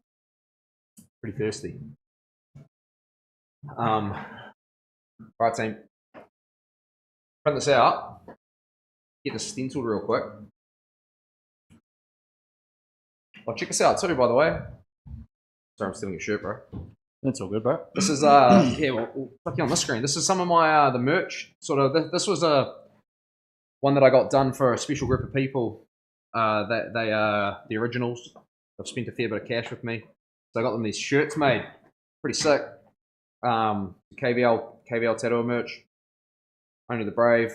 So I'm doing some shirts like these that are going to be coming up for grabs soon. They will be in colour though, so they won't be in black and grey like this. This limited run of black and grey shirts is just for these people. So you'll have like some full colour options. The gold and black. There'll be white shirts, black shirts, and then both logos on them. And then there's another whole logo altogether, which is like my Kvltattooer tattoo machine logo as well. So have a look at this. Yeah, that's perfect there. Trying a bit of that through there. Yeah, cool. That'll look nice. Yeah. So yeah, so I'm gonna got the merch that's getting sorted soon. It's just there's a bit of a headache for me technically and just how I get this out there. That's the reason why I haven't already done it. It's actually been ready for me to do for weeks now. But I've got so much admin behind the scenes, like to get all the orders done and stuff, and I just don't know how I'm going to possibly do that with how busy that I am right now. So once I've worked that out, oh, that did not work. We'll be getting some shirts out to you, getting some merch out to the team, to the squad. Oh, let's just set way too low. Hey, Lauren, can you chuck it in for me? Where? Oh, just in your hand. Joke's on you. I'm dying one. It's a black and grey. Crack up. I don't even know how to do international. I haven't even talked to Trent about that. My mate Trent's doing them from TNT Customs. And the idea team behind the merch, I'll just give you guys the rundown, is I will be, sorry, I'm just getting a stencil ready off camera here. I'll be basically putting these shirts up with the, like, there'll be 4 versions, so 1, 2, 3, 4. You basically, there'll be a bank account that's attached. Why is this doing this? Lauren, can you help me out? Can you print this? It's printing so fucking thick. I want it to just be thin. Yeah. Is it obviously going too slow or something? I just want to use my other stencil printer. I want it that thick. It's like triple that thickness when it prints out. So the idea is, right, like the last time that I went to do shirts, I posted up a thing, and it was like, I just said, like, if you want a shirt, let me know size and stuff like that. I had 86 messages or something like that just in like the first couple of hours, and I was like, holy shit, and I like, took the post down because I was just like freaked out. I was like, I don't even know how to do all this, you know, because I've got to get every person's transaction, every person's size, every person's details, then I have to go and like get them ordered and then go in there, screen printed and then sent. Like, yeah, and I like, when am I going to do that? I don't have the time to do that. Like, I'm working all the time, so what I'm trying to do is get Trent to do all of that. So you'll basically, I'll put an account up, you pay into the account. Once you've paid, you send me the thing to say, I want shirt number 3. Here's my shipping address and details. And then once you've done that, then I'll send it to the printer to print. Because I can't like chase all these people up, and I'll be doing no returns. So if you just order the wrong size, unfortunately, it'll just be, that's it, you know. But I'll post a sizing chart up and stuff like that, because I just need it to be as like simple as possible. Good. Yeah, it's perfect. Thanks, Simon. Yeah, you Awesome. had it on way too slow. Oh yeah, cool. Could just use Shopify. Yeah, I don't know how to. Yeah, I've never really played around with Shopify, bro. But yeah, definitely. Yeah, I've heard it's real good. Would I have to buy the shirts though? Like that's the idea is that like as you pay, I take the details, take them to the printer. The printer does prints them and then ships them out. Same time, if that makes sense. That way, I don't have anything to do with that end of it. Otherwise, genuinely, chat. Like, I just don't really want to do the merch. If I have to manually do everything myself, there's just no point because I'm not actually making any money off it, which is crazy. So, to get the shirts printed. So, ideally, I was trying to sell them for 40. That's what I wanted to initially do. I can't even get them made for less than 42 with shipping. So I have to sell them for 50 or 45 if I choose to do 45. But, I know it's more of a marketing thing as to why you do it. But for me personally, it's like there's a massive cost around me doing all that stuff. And I kind of want to make a couple bucks at least. So I don't know why it's so expensive to print shirts these days, but that's what it is. So I'm just kind of I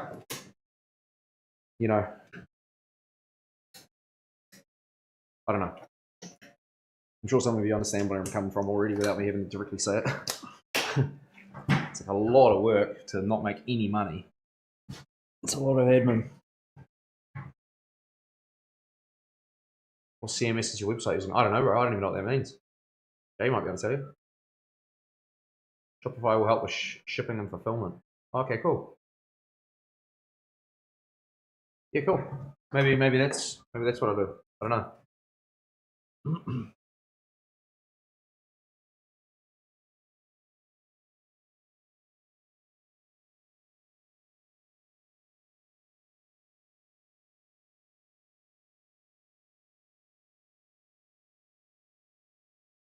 If anyone wants to go in on it together, we'll just do that. You sort out all the sales and stuff. I was thinking about literally trying to pay someone to just come in and do a little bit of part-time work, just getting all the orders done. Because I predict there'll be quite a few purchases.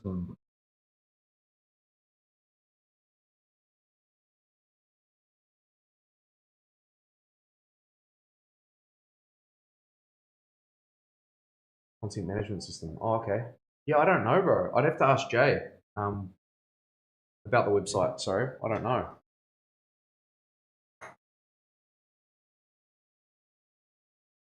Okay, don't get me wrong. I get that shirts and stuff are good for the company and the brand and stuff. It's nice to do.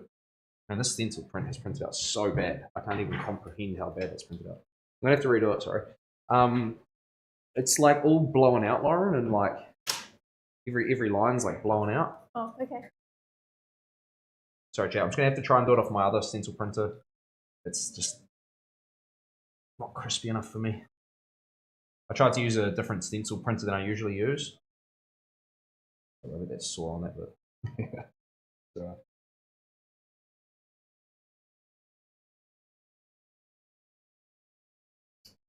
now it's stuck on.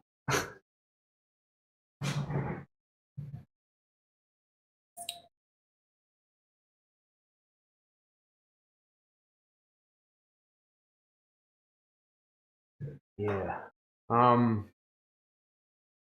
Just sort of show you guys what I'm trying to do here. Just kind of patting them through here. Not too bad. I know I've wiped it right off, but it's actually stuck really well like that. I might be right. It's like I had all the stuff on top of it, and then when I wiped it all off, it was there stuck on sweet underneath.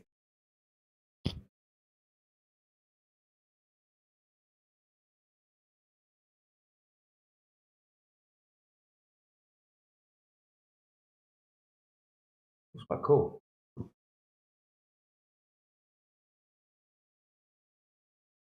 I don't know.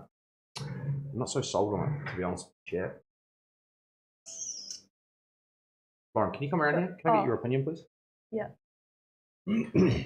I don't know. I just feel like it's kind of like, although it's a cool idea, don't get me wrong, like trying to put this pattern in, it's like I sort of feel like it's the only place in the sleeve with it, and I feel like I might be making a rush decision here. So I just want to make sure Lauren's seeing it as being.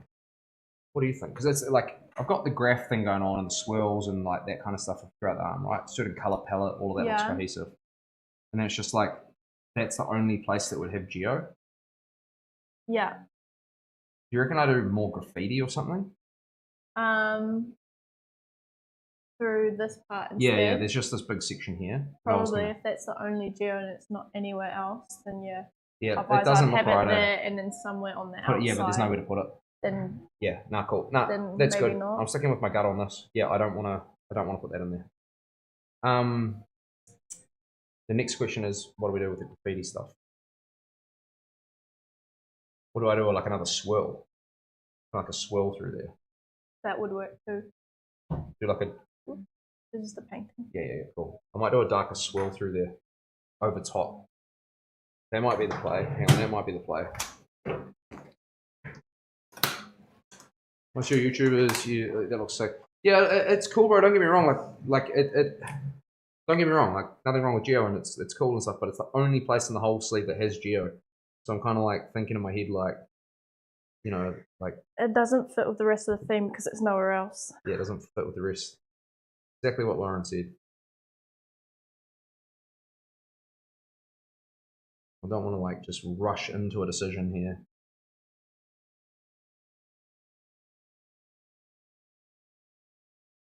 This is looking better now. I can see something here. Yeah, that looks better. Kind of have a couple of little bits like sort of floating off there, then have like a bit of a swirl through here. You can see what I'm doing there, eh? Oh, there's a bit of lighting coming in there. You see that, Lauren? Oh, I didn't know you were talking to me. Yeah. Like the flow of that's much better, eh? Yeah. I can see the vision. Yeah, I can see it now because it's kind of like following like these sort of shapes here, but do that with a darker version of it. So it's all done with black and lines. I think that will actually look a lot better, to be fair. Don't get me wrong, the other one looked cool too, but it just didn't fit with the rest of the sleeve, whereas this here actually fits. This fits the arm. That's something you got to learn about, you know, tattooing on yourself as well. Is like, I don't want to rush into things. And then we'll just kind of just fade it out as it goes that way. Right, I'm happy. I'm happy again, team. You guys happy? Chris, are you happy? I'm happy, mate. I'm always happy. When you get into a situation like this, when you're unsure about your next step in the tattoo, do you ever push back a tattoo while you're having time to brainstorm? Absolutely, bro. 100%. Very, very common. I would rather sleep on it than do something that I'm unsure about. I drew that on. As soon as I started drawing it, I was like, you know, this is sweet. I got it now. It's just like going through the kind of like process and trying to figure it out. It's sometimes a little bit tricky like that. You know, you guys will see it soon. So I'm just gonna do like another swirl, but do it in black and grey here. You know, it'll just fill that space out while it's not taking away from the tattoo whatsoever and the existing stuff that we have there. It's kind of like a go by feel sort of thing.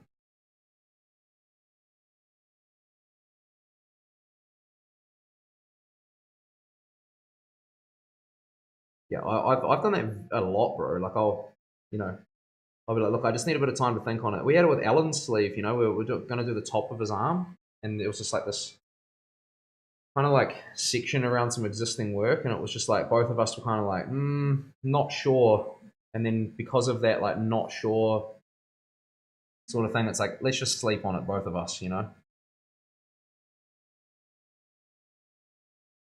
And to be honest, still kind of not sure. just working it out still, but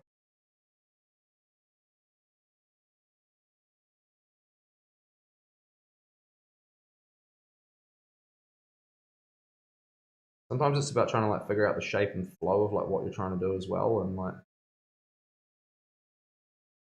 yeah, the geo thing, like we said, would have looked nice. Nothing wrong with doing geo, but it's just doesn't fit the rest of the project. Whereas this will make a lot more sense.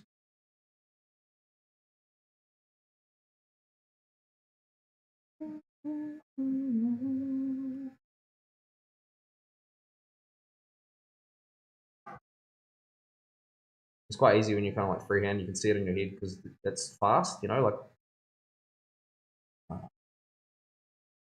for me, I'm just like I can kind of see the end product already, but I just can't. I haven't got it onto the skin yet. ADHDness. Yeah. Superpower.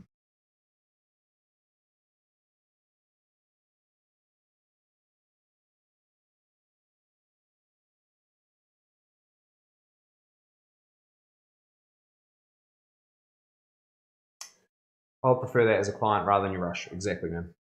100%. I had a guy message me last night, or the day before, I can't remember. Really nice guy. And he goes to me, hey bro, looking for, he's like, I'm just doing a feel around for some people that have specialized in neo-tribal and cyber sigilism. And I was like, I didn't even know what those were. I'm not even gonna lie. I had no idea. I had to Google it. And I messaged him back and said that. I said, look, man, appreciate you messaging me. Although I'd love to do a tattoo. I don't even really know these styles. I said, if you're after anything that's more in line with like what I do, then don't hesitate to reach out. It's just that I don't really do those styles, and because it's more like a tribal sort of thing, I was like not as passionate about it maybe than realism. So I just sort of said, maybe find an artist who likes doing that style. And he messaged back, really grateful. He's like, really, really grateful that you were honest about that, bro. Rather than just trying to take my money. I think people can appreciate it, Neo-symbolism. Cyber sigilism. Oh, cyber. Cyber sigilism, yeah.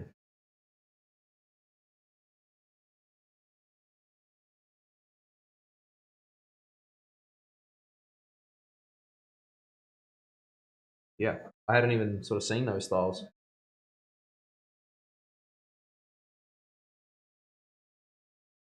Personally, love watching you go through the process right there, bro. I'm not creative and love watching creators go to work and their heads crazy. Yeah, thanks, bro. No, it's cool. Like it's like Lauren and I could both. I could sense that other thing was like cool, but not looking right, and then Lauren just kind of reconfirmed it for me.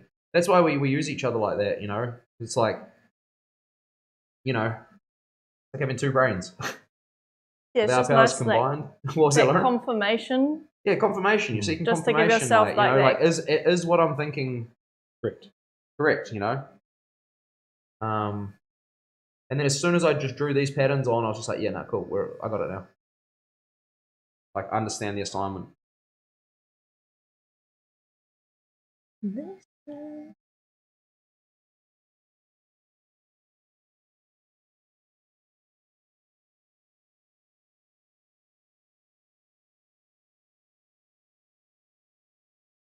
I think that's a big trap that a lot of people fall into with their sleeves and arms and stuff, right? That they go, what do I like? Oh, I like Greek mythology, and I like Japanese, and I like this.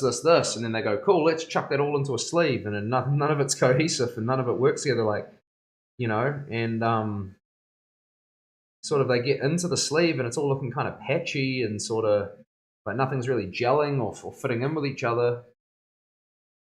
And it's like, that's where the forward thought comes into the process, You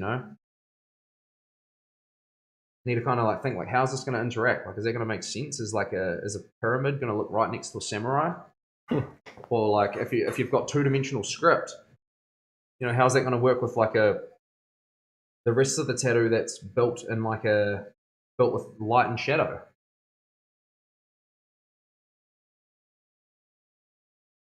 The real thing.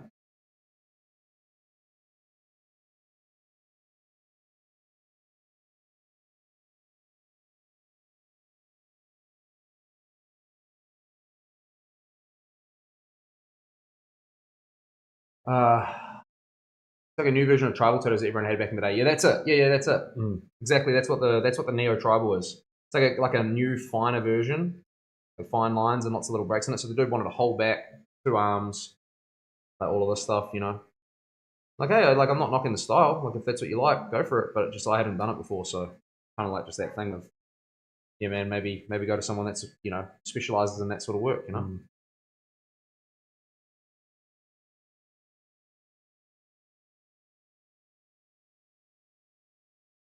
Pretty much, I want to plan my body sleeve before I do anything too big. Don't want to have to get a cover up or laser. Yeah, if you can keep pushing forward, maybe have great success. Thank you, brother. Appreciate it heaps.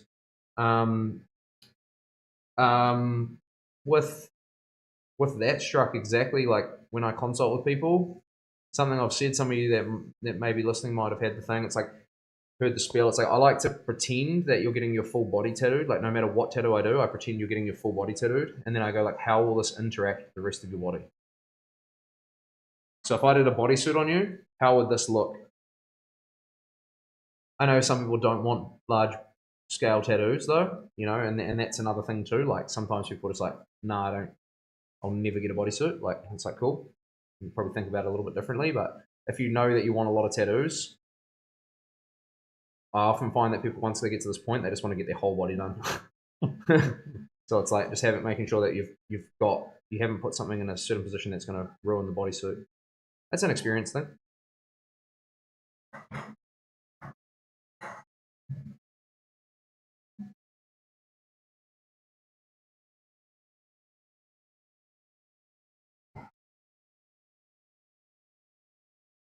I wish I'd have sort of done the whole thing from the start, but my journey was a little bit different because I had like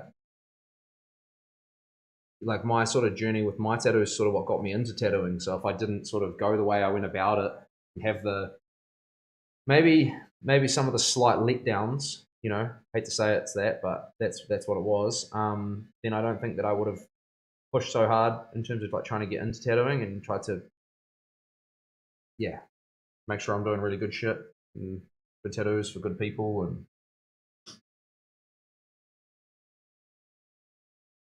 a lot of my issues though were like just I wasn't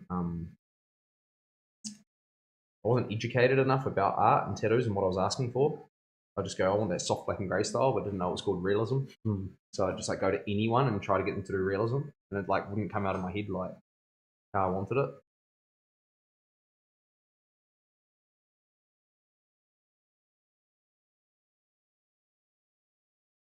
Did you always know you wanted tattoos, bro?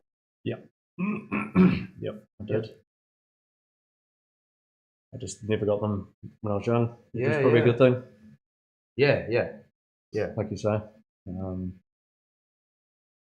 Shit, how old was I when I first saw you? 20... No, shit. What, 30? Yeah. Like 30. Yeah, bro. So, yeah, look, I've been getting tattooed from you for a while now.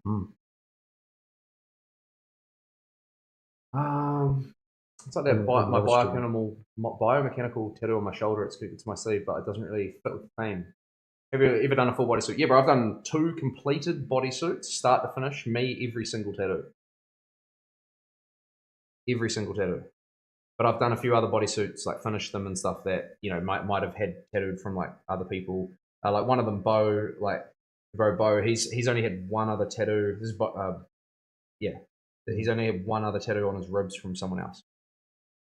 But I've done every other tattoo on his body, 2 full arms, 2 full leg sleeves, almost. One of them is just missing back and front, both done. So just needs to do his armpits and finish his leg, and he's got a full suit.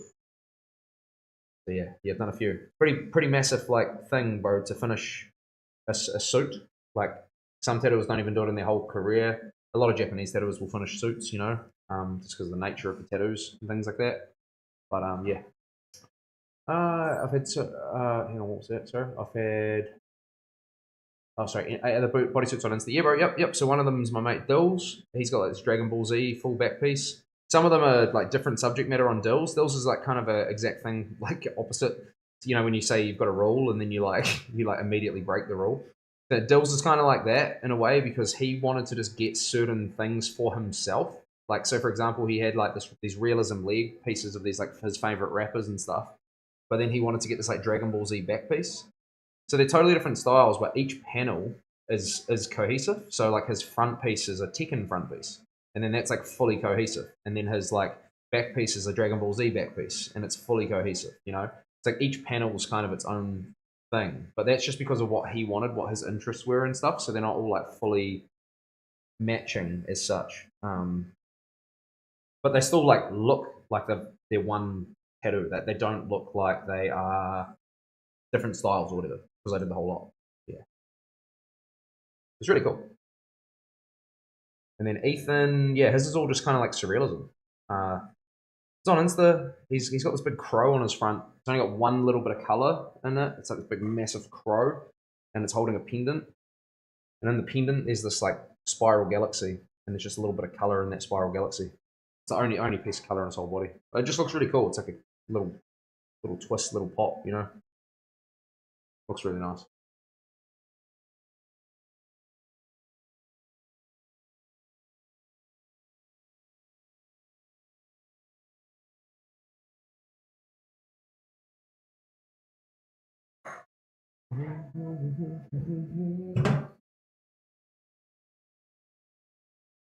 Right, some shading into this now. We'll get some whites in and we're done. I thought it was old man did his sleeves. No, you're talking about a different bow to me, bro. You're talking about O'Brien. No, I'm talking about Bo Milner. Different bow. Yeah, that bow's an example of someone who had a lot of tattoos from someone else first, and then I finished his like bodysuit pretty much. But he's still kind of working on it, I think. I think he's just getting random bits and bobs, and like he wants like sort of bits of color put in there now and stuff like that. So I think he's just doing all that sort of stuff. But yeah, different bow you're talking about, bro.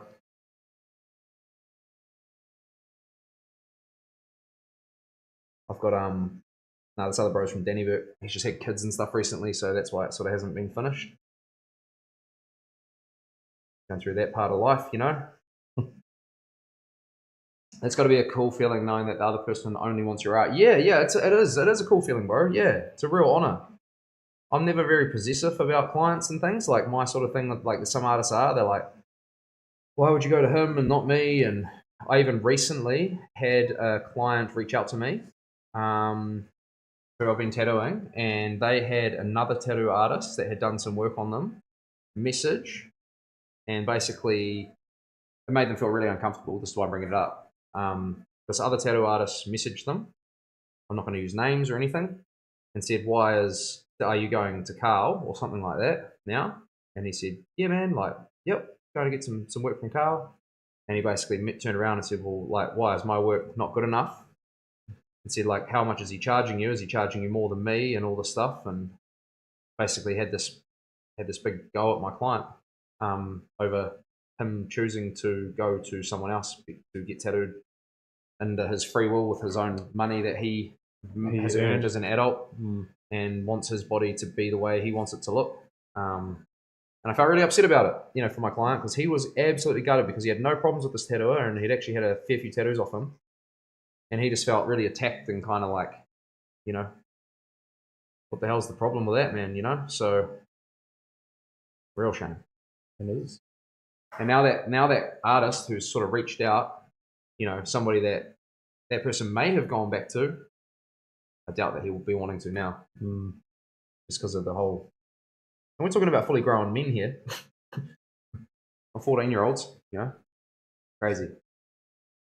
Imagine being that kind of artist. Yeah, but so like my thing is like if someone comes to me and gets a tattoo from me, obviously I'm really grateful and appreciative of that. When you leave here, once you've paid, that's your tattoo. It's not my property. Your body. You know, obviously I want to be proud of the work and put my name to it and stuff, but if you go down the road and get tattooed from someone else, all good. I'm not going to be cut. It's your body. You do whatever you want. If you want to get my tattoo lasered and you know, because you don't like it, obviously I'll be gutted because you know, it means you didn't like the tattoo, but it's your body. Do whatever you want. Like,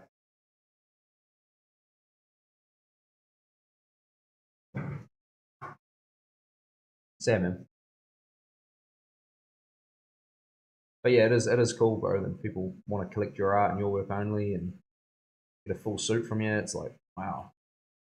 Massive commitment. They both took about 4 or 5 years. Seeing them all the time. Dill's one was quick, man. His was like maybe 3.5, 4 years, no tattoos, the full bodysuit. And I've seen him all the time, bro.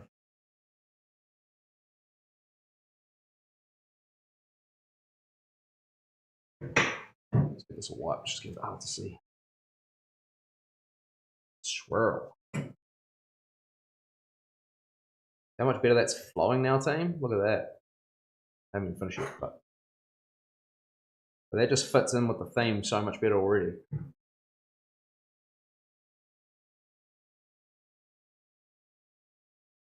I've seen someone that had his sleeves lasered off 3 times and then re-tattooed. That was a madman. Couldn't get any more tattoos. What's an expensive hobby? Yeah. Yeah, I want to get my sleeves lasered, probably both of them, and redone at some point. That's definitely something that I want to do soon. I'm going to go, I'm just waiting for the right period of time in my life to do that. Need to have a bit of time off work to recover from it all. So, not now. Now too busy.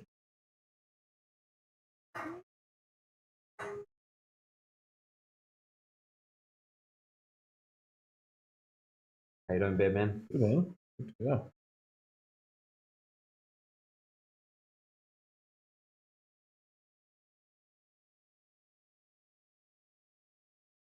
Not a bad spot, really. I'll find that bit too bad. It's probably pretty much a holiday after being up in there. Mm.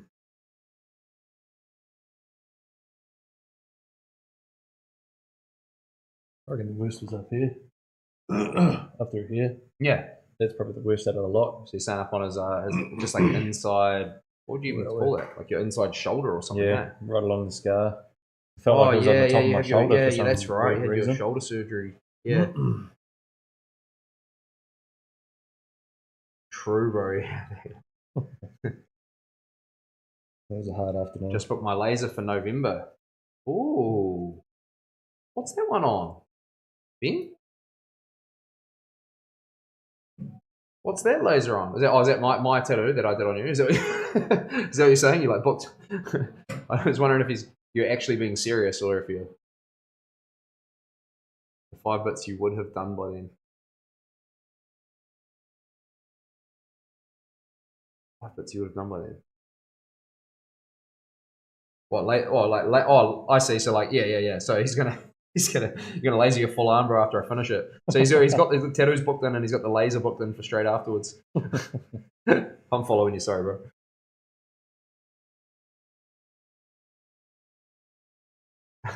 You do you, boo. If you are gonna get it lasered though, do I have to work real hard?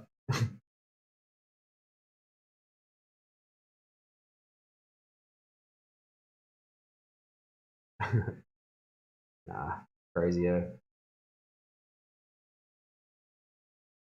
I've had clients, like I've covered up my own tattoos that I've done on people over my career. Okay. Of course, bro, 14 years is a long career tattooing, and like you get some people that come in from a long time ago and like maybe their tattoos haven't held up well over time, like due to various reasons that are uncontrolled by me, or they have just changed their mind. One of the guys that came in, I had a guy come and have a consult with me recently when I was off for shoulder surgery, and he wanted me to touch his arm up. He was saying, I need to get touch-ups, And he like, came in and saw me. It was sun damage. It was like not even touch-ups. He was out. He owns a lawn mowing company. He's out in the sun every day. Yeah. Just his total arms are like all blistered up and massivest tan you could imagine. Just like I was like, bro, the reason we can't see your tattoos is 1, you're hairy. 2, it's just You're your not skin. looking after them. So there's nothing I can do to touch this up to be bright. I was trying to explain that, like, so I'm like, tattoos is all about contrast, If you've got like a really dark tan, they're not going to pop as much as if you were really, really pasty. It's just how it is.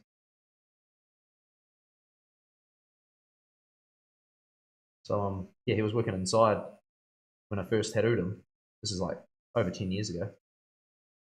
And I said, look, man, like the reality is the tattoos that I've done, they don't really even need a touch up. It's just your skin. It's too dark. Yeah, just need to lose a bit of a tan, bro, and look after your sun, and start putting on sunblock every day when you go out in the sun and those kind of things,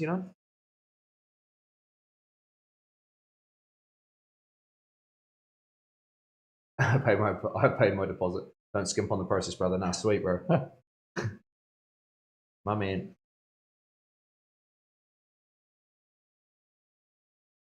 Yeah, you have to get your thinking cap on, Ben. We have to get you back in and have a consult soon and just plan out the whole rest of that arm, bro, because it'd be cool to kind of, get you in and consult, sort of work out exactly what we're going to do. That'll be sick, bro.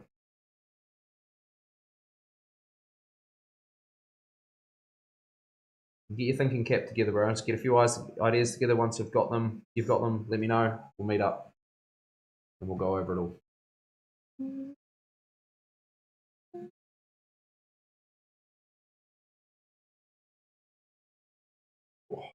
Sorry. Yeah. Yank your arm around. Good. Good. Just keep forgetting about those shoulders, bro. The mobility of the man. Dodgy. Strong but not mobile. You need some jiu-jitsu, bro, to help you out with it. Yeah. That's why I get my training partners to sort of like help stretch me. Oh. Against my will. You just imagine. I can't remember if I'd played last time, but I played in goal, and it was. I think I told you about that, Lauren? What was that? I played in goal. Like I got injured during warm up. Oh, for true. football, and I played in goal, and it was the most fucking scary thing I've ever done in my life. Why? Just playing in goal? I've never done it before in my entire career. Like I've been playing since I was 5, and never played in goal, and I hated every minute of it.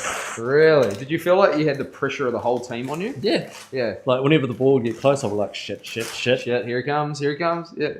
Don't like flounder the bloody ball into the net or something like that, because I'll never hear the end of it. That water go that you gave me. I don't know. I handed it to you. What's up there? It's kind of like not your fault though, because by the time it gets to you, the whole rest of the team is kind of fucked up. Yeah, that's right. But it still feels like shit though. Yeah, 100%. And you get the odd player that will just blame you. Yeah.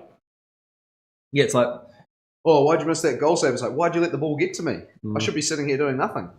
Yeah, your last line of defense. Yeah.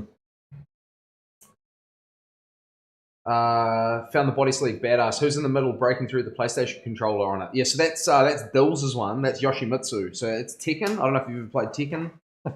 The whole front piece is just, the entire front is a Tekken piece. So Yoshimitsu's got the sword in Tekken. So he did it like slicing through the controller and breaking it into pieces, and quite a cool piece.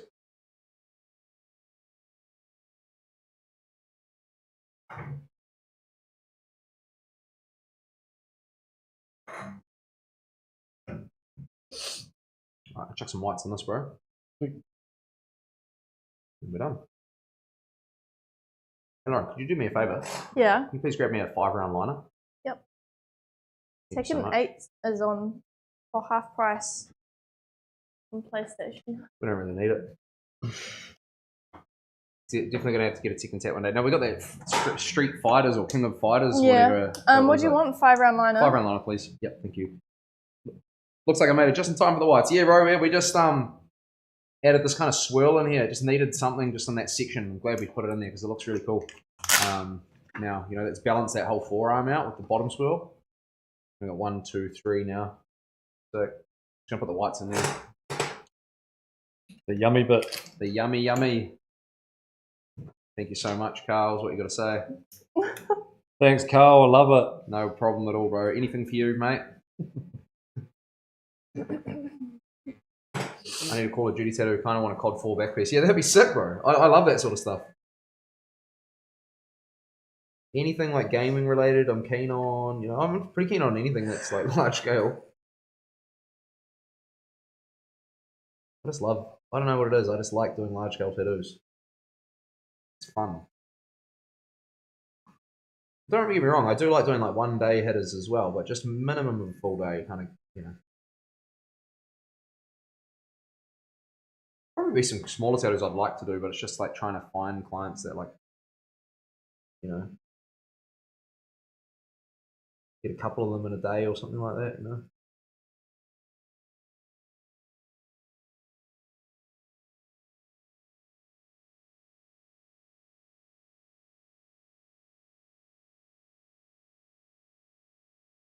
Thank you, sir. May I please have some more?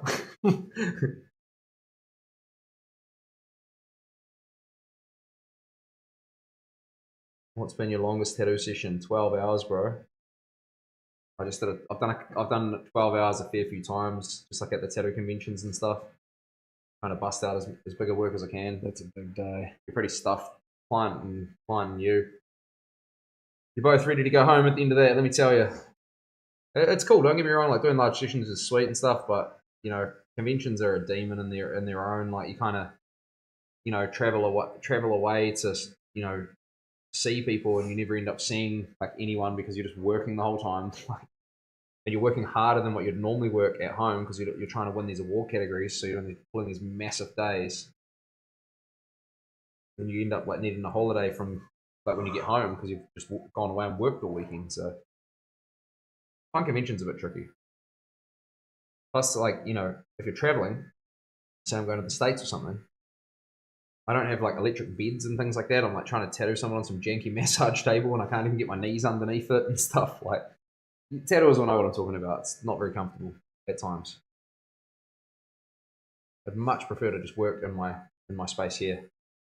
It's everything's set out. I've got all my printers, everything like how I need it.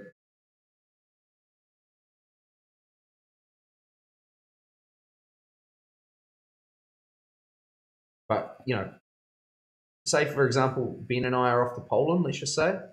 We'll have that tattoo fully designed and stenciled before we even leave. I'd get that all sorted here. So when we turn up, well, probably not stenciled, but like when we turn up, I'll just print the stencil out.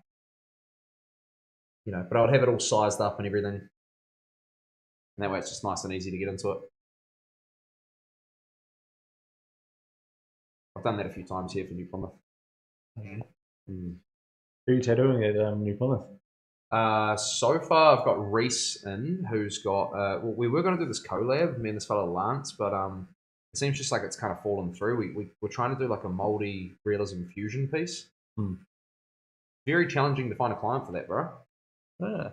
Very challenging. But a lot of people either want like kind of traditional moko, they're going to go for that sort of side of things, or just So we might just bail on that and just do our own thing. So I got Reese, who's got this giant Japanese like back piece from me. It's like this big Fujin versus Raijin like leg and back. I've seen that one. Yeah. So I'm probably going to tattoo him there, potentially on at least one of the days. But you know, I also wouldn't mind just a couple of hours myself, just to have a little walk around, just see what's going on. Well, there's like heaps of artwork to buy, and you know, all that. So I wouldn't mind trying to go and get a little bit of artwork myself and things like that. It's a really cool festival.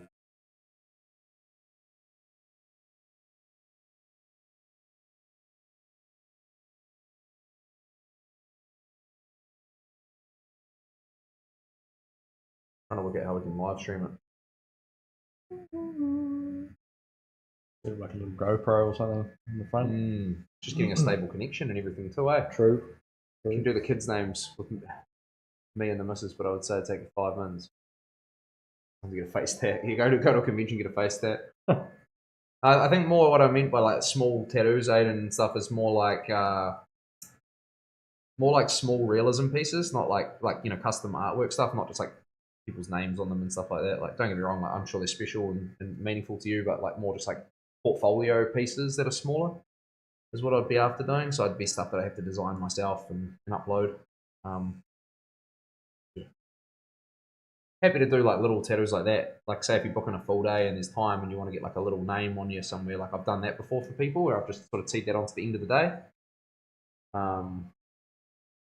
But yeah, I probably wouldn't make a booking to do like just some names and stuff. It's just like, you know, go to a street shop and you get it done pretty quick and easy. Yeah, those kind of tattoos.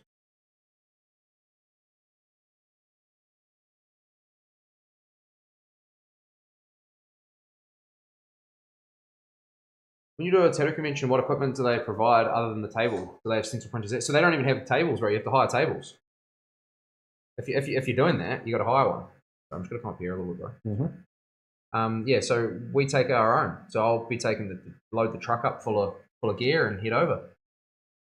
You can hire them sometimes for like $150 if you're an international artist. The chairs that they usually give you, like the worst, like so uncomfortable. You know, there's like plastic school chairs with the things in the back.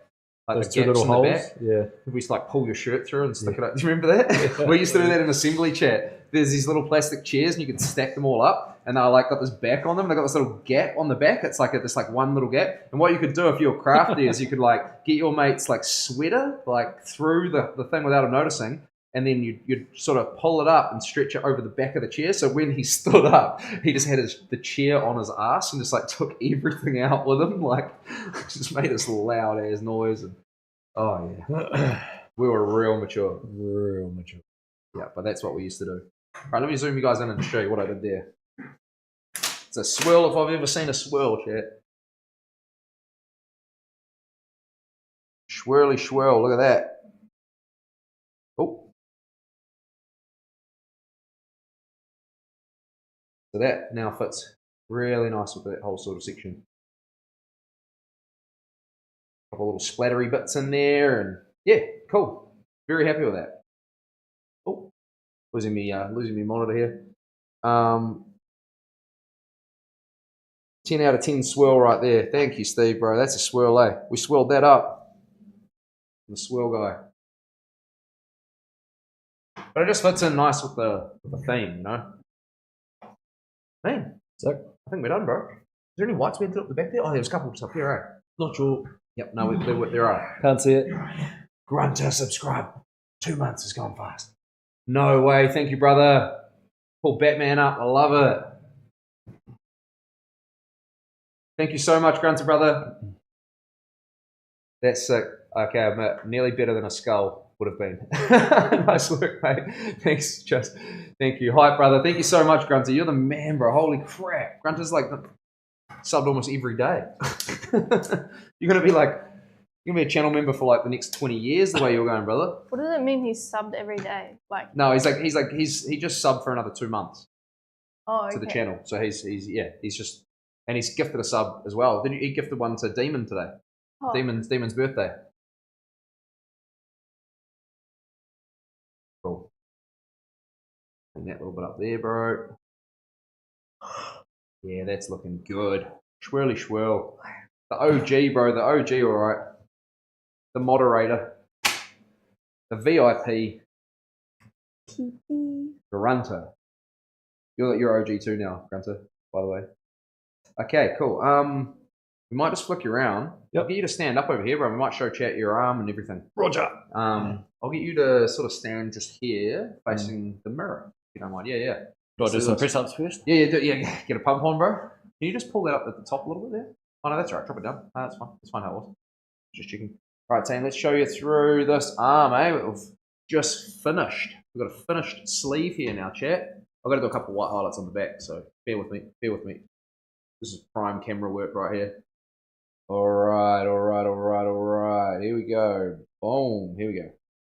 I'm just going to hold this while we do it. So this is like got quite a bit of detail up in this piece up here.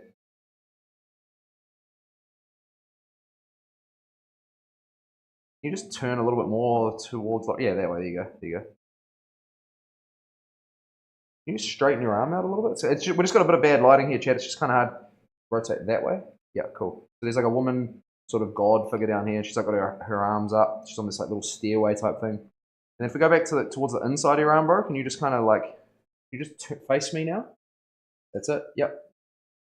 Yeah. Now we've got our swirly swirl. It's kind of hard to see. Just guys have got to excuse the lighting. It's a little bit hard. I'll post up some proper photos. I'm just giving you guys a little look, a little sneak preview of the layout of the arm anyway. And can you just turn back to how you were so everyone can see how that sort of transitions again? Yeah, nice. Yeah, that's cool. That's good. That's some passable camera work there. I'm gonna drop that down. It's definitely not the best. I'm well aware, but it's good enough. It does the job. It's like I love the shoulder. Yeah, it's cool, man. It's good. I get a lot of comments about it. Yeah, a lot. Yeah, no, it's mint. It's mint. It's a cool sleeve. Robbing the bank on Friday, so I'll be out there soon. Crack up. Do you want to do the back, eh? What we might do, I might just hop you onto your front, bro. I'm just going to move this out a little bit. Sorry, is there some shoes down there? Yeah, can you just pop them out the way, sir? Thank you, sir.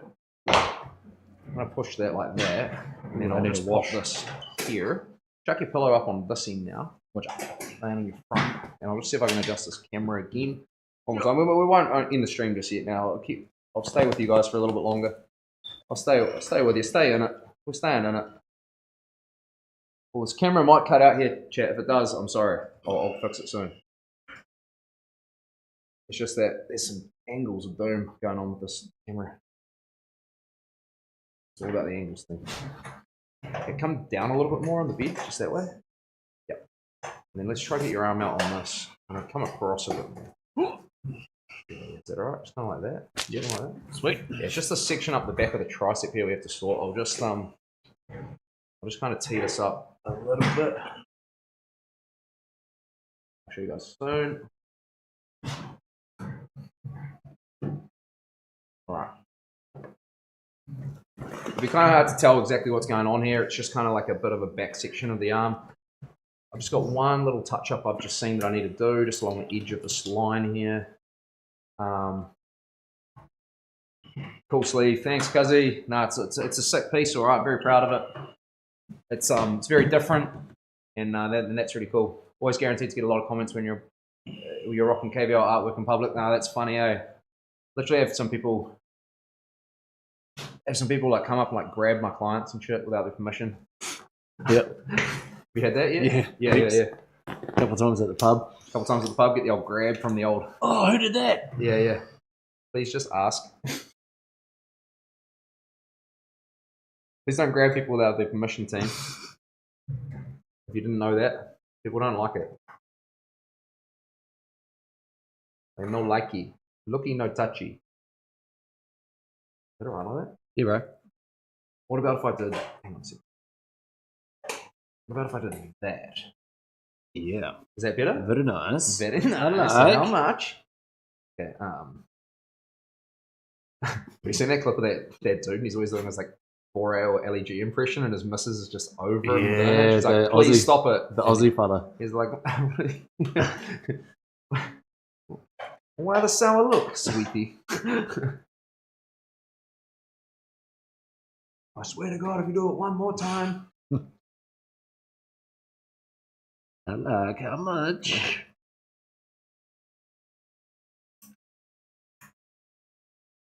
One week in with mine, and one of my students pointed at me and asked KVL. What do you mean, your students? Like what, from JITS or something? Or like, is it all? What do you mean, your students? Yeah, it's so funny. Yeah, it actually cracks me up, man. Maybe his CrossFit stuff? Oh yes, no CrossFit. Sorry. Yeah. Oh yeah, he said one of his PT students. Oh, sick. That's so crack up, man. What a feeling, eh? I said it's a little bit of a touch up I just had to do here, but kind of held a little bit light. No, don't worry. Oh, dang. She's going to be a glove team. I didn't autofocus it. Rest in peace.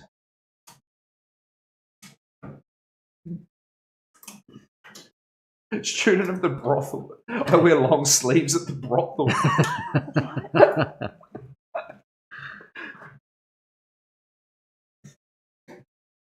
Getting identified by your tattoos, eh? I'm not trying to say that I have have thought about this too much, but so just bear with me, chat. I ain't trying to this isn't something I always think about. But we were having a conversation with someone about like robbing banks, right? Just when you do, as you go into hypothetical theories and I was thinking to if you were smart as a robber, you'd just put on a whole heap of fake tattoos, like good ones, like passable ones. Go in there, do your business, right? Get caught on camera with them. So then all of a sudden they're like looking for these people with tattoos, and then you just take them off, and then it's like, I don't have tattoos. What are you talking about? It's a smart idea, right? That would be the way to do it. It's a smart idea, right? I'm not trying to say you should do that. Don't do that. But if you did do that, then they'd be looking for the guy with heaps of tattoos, and then you're just walking around. Clean skinned, and then just cut your hair and shave your hair as well. Obviously, not an option for me, but for other people. And you're away.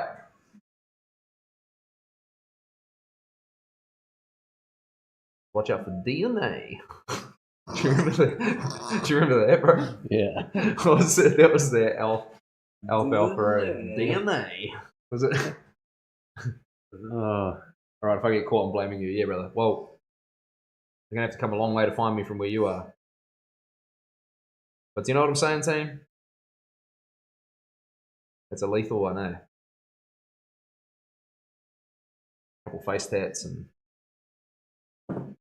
Couple of teardrops.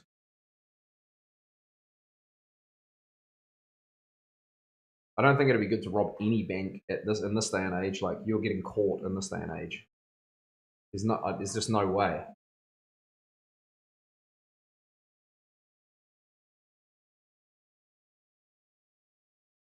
Apparently, one of my dad's, used to be friend, robbed a bank. Really? Just pretended he had a gun in his pocket. It was a banana. Just pretended he had a gun. I know, so dumb, right? Hopefully it wasn't his banana. Pretended he had a gun and just held it in there. There were no cameras in there blow. when he did it. And they just handed him the money and he walked out. Didn't get caught. Didn't get caught. No. Didn't get caught. No. Wow. Different times, eh? Yeah, different time. Much easier to get away with crime. Yeah, there's no cameras and internet and stuff. So yeah. I could move to Hastings and start a whole new life, you know? No one would know me.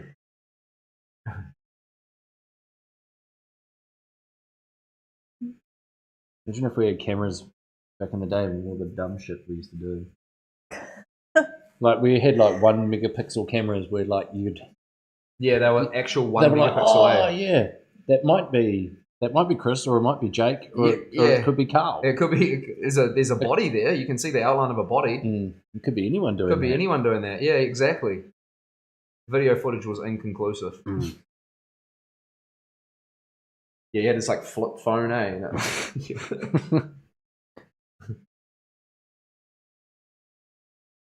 What's the weather like in NZ? Lots of rain. Nah, it's Overcast.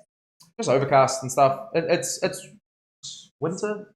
Yeah, we're in winter. Yeah, we're still in winter. Sun's coming out every now. Doesn't and then. snow here really, bro, unless you're pretty high.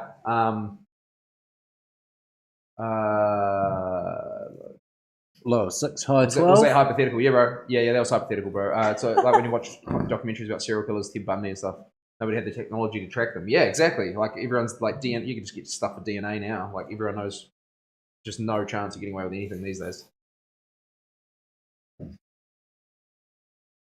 Imagine back in like the cowboy era when you just like would roll into town and probably just like challenge them to a duel on the street for all their money, and then that'll be it. You're the new sheriff. Is that how it worked? The sheriffs would just challenge a sheriff to a duel, wouldn't you? I don't know. And then you're, well, I guess so. Yeah, and then you're the king. Then you run that town. Then you run that town. Not buzzy time. Buzzy times, there. But they would have just had this like vault with gold in it, would they? Like, just like a whole bunch of gold. It would have been gold back in like cowboy times and stuff. Would have been gold that they used. Wouldn't have like notes or anything, would they? Not paper notes. No. They would have had coins. Coins, yeah. Yeah.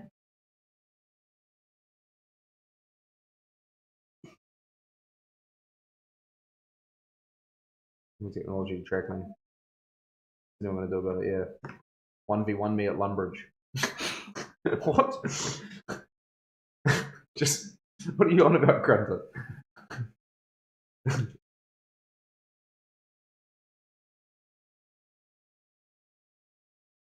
The hot springs in the snow is good this time of the year. No one's there. True. That would actually be mean. I've only ever been up there in summer. I don't know why I don't just like go up there in winter. It's like you just kind of stay in your house in winter here. That's definitely what I do anyway. Kind of get a little bit sad and just like, is I'm that just going to the work. hot springs in the bush? Yeah, we need to go up The there. one that I still have never been to. Yeah, I've never been there either. So thanks for bringing that up, Aiden, bro. Appreciate it, Aiden. What is it called? Tapuia. I don't know. You got me in trouble, Aiden. What have you done? All right, chat. No one bring up the hot springs again. I'll give you guys a list. You can just Stick away from these subjects. yeah. These are no talk subject. No.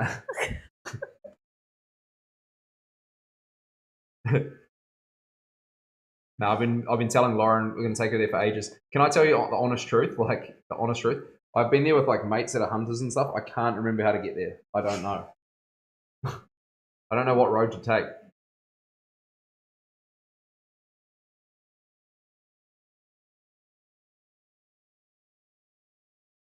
Why don't we do stuff like that? That would actually be real cool. We do that this weekend. We could do, yeah.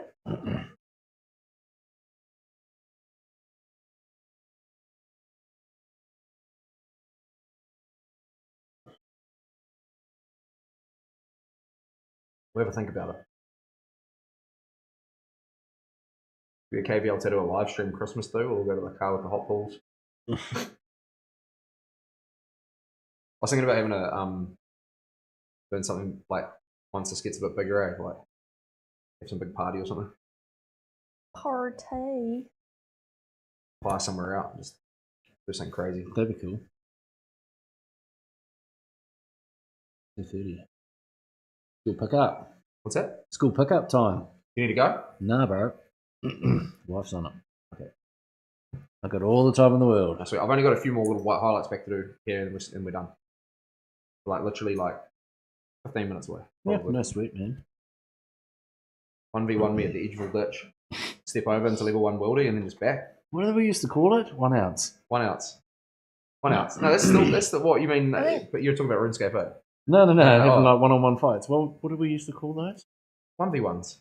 No, it was like, Well, 1 ounce. Wasn't You'd say to 1 someone ounce? 1 ounce. yeah. Yeah, you'd say 1 ounce if you're gonna. Wasn't it just to initiate a fight? Well, yeah, you'd look at someone and say, "Are you staring at my eye problem?" And then, You got and an then apple. you'd be like, "Hey," and 1 ounce. then you'd be like 1 ounce. Yeah.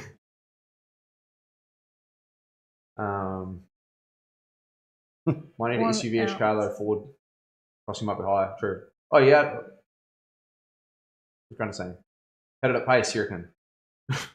In the front wheel. And Front-wheel what's the drive. rally crossing technique? You're supposed to like hit the water and then brake, and then you follow the wake. Is that's my rally drivers out there will know what I'm talking about. Like staying in the right, is that what you're talking So about? when you hit the water, you're supposed to brake, like tap the brakes, and it creates like a wave, and then you follow the wave behind because it's like a low point, Oh. supposedly. Grunter, max speed. You want to tussle. Yeah. I always crack up when you see those like videos of people like and they're squaring up in America and they're like kind of like leaning back hard out and they got their hands out like this. You know, have you seen those? They're like it's almost like they lean back so far it's like they're doing the limbo and then they throw this like unco-air shot. It's like it's such a random style of street fighting or whatever you call it. I don't know what it is. A max recline.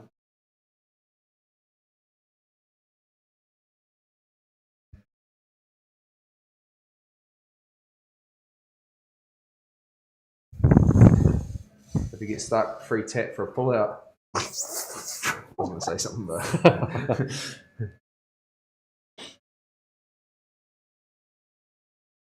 it's an expensive pull out.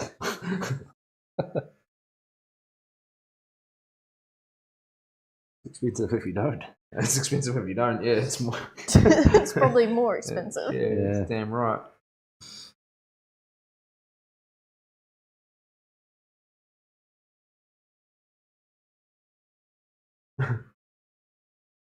But I don't know how to fight, but I'm trying. Yeah. Very spinny. Spinning. Oh, very spinny.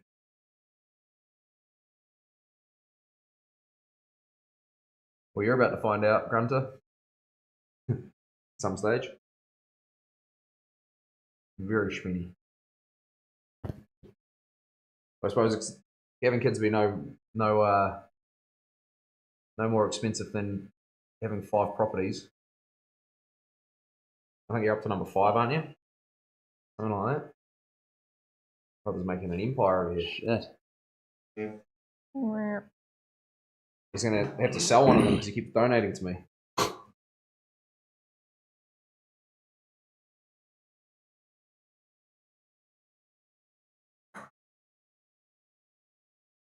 Four.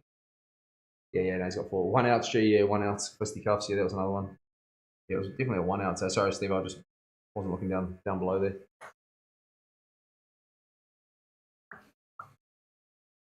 I had a few 1 ounce sent to me over the years. Same.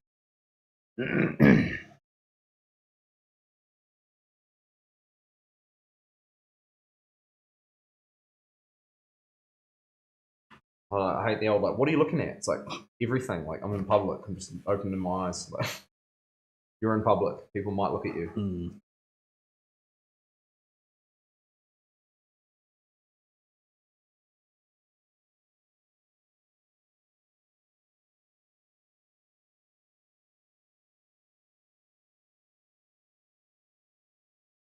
I'll donate the millions of debt that I have. Yeah. You're poor until you sell all the houses. And then you're a little bit more wealthy, but still need loans. Property market's such a funny thing. Crypto's pumping though. Holy, I don't know if you got any crypto, bro, but No, I haven't got crypto. it's hissing. I know a couple of mates that have got it and they're doing really, really well. What have you got? Huh? What coin? No, I don't have any. Just a couple of mates that have got some. Yeah. But they're doing real well. I think it's up like 50% in a week on some coins. Yeah. Pretty sure Ethereum's like That's ridiculous. I'm pretty sure. Once we sell, beers on me, yeah. Never want to hear about crypto again. I messed up so bad and regret it. Oh no, Strike. Oh no. All right, I won't. Okay, can we bring it up one time and then that's it? I won't bring it up again. What'd you do? What'd you sell? You had some, didn't you? You had some and you sold it. I think did you actually tell me about this the other day? I think you did. I think you did tell me about this the other day. Eh? Someone had someone sold a lot a while ago. Sorry, Shark.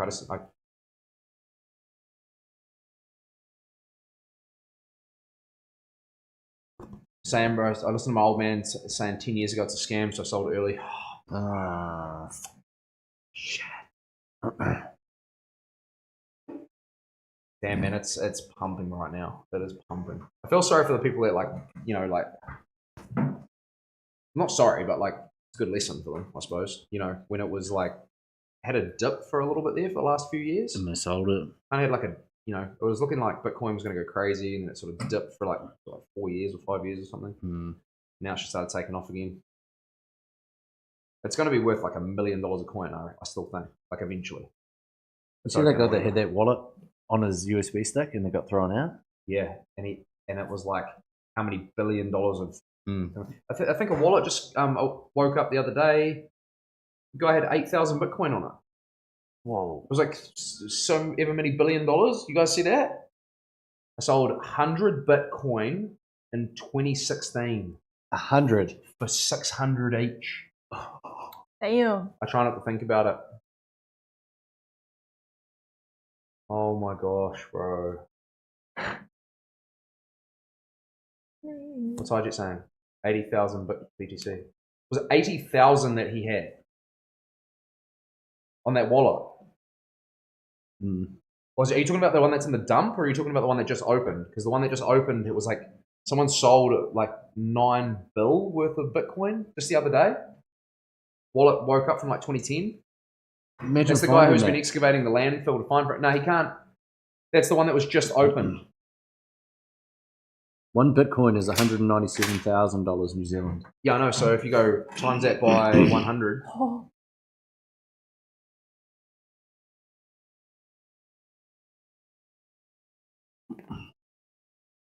$20 mil. 20 million. Oh my god. My brother Struck. I'm so sorry. You have to think about that every day, bro. That is. I'm so sorry, bro. Damn, dude. I'm so sorry. There'll be so many cases of that in the world, though. Fuck. 20 mil. New Zealand. Yeah. Okay, I won't. That's enough. Okay, we're never talking about it again. It's over. If I have any more crypto yarns, just mute the stream. Bro, I'll be a millionaire. Bro, you'll be over here getting tattooed, bro. I'll take $1 million and you can be my apprentice. I'll teach you. On a positive note, here we go, Grunter. He didn't even send any, just 80k Bitcoin in one transaction. One wrong letter on the address and it would have gone to the abyss. This is the dude who just sold it. Oh, that's the one he didn't know his password. Oh man, that's that so one scary. because he tried it twice, didn't he? And then that's crazy work. All right, bro, we're finished. Big thanks to Chris team for letting us stream today. Always legend. Without you guys letting us stream, we wouldn't be able to do this, man. So massive thanks to you, brother. Oh, you're welcome. I'm going to say that every day. Very grateful. Absolute GC. I'm glad we got it done, bro. It's going to look sick. We're going to take some photos now, team. We're going to go and get, I'm going to get some good footage. I'm going to try chuck this under polarizing light today. I think it's just going to look a little bit better. Normally, I just take the shade off my phone, but we'll see. I'll do both and have a look. I just think like the polarized light sort of makes everything pop a little bit better than the iPhone photos, and we just want it to look mean. Do you mind if I just do something down here real quick? Just real tiny. Go for it, bro. Thanks, Chris and Carl and Lauren. Aiden, you're so welcome. I by myself. I spent it on a computer in a car when I graduated high school. And trying to find the receipt for it and put it in Discord. Have you still got the receipt, Struck? Oh.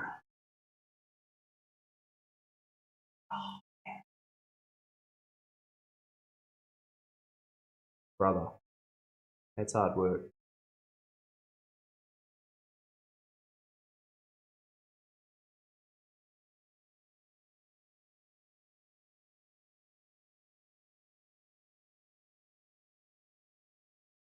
Yeah, I'm wondering even if now's a good time to get into crypto. Like, sorry to bring it back up again, Struck. Just mute the stream, bro, if you need. You know, because you know it's going to go up even more, right? Like, you know for sure it's going to go up more. It's almost guaranteed. What would be some of the reasons why it wouldn't? War? Would war do it? Probably, yeah.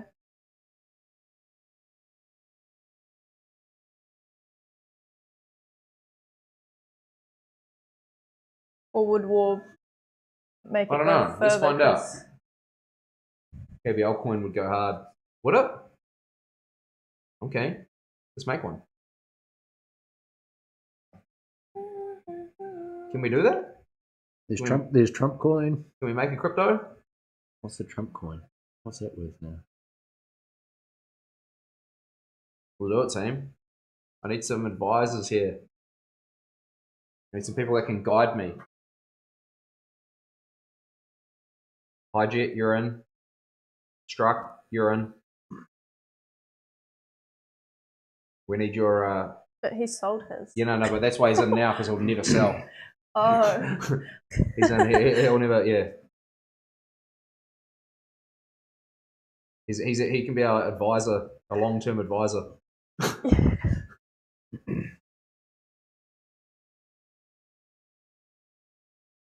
Ethereum 6,300. What always makes it best time to buy? So did COVID. Old. Or caveat NFT. Yeah, I don't know if NFT is still a thing. People buy those anymore. No. That didn't go as well as they thought. Yeah, they thought that was going to be an absolute. That was going to be the next thing, eh? Nah. I wonder if that'll be a thing in time. Like, I wonder if it's going to be like a. I don't know. Maybe I should go buy some NFTs. You know, they're not. No one's thinking about them right now. I wonder if they'll just like pop back up eventually, and it's like, oh, these are actually cool again. Whoa! The most expensive NFT ever sold was the Merge by Pack, which fetched 91.8 million. Wow, someone got rich off nothing. I don't even know what they are. I don't even know how to explain it. Like what the point of them is. Wow. Like, there really won't be that much because you see the crash unless some government sold off a huge amount huge hack causes fear selling. Don't buy NFT, biggest scam of all time. Yeah, it is. It's actual scam, bro. Straight up. It's kind of like what I was like, just like, yeah. It was just like a whole bunch of people just like trying to pump something up to be worth way more than it actually is. And it seems people bit for the fear of missing out. And okay, cool. Chuck a couple of like bolder lines on the outside of our main chick here, just to sort of like sharpen up the edges of her dress. Yeah. And just kind of like the sides of her face as well. That looks really good. It'd be a small detail that you guys might not even see, but I just wanted it to be. Yeah, be good. I'm just wondering whether I should smooth out this circle. Nah, it's one of those things that looks good like that. Just leave it, Carl. Like, it's just, it's like, It's going like, and going. It's just one of those things you just keep going, eh? It's like, let's leave it, let it heal. If it needs anything else from here, we'll do a touch up session. But but no, I think we're good. We're good. Cool. Well, decent live stream must have a big dig tattoo. Nice, Ragnar. How's the pain level been for this last session, Chris? Pretty easy, really. I haven't really had too many sore spots. You're doing sweet, eh? Yeah. I feel like today you were just, well, I mean, you're pretty good every day. Yeah. Pretty much. The only spot that really probably hurt was.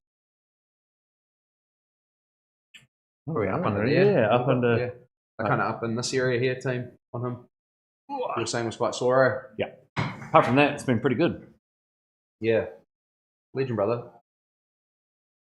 Thanks so much, guys. Dick has a hand on the end. Weird dick. What's it? There's a hand on the end of it. Weird dick. Cheers, Ragnar. Weird but huge. Cheers, team. All right. Well, thank you very much. That's us for the day. We'll be back in tomorrow. Mean to see some good numbers today, too. It's been awesome. What have we got on tomorrow? We have got in. It's kind of like a. I haven't tattooed the guy before. George, yeah. So it's the like a hunting theme sort of thing on the inside. I think it's on the inside bicep again. We're doing heaps of inside biceps lately, so I'll suss that out. We'll get him in tomorrow, find out what he's all about. I've never met him, so he's coming from out of town, I believe. So it'll be a pretty cool one. Rumpo, that's good. I have to go anyway. Keep doing good dig tattoos. Thanks, Ragnar. Appreciate it, brother. Great stream, great tattoo. Cheers, Struck. Appreciate it. Thanks, Aiden. Cheers, everyone, for joining in. Grunter, Chris, Steve, all you legends. Appreciate it heaps. Ben, everyone that's still there. We will see you guys first thing tomorrow. Latest team. Catch you